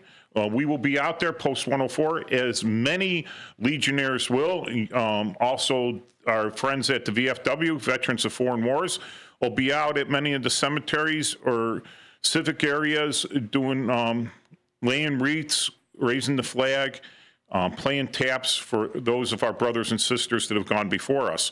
Also, you may see out there guys in Legion hats and red, orange, or yellow vests, safety vests, carrying various types of receptacles for donations, and we'll be handing out. They're asking for donations in exchange for which you get a poppy symbolizing that you have donated to veterans groups and groups that support veterans. So they're not just people out there down on their luck looking for, a couple bucks to buy a sandwich or something. Those are actual veterans out there collecting, or their friends collecting for veteran organizations. So if you have some cash in your car and you see one of these guys or gals out there, give them a few bucks, because it goes to help their post and it goes to help the veterans system. As always, this is a Veterans Radio call-out show, so if you're a veterans organization and you have something going on, like a movie night, like a car show, like a fundraiser or a memorial for someone, give a call in. Our number here again is 847-931-1410. We'll put you on the air, right? Or you could text us in at 505-926-1410. Sometimes people think their voices sound kind of silly over the air or over recording. I mean, I don't like recording myself because I hear my voice and I just say, man, what a goof. But if you text it in, I'll read it out for you. All right. So, Bob, got anything to say? Well, welcome everyone, and hope you have a nice Memorial Day weekend. And don't forget, say a little prayer for those who have made the ultimate sacrifice for our country, so we can have the freedom we enjoy today. Yeah. Unless when you're in the service, you don't get as many freedoms. That's true. You have the least freedom in the world next to prison. All right.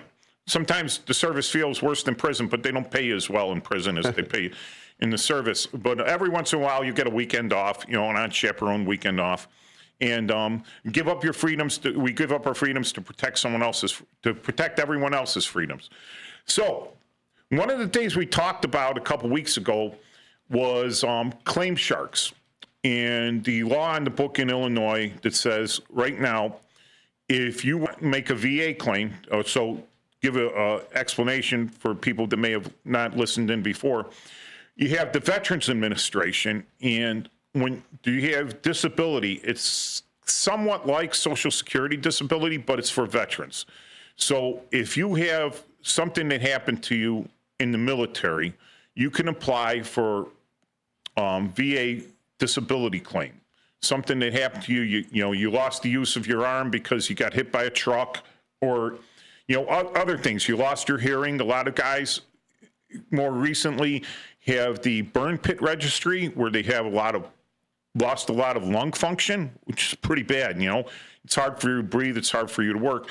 So the Veterans Organization, the VA is set up to pay disability. All right. And they pay you a certain amount, and you could find online how much you get, and they base it on percentage. Like the lowest percentage where you actually collect the payment is 30%, I believe. And the other percentages, if they give you a percentage, then you're entitled to medical care at the VA hospitals, right? And it's almost on a sliding scale sometimes, right? So they had these guys in there that advertise to people. It's like my money and I want it now. You had those legal firms out there and those investment firms that buy up people's annuities. They buy up people's organized payments, and they pay them a chunk of money up front, and then they sign over the contract to them. And a lot of time it's predatory because people are desperate, or people are actually, the reason they put it in a structured settlement is because the people are not able to handle their finances on their own. Right? They don't have anyone to help them with that. So they put them in a structured settlement. Maybe their original lawyer put them in a structured settlement so that by month to month they would have enough to live off of or to make their life a little better.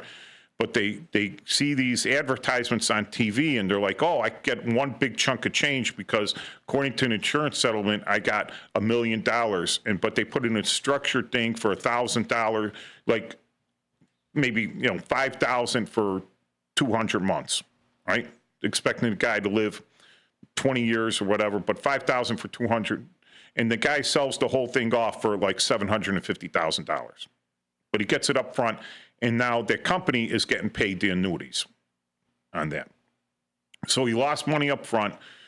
These guys did nothing but have them set it over and give them a big chunk of cash, and they made a huge chunk of interest on it, preying on someone that, everyone's equal and everything, and if you're adult, there's a sucker born every minute, right? But I think when you prey on those people, you're predatory. You're a predator. In a bad way, not in a good way. All right? And the same thing happens with the veterans organizations. Not veterans organizations, with the veterans. So you got a lot of veterans there that are desperate. They may have traumatic emotional state, traumatic intellectual state, what they call TBI, maybe traumatic brain injury, and they apply for disability. And the forms can be very intimidating. I mean, any government form. Try to do taxes where you're going to itemize, all right? It can be very intimidating. You have to sit down there, have all your stuff together, go step by step, read the instructions 40 times before you actually understand it, because I think they intentionally make it misguiding to people. I mean, I've been doing my own taxes and everything, and I'm not a dumb guy. I don't consider myself a dumb guy. I might sound a little dumb, but I don't consider myself dumb. But they have these claim sharks now, and they say, we'll fill out the paperwork for you. We'll help you with this. We'll tell you what to do. We'll take you to the VA there, and we'll get you as much disability as we can, and you just got to sign over part of that disability to us. It's not an upfront payment like, here, give us $5,000 and we'll do this all for you. They want a percentage because they figure if you're a young guy coming out of the military with a serious injury, you could still live another 60 years. And if they collect $1,000 a month for you living 60 years for helping you with paperwork, which takes them maybe 12 hours at the most, right? That now you're paying hundreds of thousands of dollars for this service in the long run. But they prey on people that are desperate for this. So what the state of Illinois said is they said, if you're going to operate in the state of Illinois, you have to tell these people that you're soliciting that everything you do is available to them for free. And you got to tell them where they can get it for free. All right. Not only do you have to tell them that, you have to give it to them in writing and have them sign it. So as soon as you tell them all that, hey, I want $1,000 a month for the rest of your life, or you go get this stuff done for free, what do you think they're going to do? They're going to go get it done for free. So it doesn't help them anymore. It's not attractive to them anymore to operate in Illinois, although there's no law against them doing that, because they're always going to find one or two people that are going to think that just because they're paying for it, they're getting better service. And I, luckily enough, because having been a former military intelligence warrant officer and a Chicago police detective, I'm really good at filling out forms, really good. And having done taxes like that, I'm good at that too, right? So reading government regulations, reading Army regulations, police department regulations, ordinances, laws, the Title 10 of the U.S. Code, all the U.S. codes. I'm not a lawyer, all right? Here, I got the, I'm not a lawyer. My friend Paul is a Juris Doctor, all right? My other co-host, Paul Burvid. But here's a disclaimer. The information on this show is for informational purposes. Oh, okay, see, that's what a great writer I am. Information on the show is for informational purposes, all right? And should not be construed as legal advice on any subject matter. I'm not giving legal advice.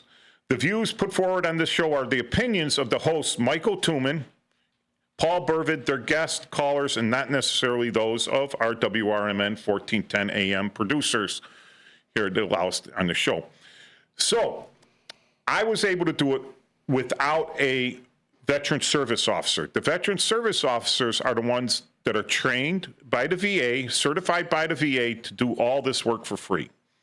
But I went and did it myself. Everyone was shocked, all right? But it went through a process. Now, Bob, you filed for a disability, right? Yes, I did. I went to Hines Hospital. I met with the VSO there. I didn't know what I was walking into. Very knowledgeable VSO officer. Sat me down, asked me a few questions. helped me through the process and was very helpful. And I ended up getting a disability rating of 70%. Okay, so here's the thing, right?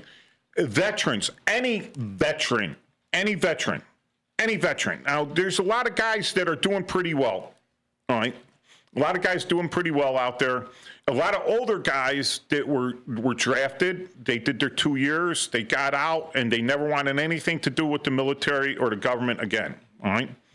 And they have insurance through their job, through the retirement, all right? They're doing well, and they consider going to the VA for disability or the VA for service. They consider that like going to county hospital, all right?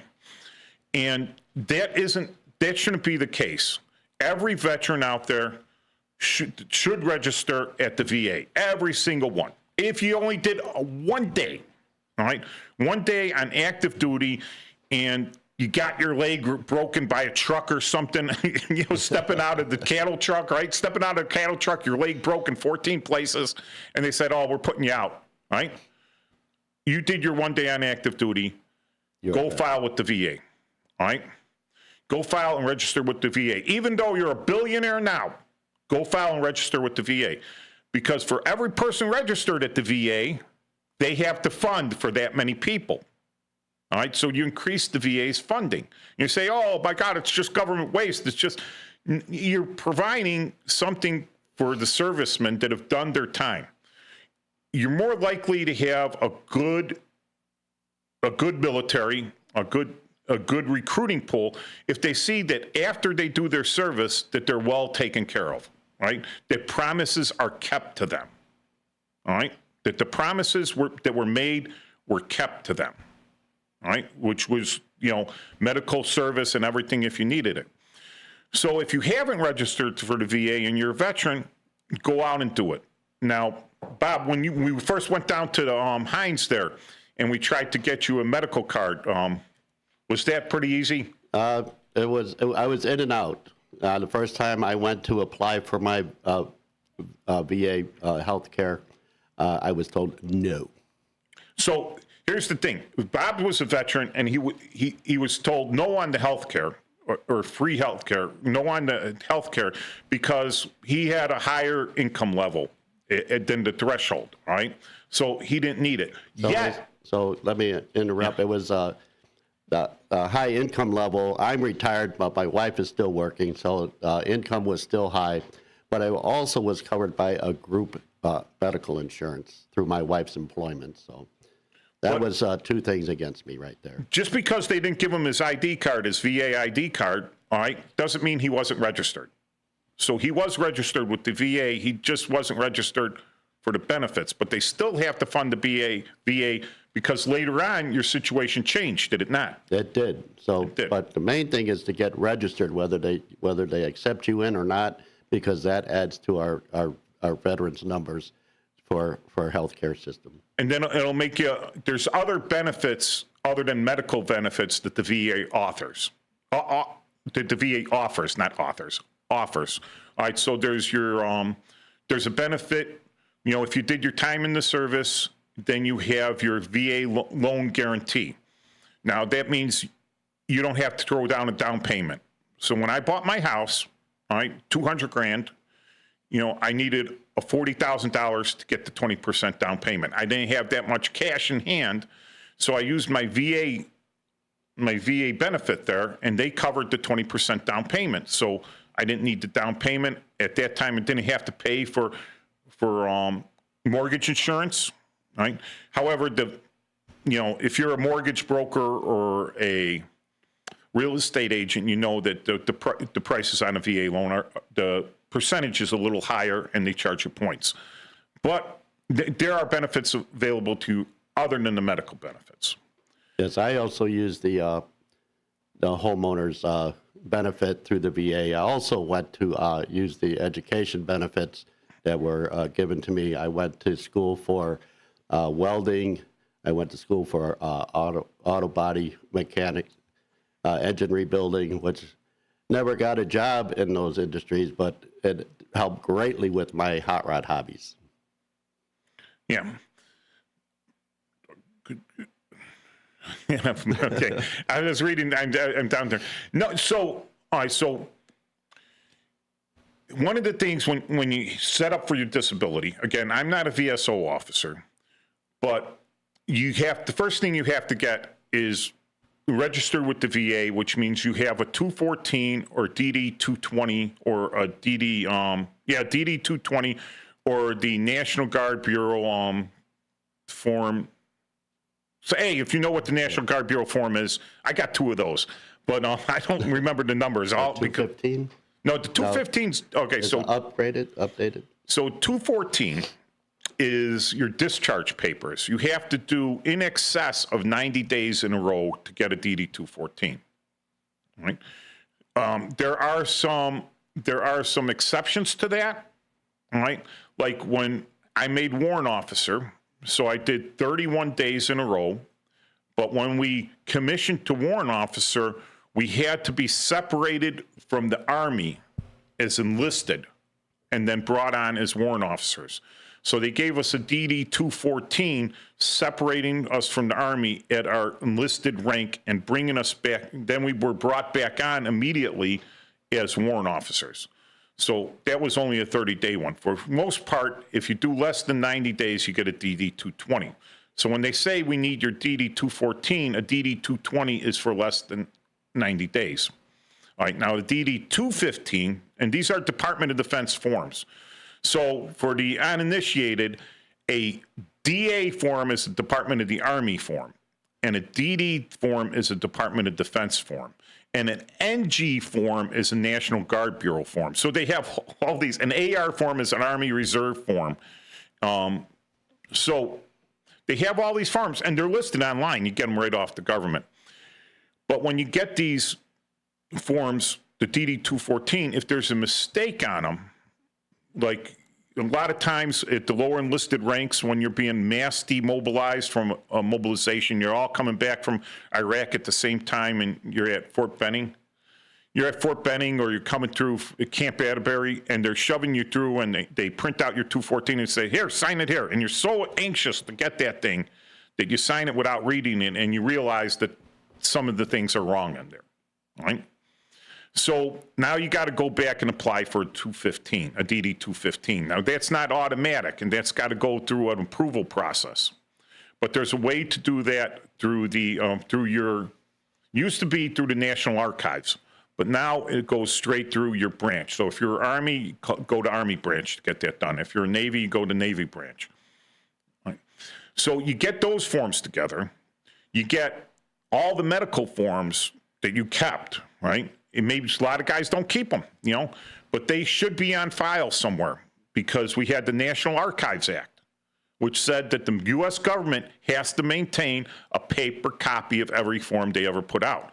So if you have the originals and you don't have copies, all right, in storage, all right, and you take the originals and you destroy them, you're in violation of the National Guard thing, the National Archives thing. So you can order these things through the National Archives. You can order through your branch, your medical records, right? When you go fill out the forms at the VA, right, you sign a release so that they could get your medical records from the Army. Right? Correct. You signed that. Yes. So there's a form there for that. Now it's getting even easier in the future, because the VA is sharing computer space of its medical records with the Department of Defense. So they will have access automatically to your Department of Defense medical records. The VA will.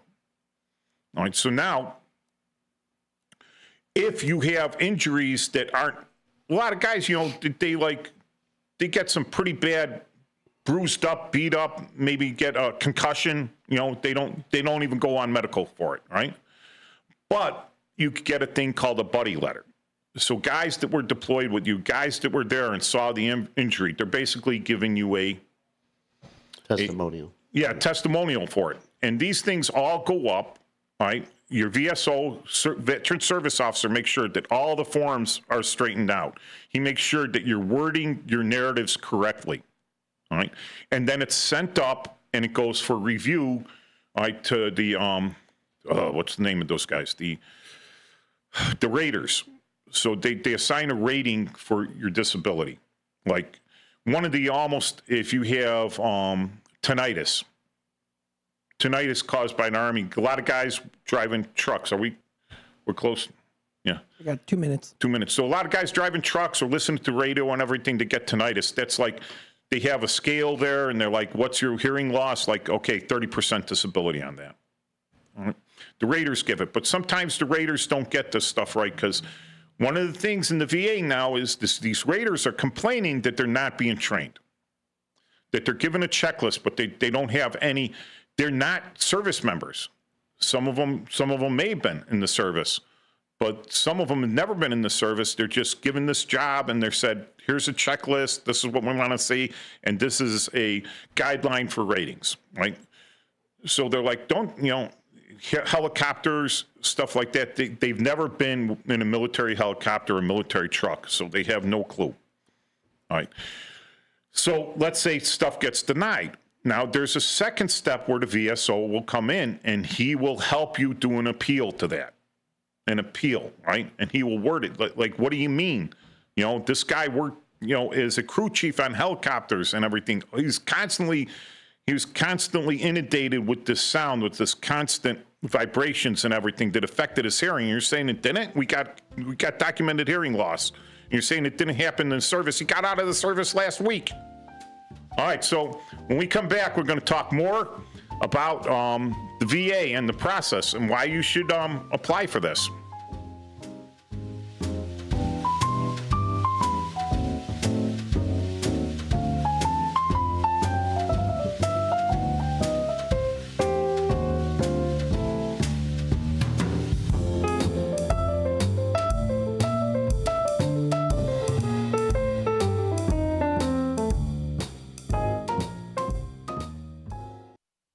Want to read some action-packed, exciting pulp fiction? Read the works of Michael Tooman, now featuring the international crime thriller, I Married a Bot Madam. Available on Amazon in hardcover, paperback, and Kindle editions. The paperback is also available at other book retailers. Check out Michael Tooman's webpage at Scilink.net.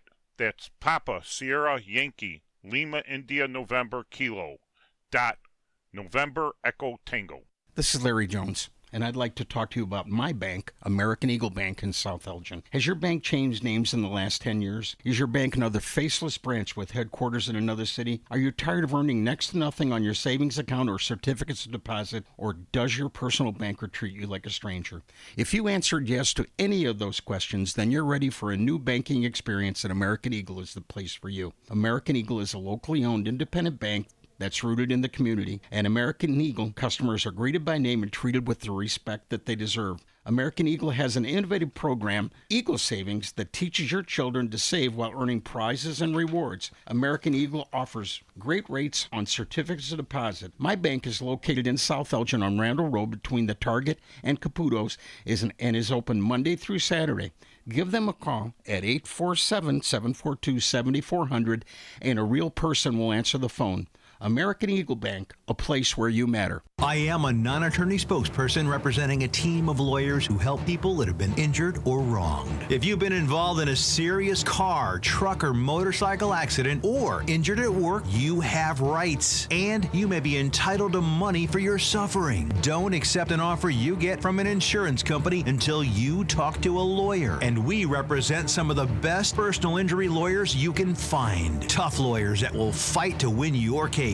And they're so good they stake their reputation on it by only getting paid if you win. So if you've been in a serious car, truck, or motorcycle accident or hurt on the job, find out today for free what kind of compensation you may be entitled to. Call the legal helpline right now. 800-257-3148. 800-257-3148. 800-257-3148. That's 800-257-3148. Hi, I'm Ryan Blaney, a third-generation race car driver, and we dedicate a lot of our time to going as fast as possible. My grandpa Lou is the reason why my dad and I started racing, and I'm really proud to follow in his tracks. But when my grandpa was diagnosed with Alzheimer's, it was a very unexpected bump in the road for us.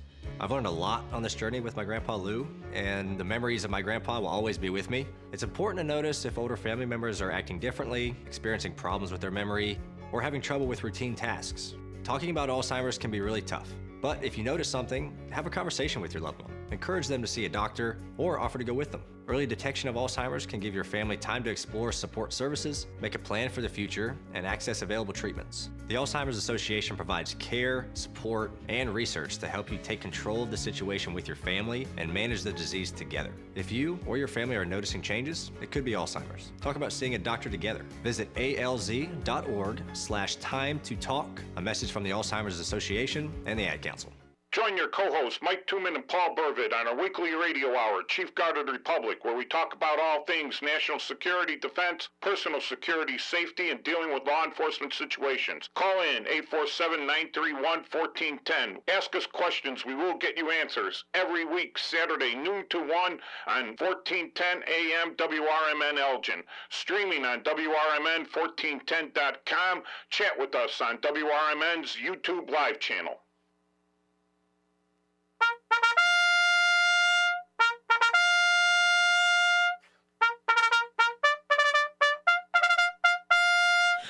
Fixed Bayonets, Conrad's Chief Guard of the Republic radio show with your co-hosts Mike Tooman and Bob Lukowski. What? Huh? Just Bob Lukowski. Bob Lukowski, yeah. WRMN, 1410 AM, Fox River Valley Media Network. Of course, you know that because you're watching and you're listening. Our call-in number, which a lot of people probably don't know because we're not getting a lot of call-ins today, is 847-931-1410. That's 847-931-1410. Or you could text us in on the magic Google Voice number coming to us out of New Mexico. So all the way up from New Mexico, 505-926-1410. So we got anyone out there? No one's. We do have one here. This person writes, when I was in, we were promised free dental care. They took that away. Okay, yeah. Okay, so am I not seeing that? You got to go to the side of the page. You'll see it under the messages. Oh, all right, because I got. Oh, here we go. It's the one at the top. Oh, Hector Soto? No, I'm not going to give you a name. I'm not going to give this. I can just read them if you want me to. Oh, yeah. Okay. Oh, I got it there. Okay. Yeah, you know what? Same thing happened. All right, so we're deploying to Bosnia, and I had kind of a bad tooth there. And they said, listen, we don't fix any of the teeth. And this is all independent on whatever dentist you got through when you were going through the deployment process. So they said, if it's just bad, we're just going to pull it. So they had to quarter this tooth. Right? I'm sitting there and I got a nurse and a doctor the dentist on my chest with a pair of pliers finally get it out, right? They're like, and the dentist, this is the guy, this is bedside manner, right? He looks at the thing and goes, that was a pretty good tooth. We could have shaved that one. And I'm like, well, put it back. Oh, too late. They quartered it. So, they tell me I got this big gap in my jaw there. And they said, okay, put some gauze in there. And they go, no smoking for 3 days. And they gave me some stuff to clean it out. As soon as I got out of the chair, I walked out of the building and I lit up a Camel. It's like, but, all right. So if you got at the VA, if you get a 100% disability or a dental disability, all right, they will give you dental treatment. So let's say, your teeth got knocked out. But my dad's teeth, he hit a roof in Germany in the 50s. He was a paratrooper, and it knocked out a bunch of his teeth because you hit those tile roofs, right? So he had a dental disability there. And so they will cover your dental if you got 100% or if you have a disability rating on your dental of like 10, 20, 30%, they'll give you that. Also, when you get demobilized, all right, on your 214, it'll annotate whether dental work was provided to you within 90 days of discharge. All right. So after that, you go to the VA for 2 years to get your dental. So after you're discharged.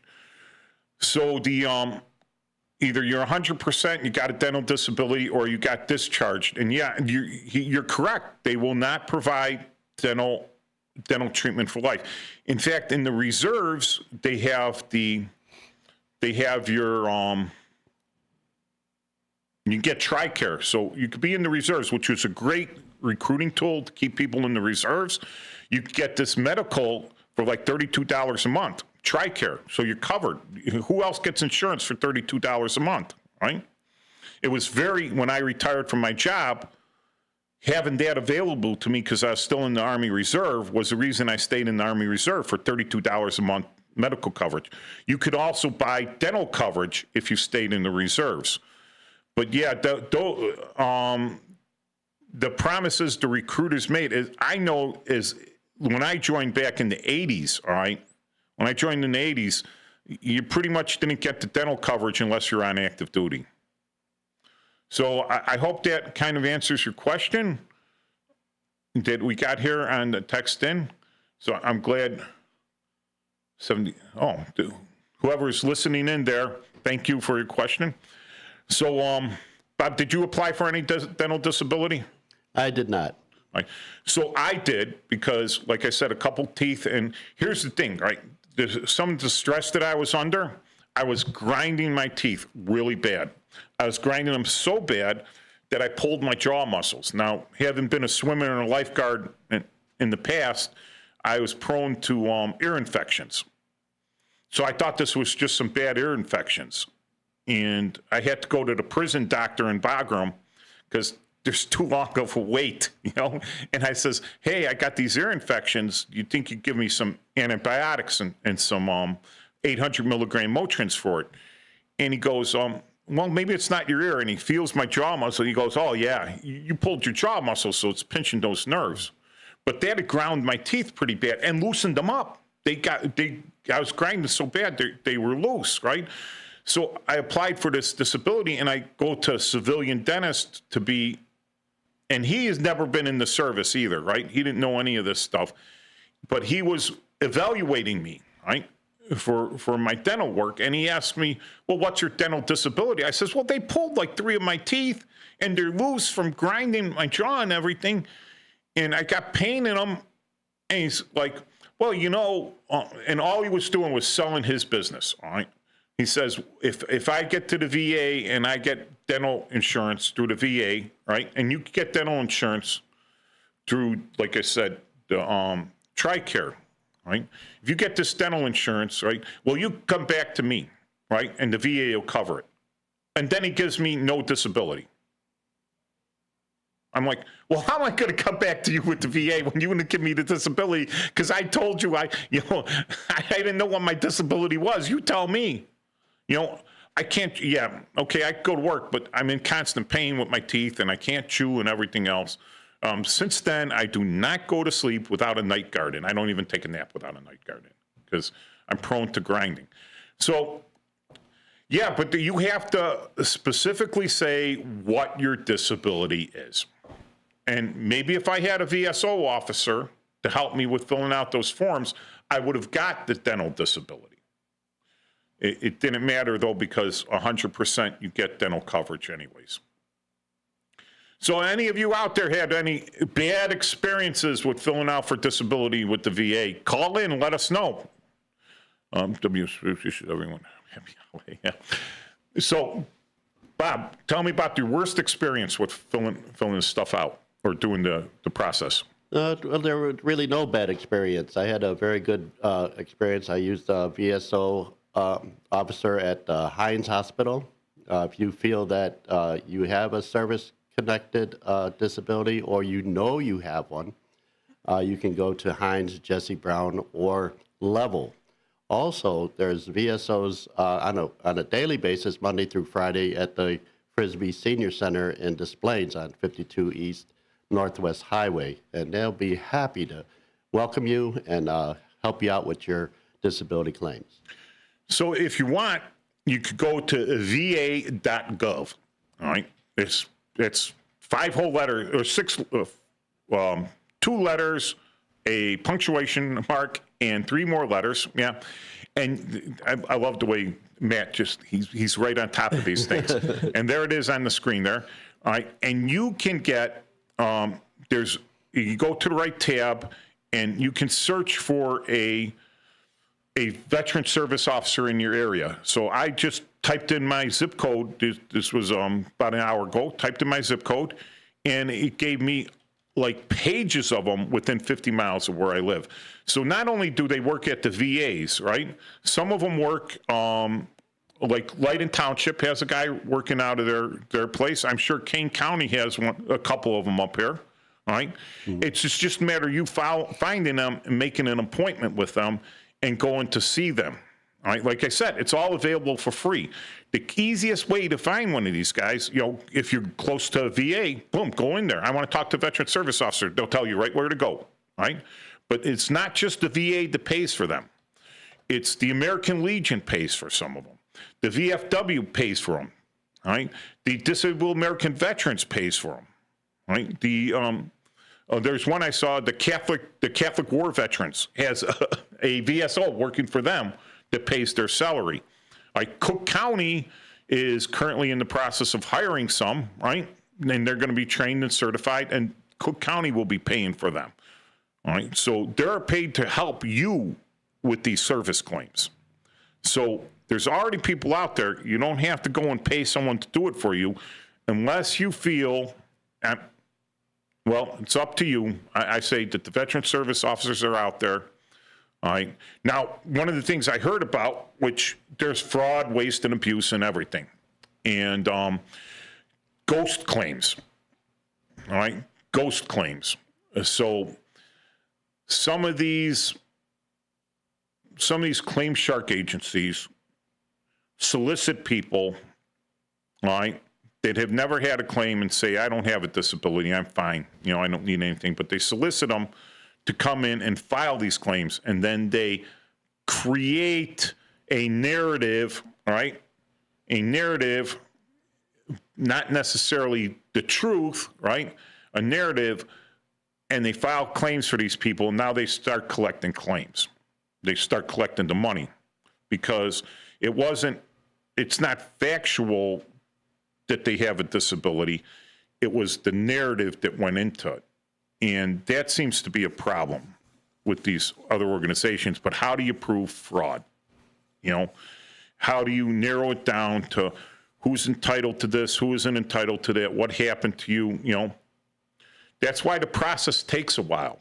They just can't say, nice guy, and I'm talking to him, I says, he's filing, and I says, you have to get documentation, either your medical records, the doctor's note, right? The doctor saying, well, this is an older injury. It probably happened like when you were in the service, a broken arm, right? I broke my arm in the service, but it never got, for whatever reason, there's no documentation for it. But the doctor comes in and says, according to this break, according to the growth chart on the bone and everything else, this happened during these years, and like forensic thing, right? And during those years, he was in the service. So you have to get documentation, you have to get proof, you have to get buddy letters and everything. Yeah, So just when you're working with your VSO, it's not that you go see your VSO and your VSO does 100% for you. There is some work that's required on your part. You need to write up for each claim a brief paragraph about what happened, where it happened, and what's your disability as of today. Also, what is actually happening. So I had a rash from my neck to my ankles for a whole year back in 2021. That put me on lifelong medicine injections into my thigh. So I had, you have to go to your civilian doctors, and you have to pull your medical records. It's best that you don't hand them over to your VSO, that you go to va.gov and you upload that information yourself, and make sure that your civilian doctor also submits those documents as well. So the more information you can gather and give them, the better off your chances are. Oh, yeah. Now, online, that's how I did everything, right? And so I kind of duplicated efforts too, because not only did I upload it online, but I mailed it. So I'm like, where do I need to think? So it's uploaded online. I got, you can check it because then you'll see what's online there. All right. And if you're not very computer savvy, right, and this stuff is intimidating you, sometimes the VSO officers will help you, but you know what? They're there for guidance. They're not there to write you the magic words to get you to disability, because that would be more of a ghost claim, right? Because that's not the words coming from you. They'll question you, like they'll interview you and say, well, what happened, and, well, how come you couldn't work? Where's the pain at? And they'll guide you, but they're not responsible for what you put there, right? When you sign that form, that's supposed to be your information, not the Veteran Service Officer's information, not the Claim Shark's information, all right? Not a professional novel writer's information. That's your information. You're signing off on it, all right? So you have to do some of the work yourself, but there's help out there, right? In the end, it's you signing your tax form, all right? It's you saying, yes, this is true to my knowledge. And then down and below it says professional tax, tax filer filled out this information. But you're still signing off on that because it's your responsibility to make sure that tax guy isn't claiming, the 23 children next door as your dependents. Yay, you saved me all this money, but he falsified your form, right? But it's your obligation to double check that. You cannot fall back on, well, I had a professional tax guy doing it. They only want his signature so that when this all goes to crap, they could say, did this guy lie to you or did you lie? Right? Right. So these VSOs, Veteran Service Officers, again, I'm glad you brought that up, Bob. They're people, right? They're people. So like everything else, you can't just give them the paperwork and expect it to be done. Anyone that's been in the military or in the Army Reserve knows that you just don't have hand it off to the AGR guy and expect him to do his job.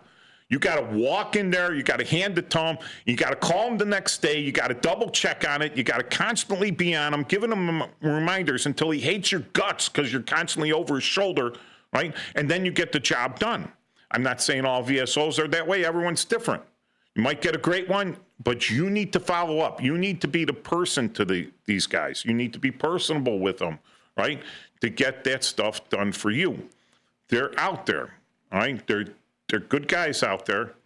Again, research, time, and patience, and get it through the system. And what's the worst they can say, Bob? No. No. All right, and if they say no, what can you do? You can appeal. You can appeal it, and that might take time. However, right, there's one form that you fill out with your intent to file. All right, your intent to file form. All right, that's the first one, and so that locks you in. That locks you in. All right, so you got 2 years to get this stuff done to submit your form. You have 2 years to submit your initial form, but when you start collecting your disability, it goes back to that intent to file. When you filed in, when you first file, when you first put in your paperwork, all right? So it might take them 9 months. It might take them a year to give you a finding. But if they do give you a finding, they go back to the day when you filed your paperwork, right? Even though they might ask you for more forms, more information. It goes back to your original day, and they pay you the back pay on that. Yes. All right. So it's a matter of patience. All right. It's a matter of honesty. It's a matter of telling them, and your disabilities, and it's there for those veterans that feel that they don't need the disability payments, that they don't want them, or that they don't feel it's in their best interest, or it's not up to their principles. Everyone has principles. That's all right with you. All right, that's all right. I respect that, right? Now, a lot of guys at our Dunkin' Donuts veterans say, man, you're leaving money on the table. Right. You're leaving money on the table. You're leaving money on the table, all right? And, okay, well, maybe they want to leave it on the table. But even if you're going to leave that money on the table, register. Yep, that's what got me motivated. Register. All right? For your other veterans. For the guys that, a lot of guys never had disabilities, but trauma. They call it PTSD. Old days shell shock, right? But listen, it's trauma, it's anxiety, right? It's unbelievable, mental trauma. It makes you you have a hard time dealing with people, everything else. A lot of these guys are out there that won't even file because it's just been, their brain, they're not working on that level. They don't realize, Now, one of the things, I got a new guy into our post, real nice guy, and he kind of said, he's honestly, I said, well, what do you think? He says, I think you guys are all there just to apply for disability. I says, well, that's your opinion, but not really. I think you saw one meeting where we were talking about that. Correct. Because we talk about other things, right? So now there's a misconception I'm saying about joining your local veterans group. And we're getting towards the end of the year now, and they're all about numbers in the American Legion. Do you got your 100%? Do you got your 100%? Well, you had 4 guys die, you got to replace them. Oh, I've got to replace them. I got to go out and find what are you doing for me to replace them? Well, they don't care at that point. They just want the numbers. So when they go to national, when they go to Congress and they said, I've got 2 million veterans in my organization, and this is what they want. So Congress listens to us, all right? Now, we're a non-political organization. We're not supposed to endorse or not endorse any candidate. We stay out of that. But when it comes to veterans' needs, funding the VA, funding the military, we have a very interest in having a strong military. Haven't been in, we want it strong, The more active voters and people that are members of a veteran organization tend to vote, all right? They don't all vote the same way. Honestly, some of these old guys, I sit in meetings and they're like, hey, and they're like they're spouting some ultra conservative views, not all, but conservative views. All right. And I says, well, you can't do that because I've been I'm like one of the most recent guys in the military. I retired in 2021. And a lot of these guys, kids, they don't see things as conservative as you do anymore. So not all veterans vote the same way, but a lot of us vote, and that's the impact. So, you guys should join the thing. We're not just there for disabilities. We're not just there to help you find disabilities, but we're there to help veterans. So if we get a guy in there and he's obvious, and he's got issues, he's got some physical issues, some emotional issues. I'm not going to say mental. Mental sounds, doesn't sound good, right?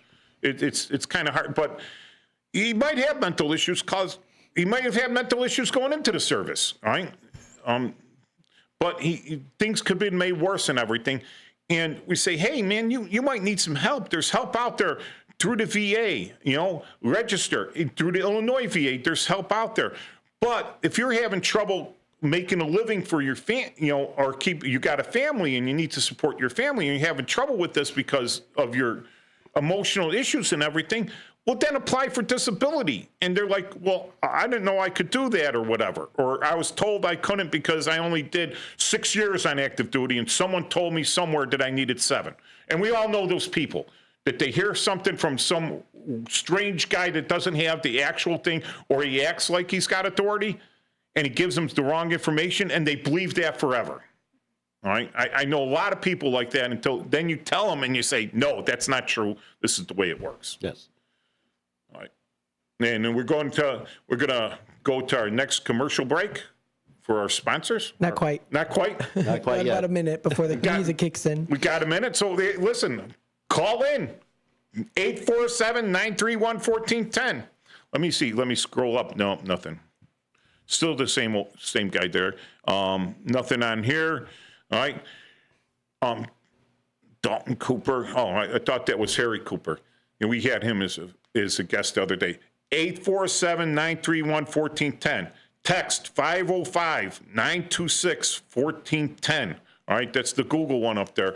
Hit us up in the comments on the Facebook, on the YouTube Live.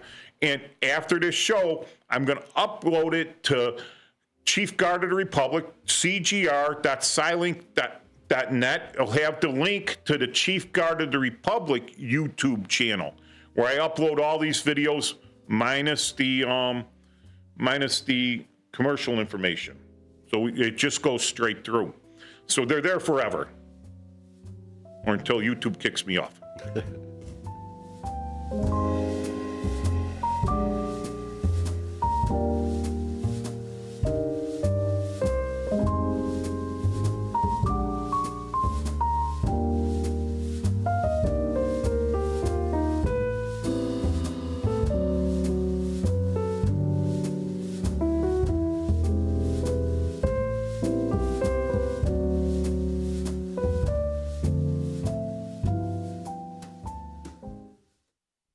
Want to read some action-packed, exciting pulp fiction? Read the works of Michael Tooman, now featuring their international crime thriller, I Married a Bot Madam. Available on Amazon in hardcover, paperback, and Kindle editions. The paperback is also available at other book retailers. Check out Michael Tooman's webpage at silink.net.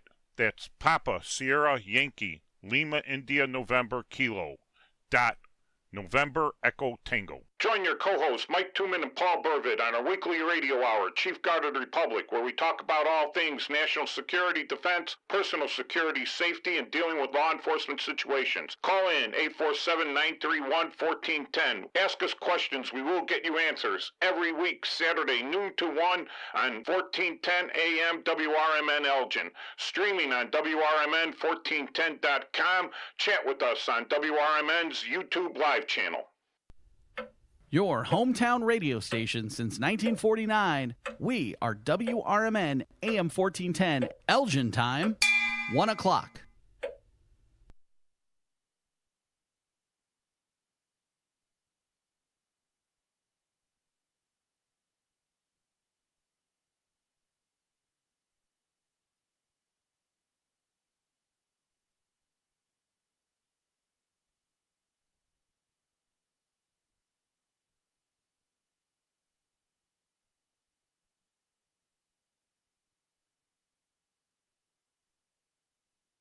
To no avail. But this is a big one, and once again they have been proven wrong.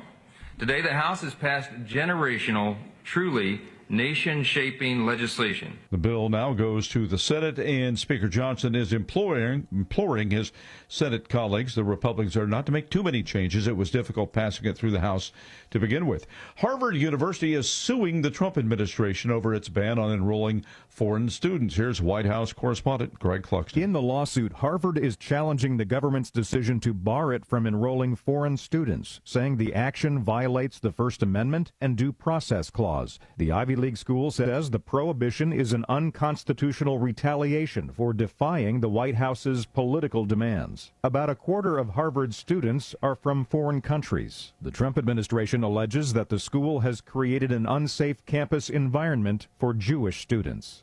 Greg Clugston, Washington. Freeways and airports across the U.S. are filling up as more people make their Memorial Day weekend getaways. AAA's Alexia Diaz expects 45 million people to hit the road. Maybe they're not going to go on big vacations far away, but they're still going to go out of town. And travel for AAA is 50 miles or more from home. White House Press Secretary Caroline Leavitt has some good news on Friday for all those people driving to their destination. According to the fuel savings platform Gas Buddy, the national average price of gasoline is expected to be $3.08 on Memorial Day. That compares to $3.38 this time last year. More from townhall.com. We all hear the radio ads about the IRS. They tell you to be afraid, to be scared, and they try to frighten you into calling. I'm not here to do that. Tax Relief Advocates is different. TRA is here to tell you that if you owe money to the IRS, whether it's $5,000, $50,000, or $500,000, we have a solution. It doesn't matter if you're sitting in your car, at work, or with your kids. No matter where you are, call now. 800-583-0141. Don't lose hope. TRA can eliminate or reduce what you owe to the IRS. Generous programs are now available that can give you a fresh start. Our passion is taxes and helping individuals fix their IRS problems. We have over 1,000 5-star reviews on Google and an A+ with the Better Business Bureau. You don't need to be afraid of the IRS any longer. End your tax nightmare today by visiting us online at TRA.com or call 800-583-0141. That's 800-583-0141. Tax Relief Advocates. Real solutions for real people. U.S. Senator Kevin Cramer supports President Trump's plan for a Golden Dome. It says anybody who calls it unrealistic has not been keeping up with developments in space science. The technological advancements over the last decade or so with relation to space, the low Earth orbiting space, Middle Earth, geospatial, the autonomous systems, if we haven't learned anything, we've learned that autonomy is the wave of the future. Kramer told the Salem Radio Network adversaries like China and Russia continue to develop new missile technology. The alternative music community in mourning after a private jet hit a power line in foggy weather early Thursday near San Diego. Resident Roderick Sheridan. So I immediately reversed my car and then started knocking on doors and waking people up to let them know what was going on. One home was destroyed, 10 buildings damaged after the small plane crashed in the Murphy Canyon neighborhood. Breaking news at townhall.com. Jennifer King reports on a stabbing attack in Hamburg, Germany. In Hamburg, Germany, a woman who police believe was acting alone stabbed multiple people on a platform at the busy central rail station. Hamburg's fire service said that 17 people were hurt, 4 of them with life-threatening injuries. Die Feuerwehr wurde hier zum Großeinsatz. Fire spokesman Philip Baumann says the brigade responded with a large-scale emergency medical services operation. Police said there was no immediate indication of a political motive. Investigators are looking into whether the suspect, a 39-year-old German national, may have been mentally ill. Railway operator Deutsche Bahn said it was deeply shocked by the Friday evening attack. Audio courtesy TNN DPA. I'm Jennifer King. President Trump says U.S. Steel will keep its headquarters in Pittsburgh as part of what he called a partnership between the American steelmaker and the Japanese-based Nippon Steel, which had been seeking to buy the company. More on these stories at townhall.com. This is Larry Jones, and I'd like to talk to you about my bank, American Eagle Bank in South Elgin. Has your bank changed names in the last 10 years? Is your bank another faceless branch with headquarters in another city? Are you tired of earning next to nothing on your savings account or certificates of deposit? Or does your personal banker treat you like a stranger? If you answered yes to any of those questions, then you're ready for a new banking experience, and American Eagle is the place for you. American Eagle is a locally owned independent bank that's rooted in the community, and American Eagle customers are greeted by name and treated with the respect that they deserve. American Eagle has an innovative program, Eagle Savings, that teaches your children to save while earning prizes and rewards. American Eagle offers great rates on certificates of deposit. My bank is located in South Elgin on Randall Road between the Target and Caputo's and is open Monday through Saturday. Give them a call at 847-742-7400, and a real person will answer the phone. American Eagle Bank, a place where you matter.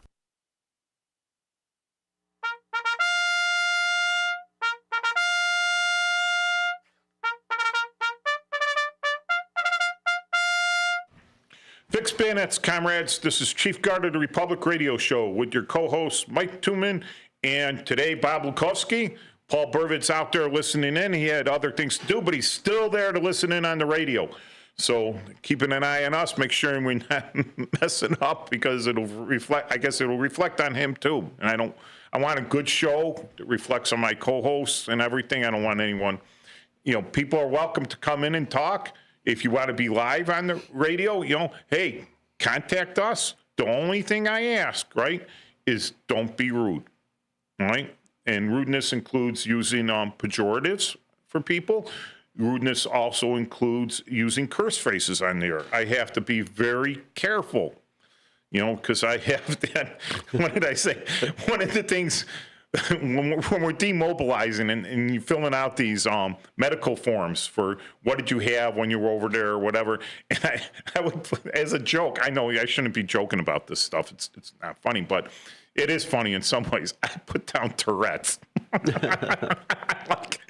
I know some people have that issue, and I don't want to offend them, but people get excited with that and they just curse, but it's a curse of being in the military. It's a curse of being like a first responder. We dispose with a lot of our stress by using curse phrases, bad words, swear words. If you ever listen to the one-man show from Harry S. Truman, right? He talks about the magic of curse words when he was a lieutenant in the field artillery in World War I. All right. So there's a place for them, but not on the radio. All right. Not on television, unless on broadcast television, unless of course, you're on the cable, because cable falls differently. All right. So if you don't curse and you're going to be polite, we could disagree. That's fine. And that's what we're here for discuss stuff. The main thing that I feel that the show is here for is to alleviate people's fear and anxiety over stuff. So the main thing today, we're talking about how to lower your anxiety about the veteran applying for veterans claims. So, Bob, you're putting in for a. I'm putting in for an appeal on one of my claims that was denied by the VA. Felt that it was one of the major points of my claim is that when I was stationed in Ramstein, Germany, I was crushed by a deuce and a half. I was caught between the motor pull trailer and the deuce and a half. Brakes were out. Tried to hook up the trailer. Ordered to be in between the trailer and the deuce and a half, and it accidentally started up and came back and crushed me. That claim was denied. I'm working on appeal now. So I had to go online and get a DD form, 2870, and I had to mail it in so that I could get my medical records from the Ramstein Air Force Base hospital where I was airlifted to, so that I can add that into my claim file. Yeah, that's one of the big things. Sometimes, things fall through the cracks every once in a while. And at times, I know in the police department and in the military, they're like, one day they're very thorough and they're checking everything with a fine-tooth comb. And it might even happen with your supervisors. Some supervisors read every word and they're like, no, there's 2 spaces between a period and the next sentence, all right? Which is old school, because I guess new school is just 1 space, but old school was 2 spaces, right? So depending on who you're looking at. So if you had a sergeant that read every word and bounced everything back for minor grammatical errors or minor spelling mistakes or stuff, you would stack all your reports and wait for the sergeant that just approved everything, right? Boop, it all goes through. I think the same thing. I think it's universal, all right? And you might end up with a raider or with a person in charge of making sure that file goes through the system and has said, wait a second, all right, these medical records from Ryan, Maine haven't arrived yet. Why is that? All right. And they put a hold on the claim then, they don't close it out. And then you have another guy that says, well, it must not have happened because we don't have the records. Correct. All right. The records are there. All right. So they denied a claim, but there's always the appeal. Just because they denied it doesn't mean now all of a sudden these records come in. They do exist. It shows your injuries, right? And maybe you win the appeal, maybe not. Even if you lose the appeal, right, there is another further process, and this goes before an arbitrator, like a judge, all right? And that's where lawyers get involved. So you can pay for a lawyer, or a lot of these veterans organizations, like the VVA, the Vietnam Veterans of America, it's my understanding, at least the guys from Chicago, from going to Dunkin' Donuts veterans, which incidentally is every Tuesday at 9 a.m., the Dunkin' Donuts on Dempster, just east of Toohey, 7139 or 7039. It's east of Harlem. Yeah, Toohey goes north-south. So, But when the weather gets better, we're going to be meeting out at the Bunker Hill Woods, the Forest Preserve. But those guys, and any veterans welcome, and anyone that has any interest in veterans organizations or anything with veterans is welcome. Again, don't be rude. Don't use pejoratives. And they're totally non-political. They will stomp on you if you start getting political, which is a good thing. It's a good thing. We want to accept everyone, regardless of, leave your political beliefs at the door. You'll have a good time. You'll make a lot of friends. You make a lot of friends you wouldn't have made otherwise because you didn't leave your political beliefs at the door. Yeah, I've been going for a little over a year and built some great relationships with the veterans there, whether you're Army, Navy, Air Force, Marines. Bunch of great guys. Just come on out and check us out. We have a good time. So these claim shark units, when you got into this point where you have to go to the arbitrator, all right, and this is where they really make their bank, all right, because now they have lawyers and they say this is a legal process. Don't do it by yourself. It's a legal process. Again, the veterans organizations have these lawyers on retainer, all right. They have them working for them to help their members. I'm not telling you to join an organization just for that reason, but it is a good reason to be in an organization to have available to you all the power of that organization. Because if you take 2 million veterans together, put them together, and they all put $1 towards, legal defense fund or legal help fund, that's $2 million. And are all of them going to be using it at the same time? No. But there does come a time where you need to get the legal involved. I had a colonel. I worked for him when he was a major, but then he made lieutenant colonel, and he deployed over, and he had some issues with his clearance. Bunch of nonsense, just a bunch of nonsense. All right, any reasonable military intelligence warrant officer would see right through this and would just not even deal with it. Shouldn't have got it that far. But when he called me up for advice out of nowhere, I think he was deployed and called me from overseas. He says, "Chief, what do I do?" I says, "Dude, don't mess with it. Get a lawyer, but get one of the lawyers on the East Coast that works around the Pentagon because they handle this stuff all the time." But this is we're still in the military. We're not using, it has military implications, all right? So you don't want to just get a lawyer that never works with military stuff, even though he's a family lawyer, he's a good friend. You want to get one of these guys that handles it. So the guys in the veterans organizations that work for the veterans organizations, that's what they handle. That's the bulk of what they handle. All right. So it helps to be a member of a veteran organization because we have the knowledge, they have the knowledge to send you to the right place, to the right people. All right. So like I said, join a veterans organization. I can't say it enough, for these guys that aren't joining out there. I'm not a joiner. Oh, dude, just pay your dues. Sign up and pay your dues. Yeah. Or buy if you got the deep pockets, buy a lifetime membership. And consider that your donation and everything, and then you be on the books, and no one will bother you. And well, they will. You'll get sweepstakes and other fundraiser stuff. Yes. But you'll get a magazine. And some articles are pretty interesting, though. Yes, they are. We knew a guy that used to work on one on the magazines, producing it and everything. So, is anyone out there, any veteran out there, want to tell me a reason why you shouldn't join a veterans organization if you're a veteran? Yeah, we'd like to hear your reasons, good or bad. I mean, there's also, like I said, the Catholic War veterans, all right? The Polish Legion of American Veterans, right? And some of these have names like the Polish Legion of American Veterans. I don't think you even have to be Polish to join it. No.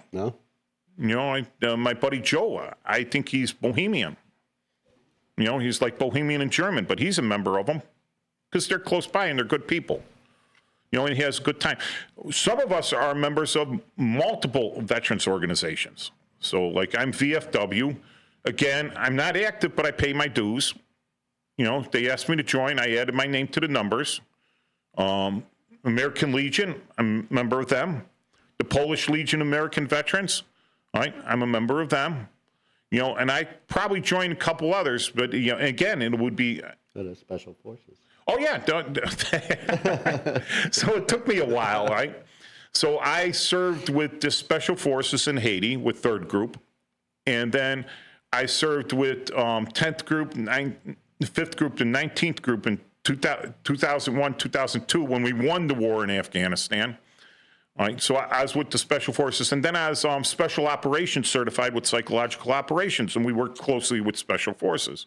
All right, so I applied to join as a auxiliary, with the associate member, not a full member, because to be a full member of Special Forces Association, you have to be tabbed. You have to be a 180 or an 18 series, all right, which is Special Forces qualified.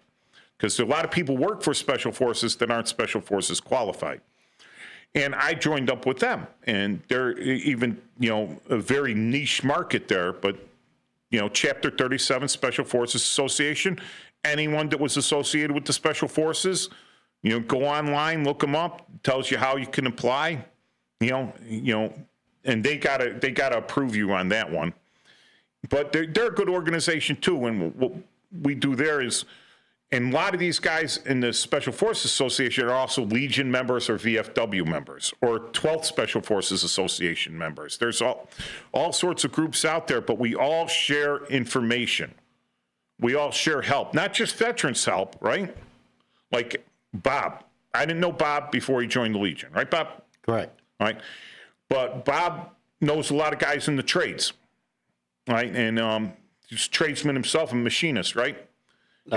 No, not a machinist. I worked as a materials manager. Materials manager, right? But he knows the guy, all those guys and everything.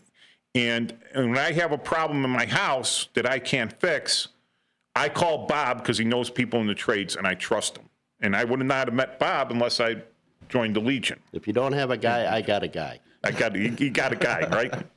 You got a guy. So we help each other out, you know?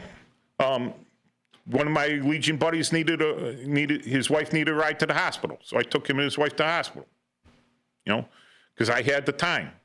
You know, you make friends, you help each other out. That's what it is. Yeah, you build comradeship through these organizations, and people that you would normally not meet, they're great individuals. And you share your stories, and you all have a common camaraderie. Yeah. The war stories are the best. Yes. Some of the war stories, some of them are actually true.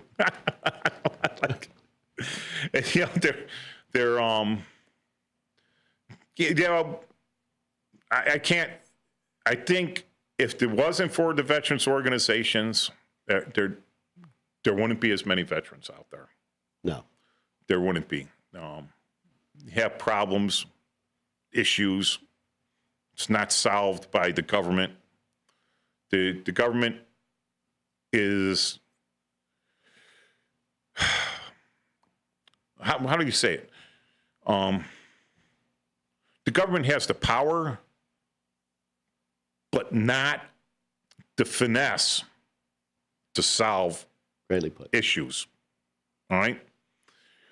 The veteran organizations, groups, all right, and other veterans have the finesse, but not the power of the federal government to solve some issues. All right? Yeah, hey, I need to talk to someone. Okay, so you call the VA and say, yeah, I want to talk to a counselor. Great counselors at the VA, and they're associated with other counselors and everything. It might take them a while to get you in there, unless you're really under some serious duress. But in the veterans organization, hey, Mike, I'm having issues. All right, let's talk about it. I'm not professional, but I'm there. I'm an ear, right? I'm an ear. You know, and if I need to take you somewhere, I'll be your sounding board. Sounding board. And if I need to come over and grab you and take you somewhere, I'll do that too. All right? I'm there for you. We're there for each other. All right? And the reason we're there for each other is not just because we served, because, Bob, you were in Germany, right? Yes, sir. Was I ever in Germany with you? No, sir. Did you know anyone that knew me in Germany? No. I didn't know anyone that knew you when you're in Germany. So, but we met through what? Through the American Legion. Through the American Legion. All And right. we built a great bond. So. Yeah, and we built great bonds with other guys. Yes. All right, trying to, we're American Legion members, but all these Legion organizations. Yes. Here's the. I know some guys that came in, and they had gone to other Legion halls, Legion posts, VFW posts, all right, or whatever other organization, and they had a very bad experience there. Very bad experience. And then they're like, well, I'm never doing that again. Well, there are so many of them out there. How do you know we're not all the same? That's like prejudging everything. Unfortunately, sad to say, you had that experience, all right? But do you have experience at our post? Have you tried a different post? Maybe you're traveling too far. Maybe you should stick closer to home. I know guys that travel a long way just to be in one post, and that's because they had bad experience at the post close to home. Mm-hmm. So they decided to try another post, and they loved it, right? We got a guy in, I think he bounced through 3 posts until he found us. And now he's happy. He's like, but he kept trying. He did not quit. He wanted to be a member of a veterans organization, one that would accept him for who he was, right? Yeah. Ended up being a great member. He's a great member. He's very active, but he is he's not your average guy. He's not an average person. He's not the he has different views on things. He says some strange things, and people look at him and they step away from him. They're like, and having my employment, dealing with people under duress, a lot of under duress, right? And I'm dealing with them, and I learned to deal with people like that. And it doesn't surprise me. It doesn't shock me. It doesn't make me nervous. And all of our guys are like that. So he got accepted he's accepted us, he accepted us. Yeah. He's like a stray cat that goes from house to house to house, and then he finds a house he accepts, right? Yeah, so over and over he expresses that he found his family. Yeah. So. And so if you had a bad experience at one of the other places, try a new one. Keep trying. You will find one. You will find one, that will want you. And if you go through, this is like, if you go through 110 of them and you have, if you had bad experience at all of them, well, then maybe it's time to be some self-reflection. Yes. I've had to self-reflect a lot. No, it's not them, it's me. It's me. I am very difficult to deal with. All right. So I had to find a home, And I went through a lot of units in the Army, but I kept moving up, I think one thing no one could say about me in the Army is I didn't do my job. But yeah. So thinking of joining any other veterans organizations, Bob? I recently, well, you can't join. I was recently invited to join the 40 and 8. All right, that's part of it. That's a side. Some of these organizations, again, all right, there's politics within the organization, all right? And a lot of guys move up, and a lot of guys are in there to move up to get the pat on the back and everything, and you can only hope that they're going to do the best for the membership. And they are elected in by us, right? So they're politicking amongst us to get elected in, like anything else. And you can only hope that they do best. Now we have another organization where you have to be invited to join, and that's the 40 and 8. So I felt very honored when I received that invitation. So did I, right? So did I. I'm like, oh, the 40 and 8, and it's in French, right? It's in French, and I'm like, oh, the 40 and 8 with the Legion. Maybe they're talking about the French Foreign Legion, and the 40 and 8 was some glorious last stand of the French Foreign Legion somewhere in North Africa. And I'm like, wow. So I really got to join this and hear about the story. And then 40 and 8 is you could fit 40 guys onto a French boxcar going to the front in World War I, or 8 horses. So it was based on the boxcar, because the American Legion started after World War I, all right?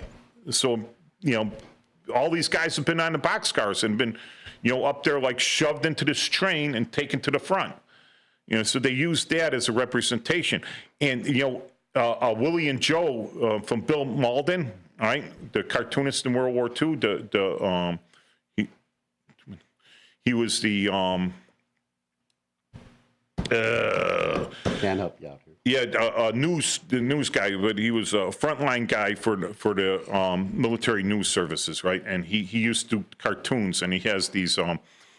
Willie and Joe are getting ready to get in one of these boxcars, and he says maybe they should have some of those 40 guys clean up after the 8, because they had the horses in the boxcar. So I hope you guys enjoyed this. I hope it was informative, and I hope we decreased any veterans' anxiety about filling out for their disability. Yes, it looks intimidating, but there's VSOs, there's lots of them out there. Go to the VA's website, put in your zip code. They'll tell you everyone within 5 miles of your place that you call them up. They have their numbers. If they can't help you, they'll give you another one. Go next in line. And again, if you don't like the VSO you're working with, move over to another one. Yep. All right, and we'll see you next week. All right, last weekday in May, before June. We still have 30 minutes for the show. Oh, well, no, wait. Oh, well, we'll see you in 5 minutes. We'll see you after our commercial break. Commercial break, yeah. Oh.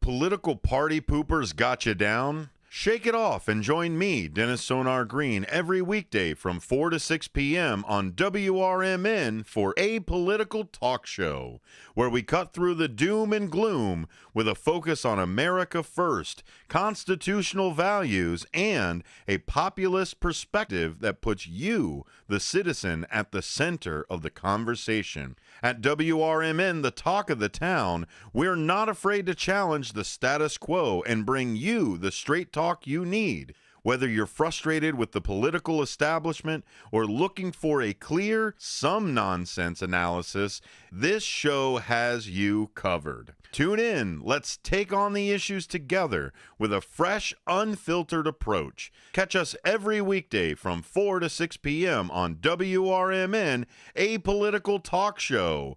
WRMN, the talk of the town. Systems run everything. Government, economy, media, justice. They shape your choices, your opportunities, your future.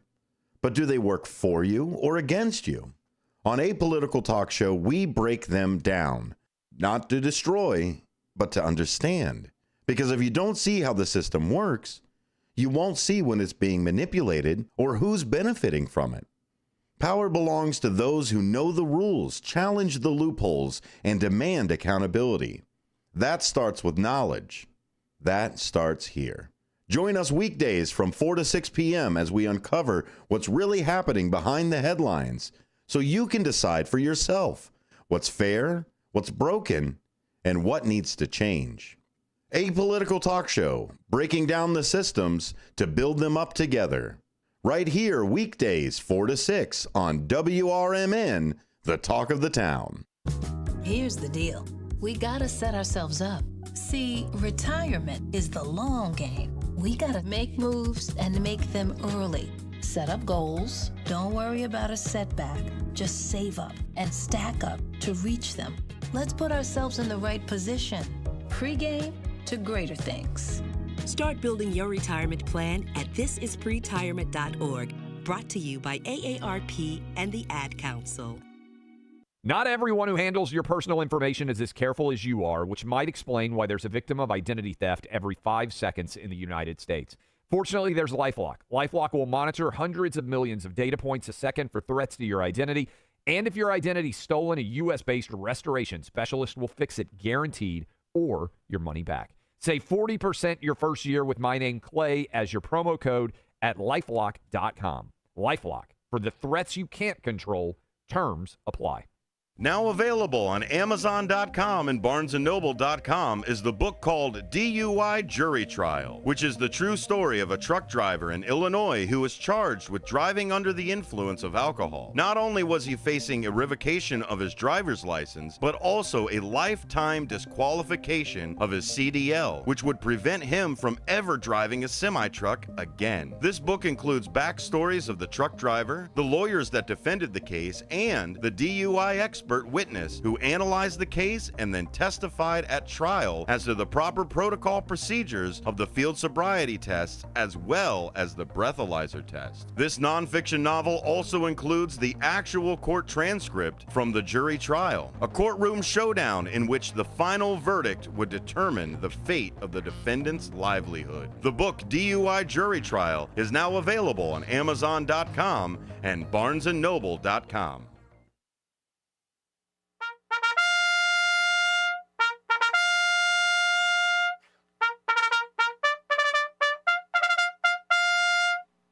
Fixed Bayonets, comrades, we're back for the last quarter of our show with Bob Lukowski and Mike Tooman here. And Paul Burvid, my co-host, is indisposed today, but he is listening online, which is great. And, there's Brendan out there.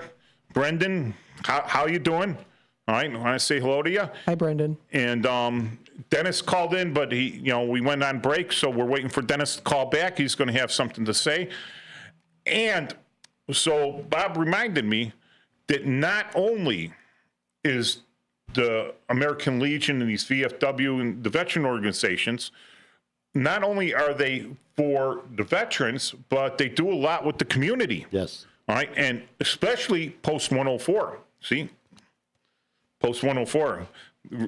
Bob, when he took over, he says, my main goal is visibility. So that's what we're doing, being visible.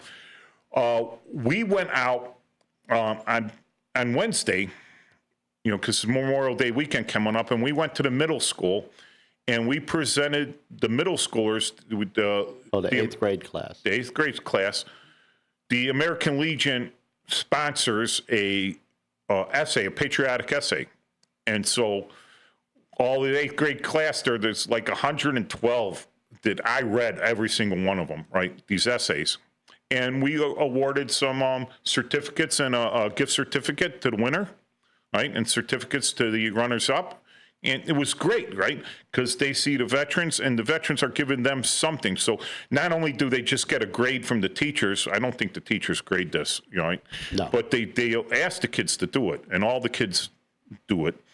And so they know that there's something out there, but they're getting a little civics lessons because these contests are right there. And what you want to have is civic-minded children, young adults that are educated in civics. And so that's one of the things the American Legion helps. Then they have the younger kids, and they had a coloring contest based on the poppies that, the American Legion guys, VFW guys they're out there collecting donations to support veterans events and to support stuff within the community. So, like, where do we get the money to pay for these gift certificates for the winners? And we get that through donations from sponsorships, because our dues barely pay. We have to pay it per capita up north, and it barely pays for postage on other things. So we help. We work with donations. We work with sponsors. And these kids, listen, we go in there on Memorial Day weekend, then we go in there on Veterans Day weekend. And the looks you get from these kids when they see you just in your American Legion uniform with your service cap on, and they are looking at you like you are a general, right? Yeah, so they're walking by, they're high-fiving you, they're saluting you. they're so happy to see us. Yeah, no one's flipping us off. No one's mad at us. They're all smiling, and they're all happy to see the veterans. It's like some of these pictures are real dark. If you want to see the pictures that they put in, all right, these coloring pictures, and kindergarten on up, right, they're posted on our webpage, post104.org. So yeah, there you go. Now go to the Patriot page, the Patriot tab. So, all right, and there's the. All right, so there's a Schillermobile. Yeah, I scanned them all in. I scanned them all in, and you can't put them in a document scanner because the crayons jam up the rollers. So I had to literally one page at a time, like 700 times, put those in. But I did it, and hopefully the kids get a kick out of it, and the parents get a kick out of it. And you can scroll through these. These are artwork you won't see anywhere else. All right. And these are third and fourth graders, correct? Yeah, kindergarten, the pasted ones, that's from the kindergarten. The ones on the bigger are like first, second, and third grade, and then we got fourth and fifth grade up there. So it's up to the fifth grade. Fifth graders are pretty good. Now, if you see in the background there, we have Sergeant Schiller. That was a great picture by a kid, man. Yeah. I smiled so bright, man. I mean, the kids give you go in there, you got to see, the quality feels you get, It's very heart-touching. It hits you in the feels, man. Hits you in the feels. The quality feels you get from going into the school, the looks on these kids' faces, and the things the kids color and everything, and the meaning of it, and they got a little meaning in their head. They don't totally understand. They're not at that age of reason yet, but they got a little bit of the meaning of Memorial Day out of it, and the feels you get will last you all year. They'll last you all year. You'll be smiling. You'll remember back on that. So get with a veterans organization, help the community, help the community grow good kids. And I tell you, Schiller Park, okay, we're in Elgin here, but we're in the Schiller Park area. Those are some great schools. Yes. District 81, I'm like, man, I went to Catholic schools, right? My parents, my dad would fix the car with baling wire and masking tape. Just so you could go to school. Just so we could go to school. 5 kids through Catholic school. It was that was a sacrifice my parents made. All right. They probably would have still sent us to Catholic school, even though, District 81 was so good. Going in there and getting that, right? Now, there's other things we do for the community, all right? We're going to lay a memorial wreath, all right? And we're going to be there in uniform to do that at our Clock Tower Park. At the Wall of Honor. Wall of Honor. And we do the Flag Day ceremony. And just let me get this out there, all right? Again, fear, loathing, everything else. The mainstream media twists everything, like unbelievably twists it. So for the last 250 years, what has June 14th been? Flag Day. What else? Army's anniversary. The Army's birthday for the last 250 years. How old's President Trump? What is he, in 70s? I would have to guess. Who's been around longer, and who's been celebrating June 14th longer, the Army or President Trump? The Army. So this parade of the military, the Army, on June 14th is for who? For the Army. For the Army. It just so happens to fall on President Trump's birthday, which is pretty cool. The commander-in-chief has the same birthday as the Army. Not the Navy, not the Marine. Oh, I'm sorry to my other veterans out there, but I'm an Army guy, 38 years, all right? It's not the Navy, not the Marines, not the Coast Guard. It's not it is the Army, but it's not the Marines, it's not the Coast Guard, it's not the Navy, it's not the Air Force, it's not the Space Force, it's not the Merchant Marine, it's the Army's birthday and the Commander-in-Chief's birthday. So we go out there on Flag Day and we support the Boy Scouts or the Scouts of America who actually run the Flag Day, and they do us great civics lessons about explaining what the meaning of the flag and how to properly dispose of the flag respectfully. All right. So we do that on Flag Day to help them. So we're not just there for benefits, for VA benefits. We're there to support the community. We're there to support other veterans ourselves, right? And so, like I said, the fundraising people out there for the poppies, you'll see them today. You know, that's one of my beefs with the higher ups in the organization. We send up our per capita, right? And then we go to collect donations to help veterans organizations on our level, on our grassroots level. And what do we get from the people higher up? How much commercial time do they buy? Nope. Nothing. If you see these veterans on the corners and asking for donations, just stop reaching into your cup holder, whatever change you have. Just every little bit helps. Got a couple singles, even a 5-spot. You know, I was at war with a certain restaurant up in Highwood, all right, that was outside of Fort Sheridan. We used to drill at Fort Sheridan, and we would go to this restaurant. They would contract that for feed us lunch on our reserve weekend, and they did something really goofy, right? And I was at war with them. I wouldn't go there. I refused to go there when they were talking about which restaurants we were going to use for lunch. I would say absolutely not that one. Never again. And that's a lot of money for them because you got 300 guys coming in on weekend, right? It's a lot of money coming through, right? So I was totally against it. And then I'm sitting out there collecting, right? Collecting for, I think it was the Legion, like poppies. It might have been Knights of Columbus on Tootsie Roll Day, right? And here comes a guy in the most broken down wreck of a car going down Manheim Road. This thing's barely running. And he reaches, he gets me $2, right? $2. $2. That was a lot back then, you know? And he's wearing a T-shirt from that restaurant. And I'm like, oh, war's over. Because, man, if that guy, that was like a sign from God. That's why I know God exists, because he sends me those signs. I need to see them, right? The guys out there collecting, they're not the scam guys. They're not these guys that are out there all the time that are on Social Security disability, and then they're collecting cash money out there. You know, this is the weekend, right, that we're out there collecting for veterans events, veterans organizations, to support veterans, and also to support the community. Yeah. So please give, right? Please give. There's other ways to give out there when your veterans are having fundraisers, because, like, we got a lot of old guys, all right?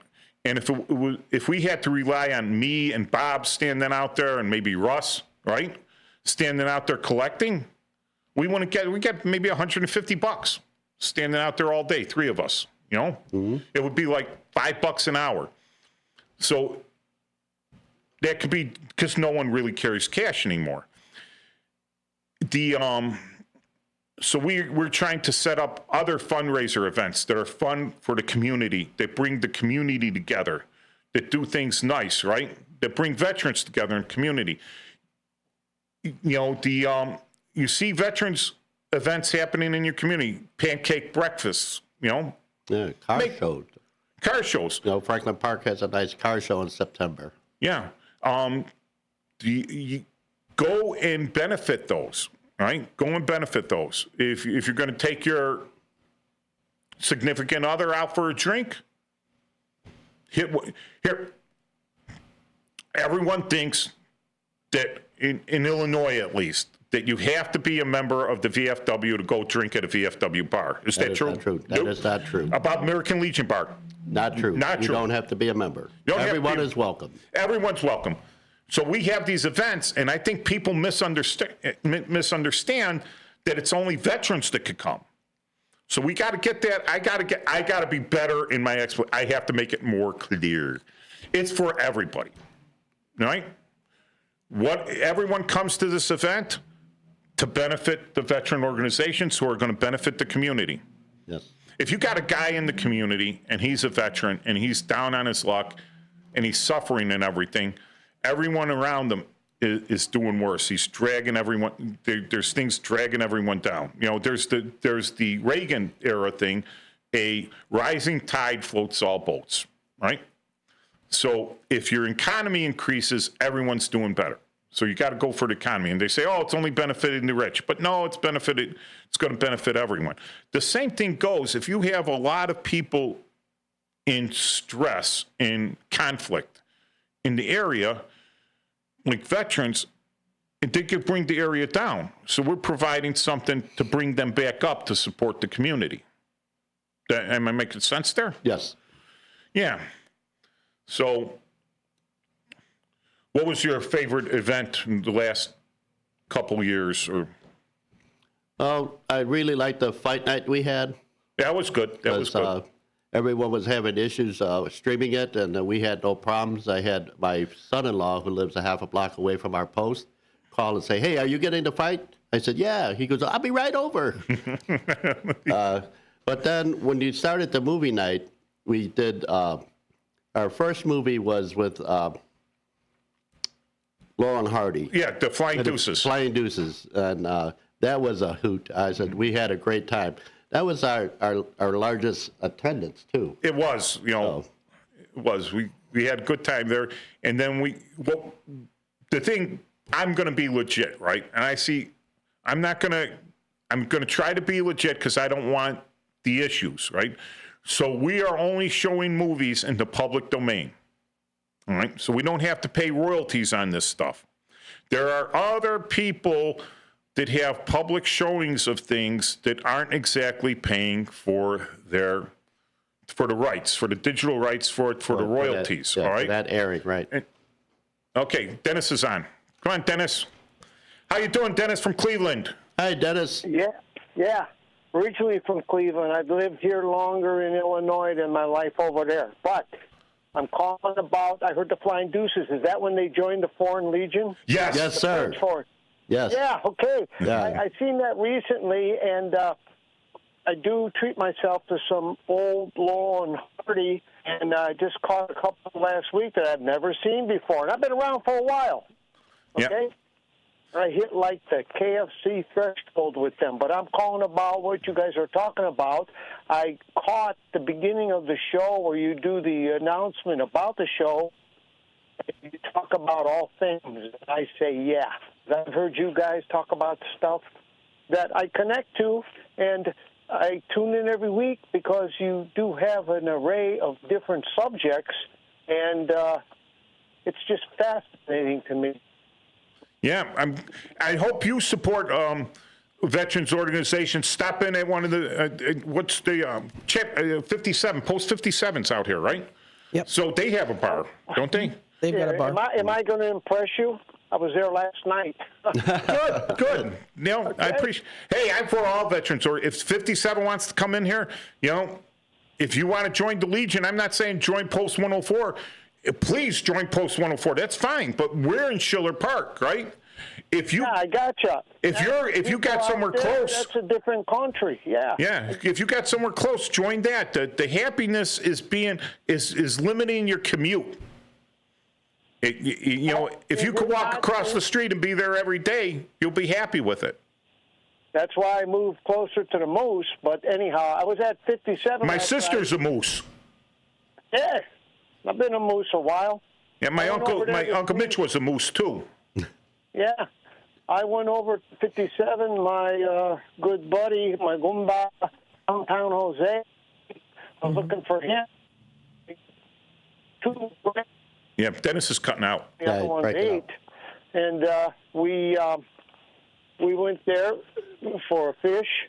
And, I dig everything you're talking about. My dad used to be in the VFW or belong, but, seriously now, I even have a friend.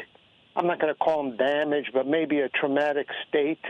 He functions. He just retired, had a job, married, had a couple kids with the first marriage, but I tell him what you had mentioned about joining, the VA. My dad used to participate with the VA, and he was blown out of a vessel. I probably repeating myself to you guys. He was blown out of a vessel in the Asian Seas, or the South Seas, as they call it. South China Sea.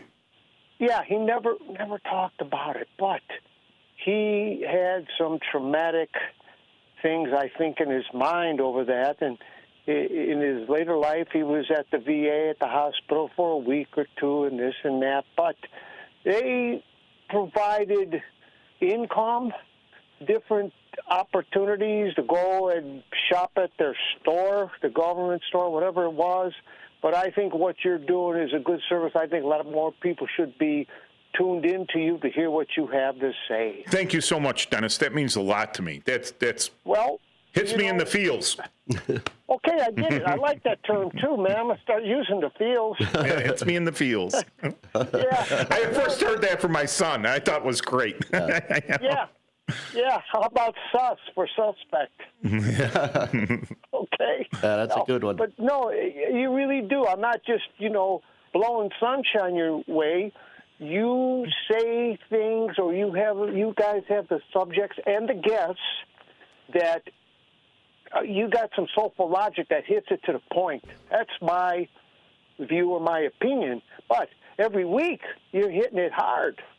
Yeah, no, I'm passionate about stuff, right? Yeah, I'm passionate. It comes across.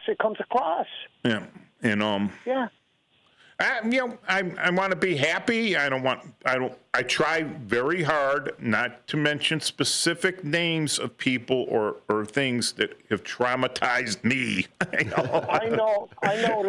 noticed. And but that doesn't mean it hasn't happened and it isn't true. True. I get it. Well, okay, that's it. I just wanted to call in and give you my, my shout out, my opinion, and so forth. But I think, again, however you come up with your topics, they're different typically every week, but they seem to be very topical. Thank you. I don't watch a lot of the mainstream media, but I have some really whacked out. It's nice. I'm on Facebook and stuff, right? I'm on Facebook out there, but I'm also on some alternate social media sites out there. That's well, I'm not going to mention them. Right. But they are not mainstream media sites. All right, they are. I'm not alternative, but not in sexual way, right? They're just. They're more.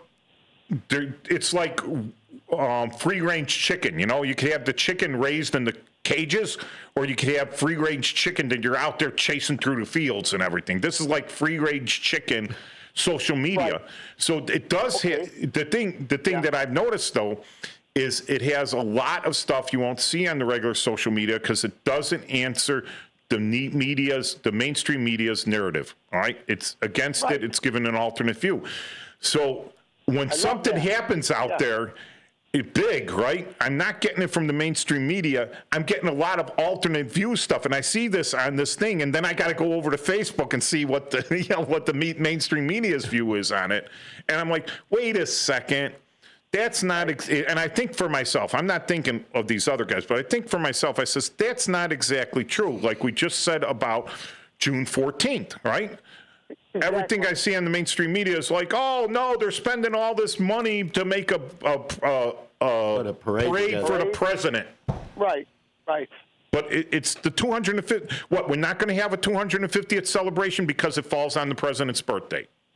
That's the stupidest thing I've ever heard. Really? That's like telling the military you don't matter because we care more about the feelings of some talking head on MSNBC about his feelings that he's offended because President Trump was born on June 14th. I mean, and that's unfair to the public. That's unfair to every member of the U.S. Army, every member that's ever served in the U.S. Army. It's absolutely unfair to degrade that day because it happens to be the president's birthday. To spin a narrative. Spot on, Mike. I get it. I understand all that. The alternative view, it's interesting because I don't really dig up that stuff, but when I hear it, I go, I like it because it's just another thought that you need to consider. Yep. And, thank you, Dennis. See you next week. Thank you very kindly. Have a good, enjoy the day. I'm going over to Bluff City Boulevard like I go every year. I take my best friend growing up's picture that went to Vietnam because some judge said, hey, you either go to jail or you go to Vietnam. I went to Vietnam, but he never came back alive. Yeah, Say hello to your friend for me too, Dennis. All right. Yeah, same here. Thank you very You want to mention his name? Ronald Morgan. Ronald Morgan. Born in Nashville, Tennessee. Parents came up north to Cleveland. He grew up, went to school with me for about 8 years. He's just a happy-go-lucky, good-looking guy. We were pals. And then all of a sudden, some small fight in the street, and they had to go to court, and that's what they did. It's crazy to me in my life.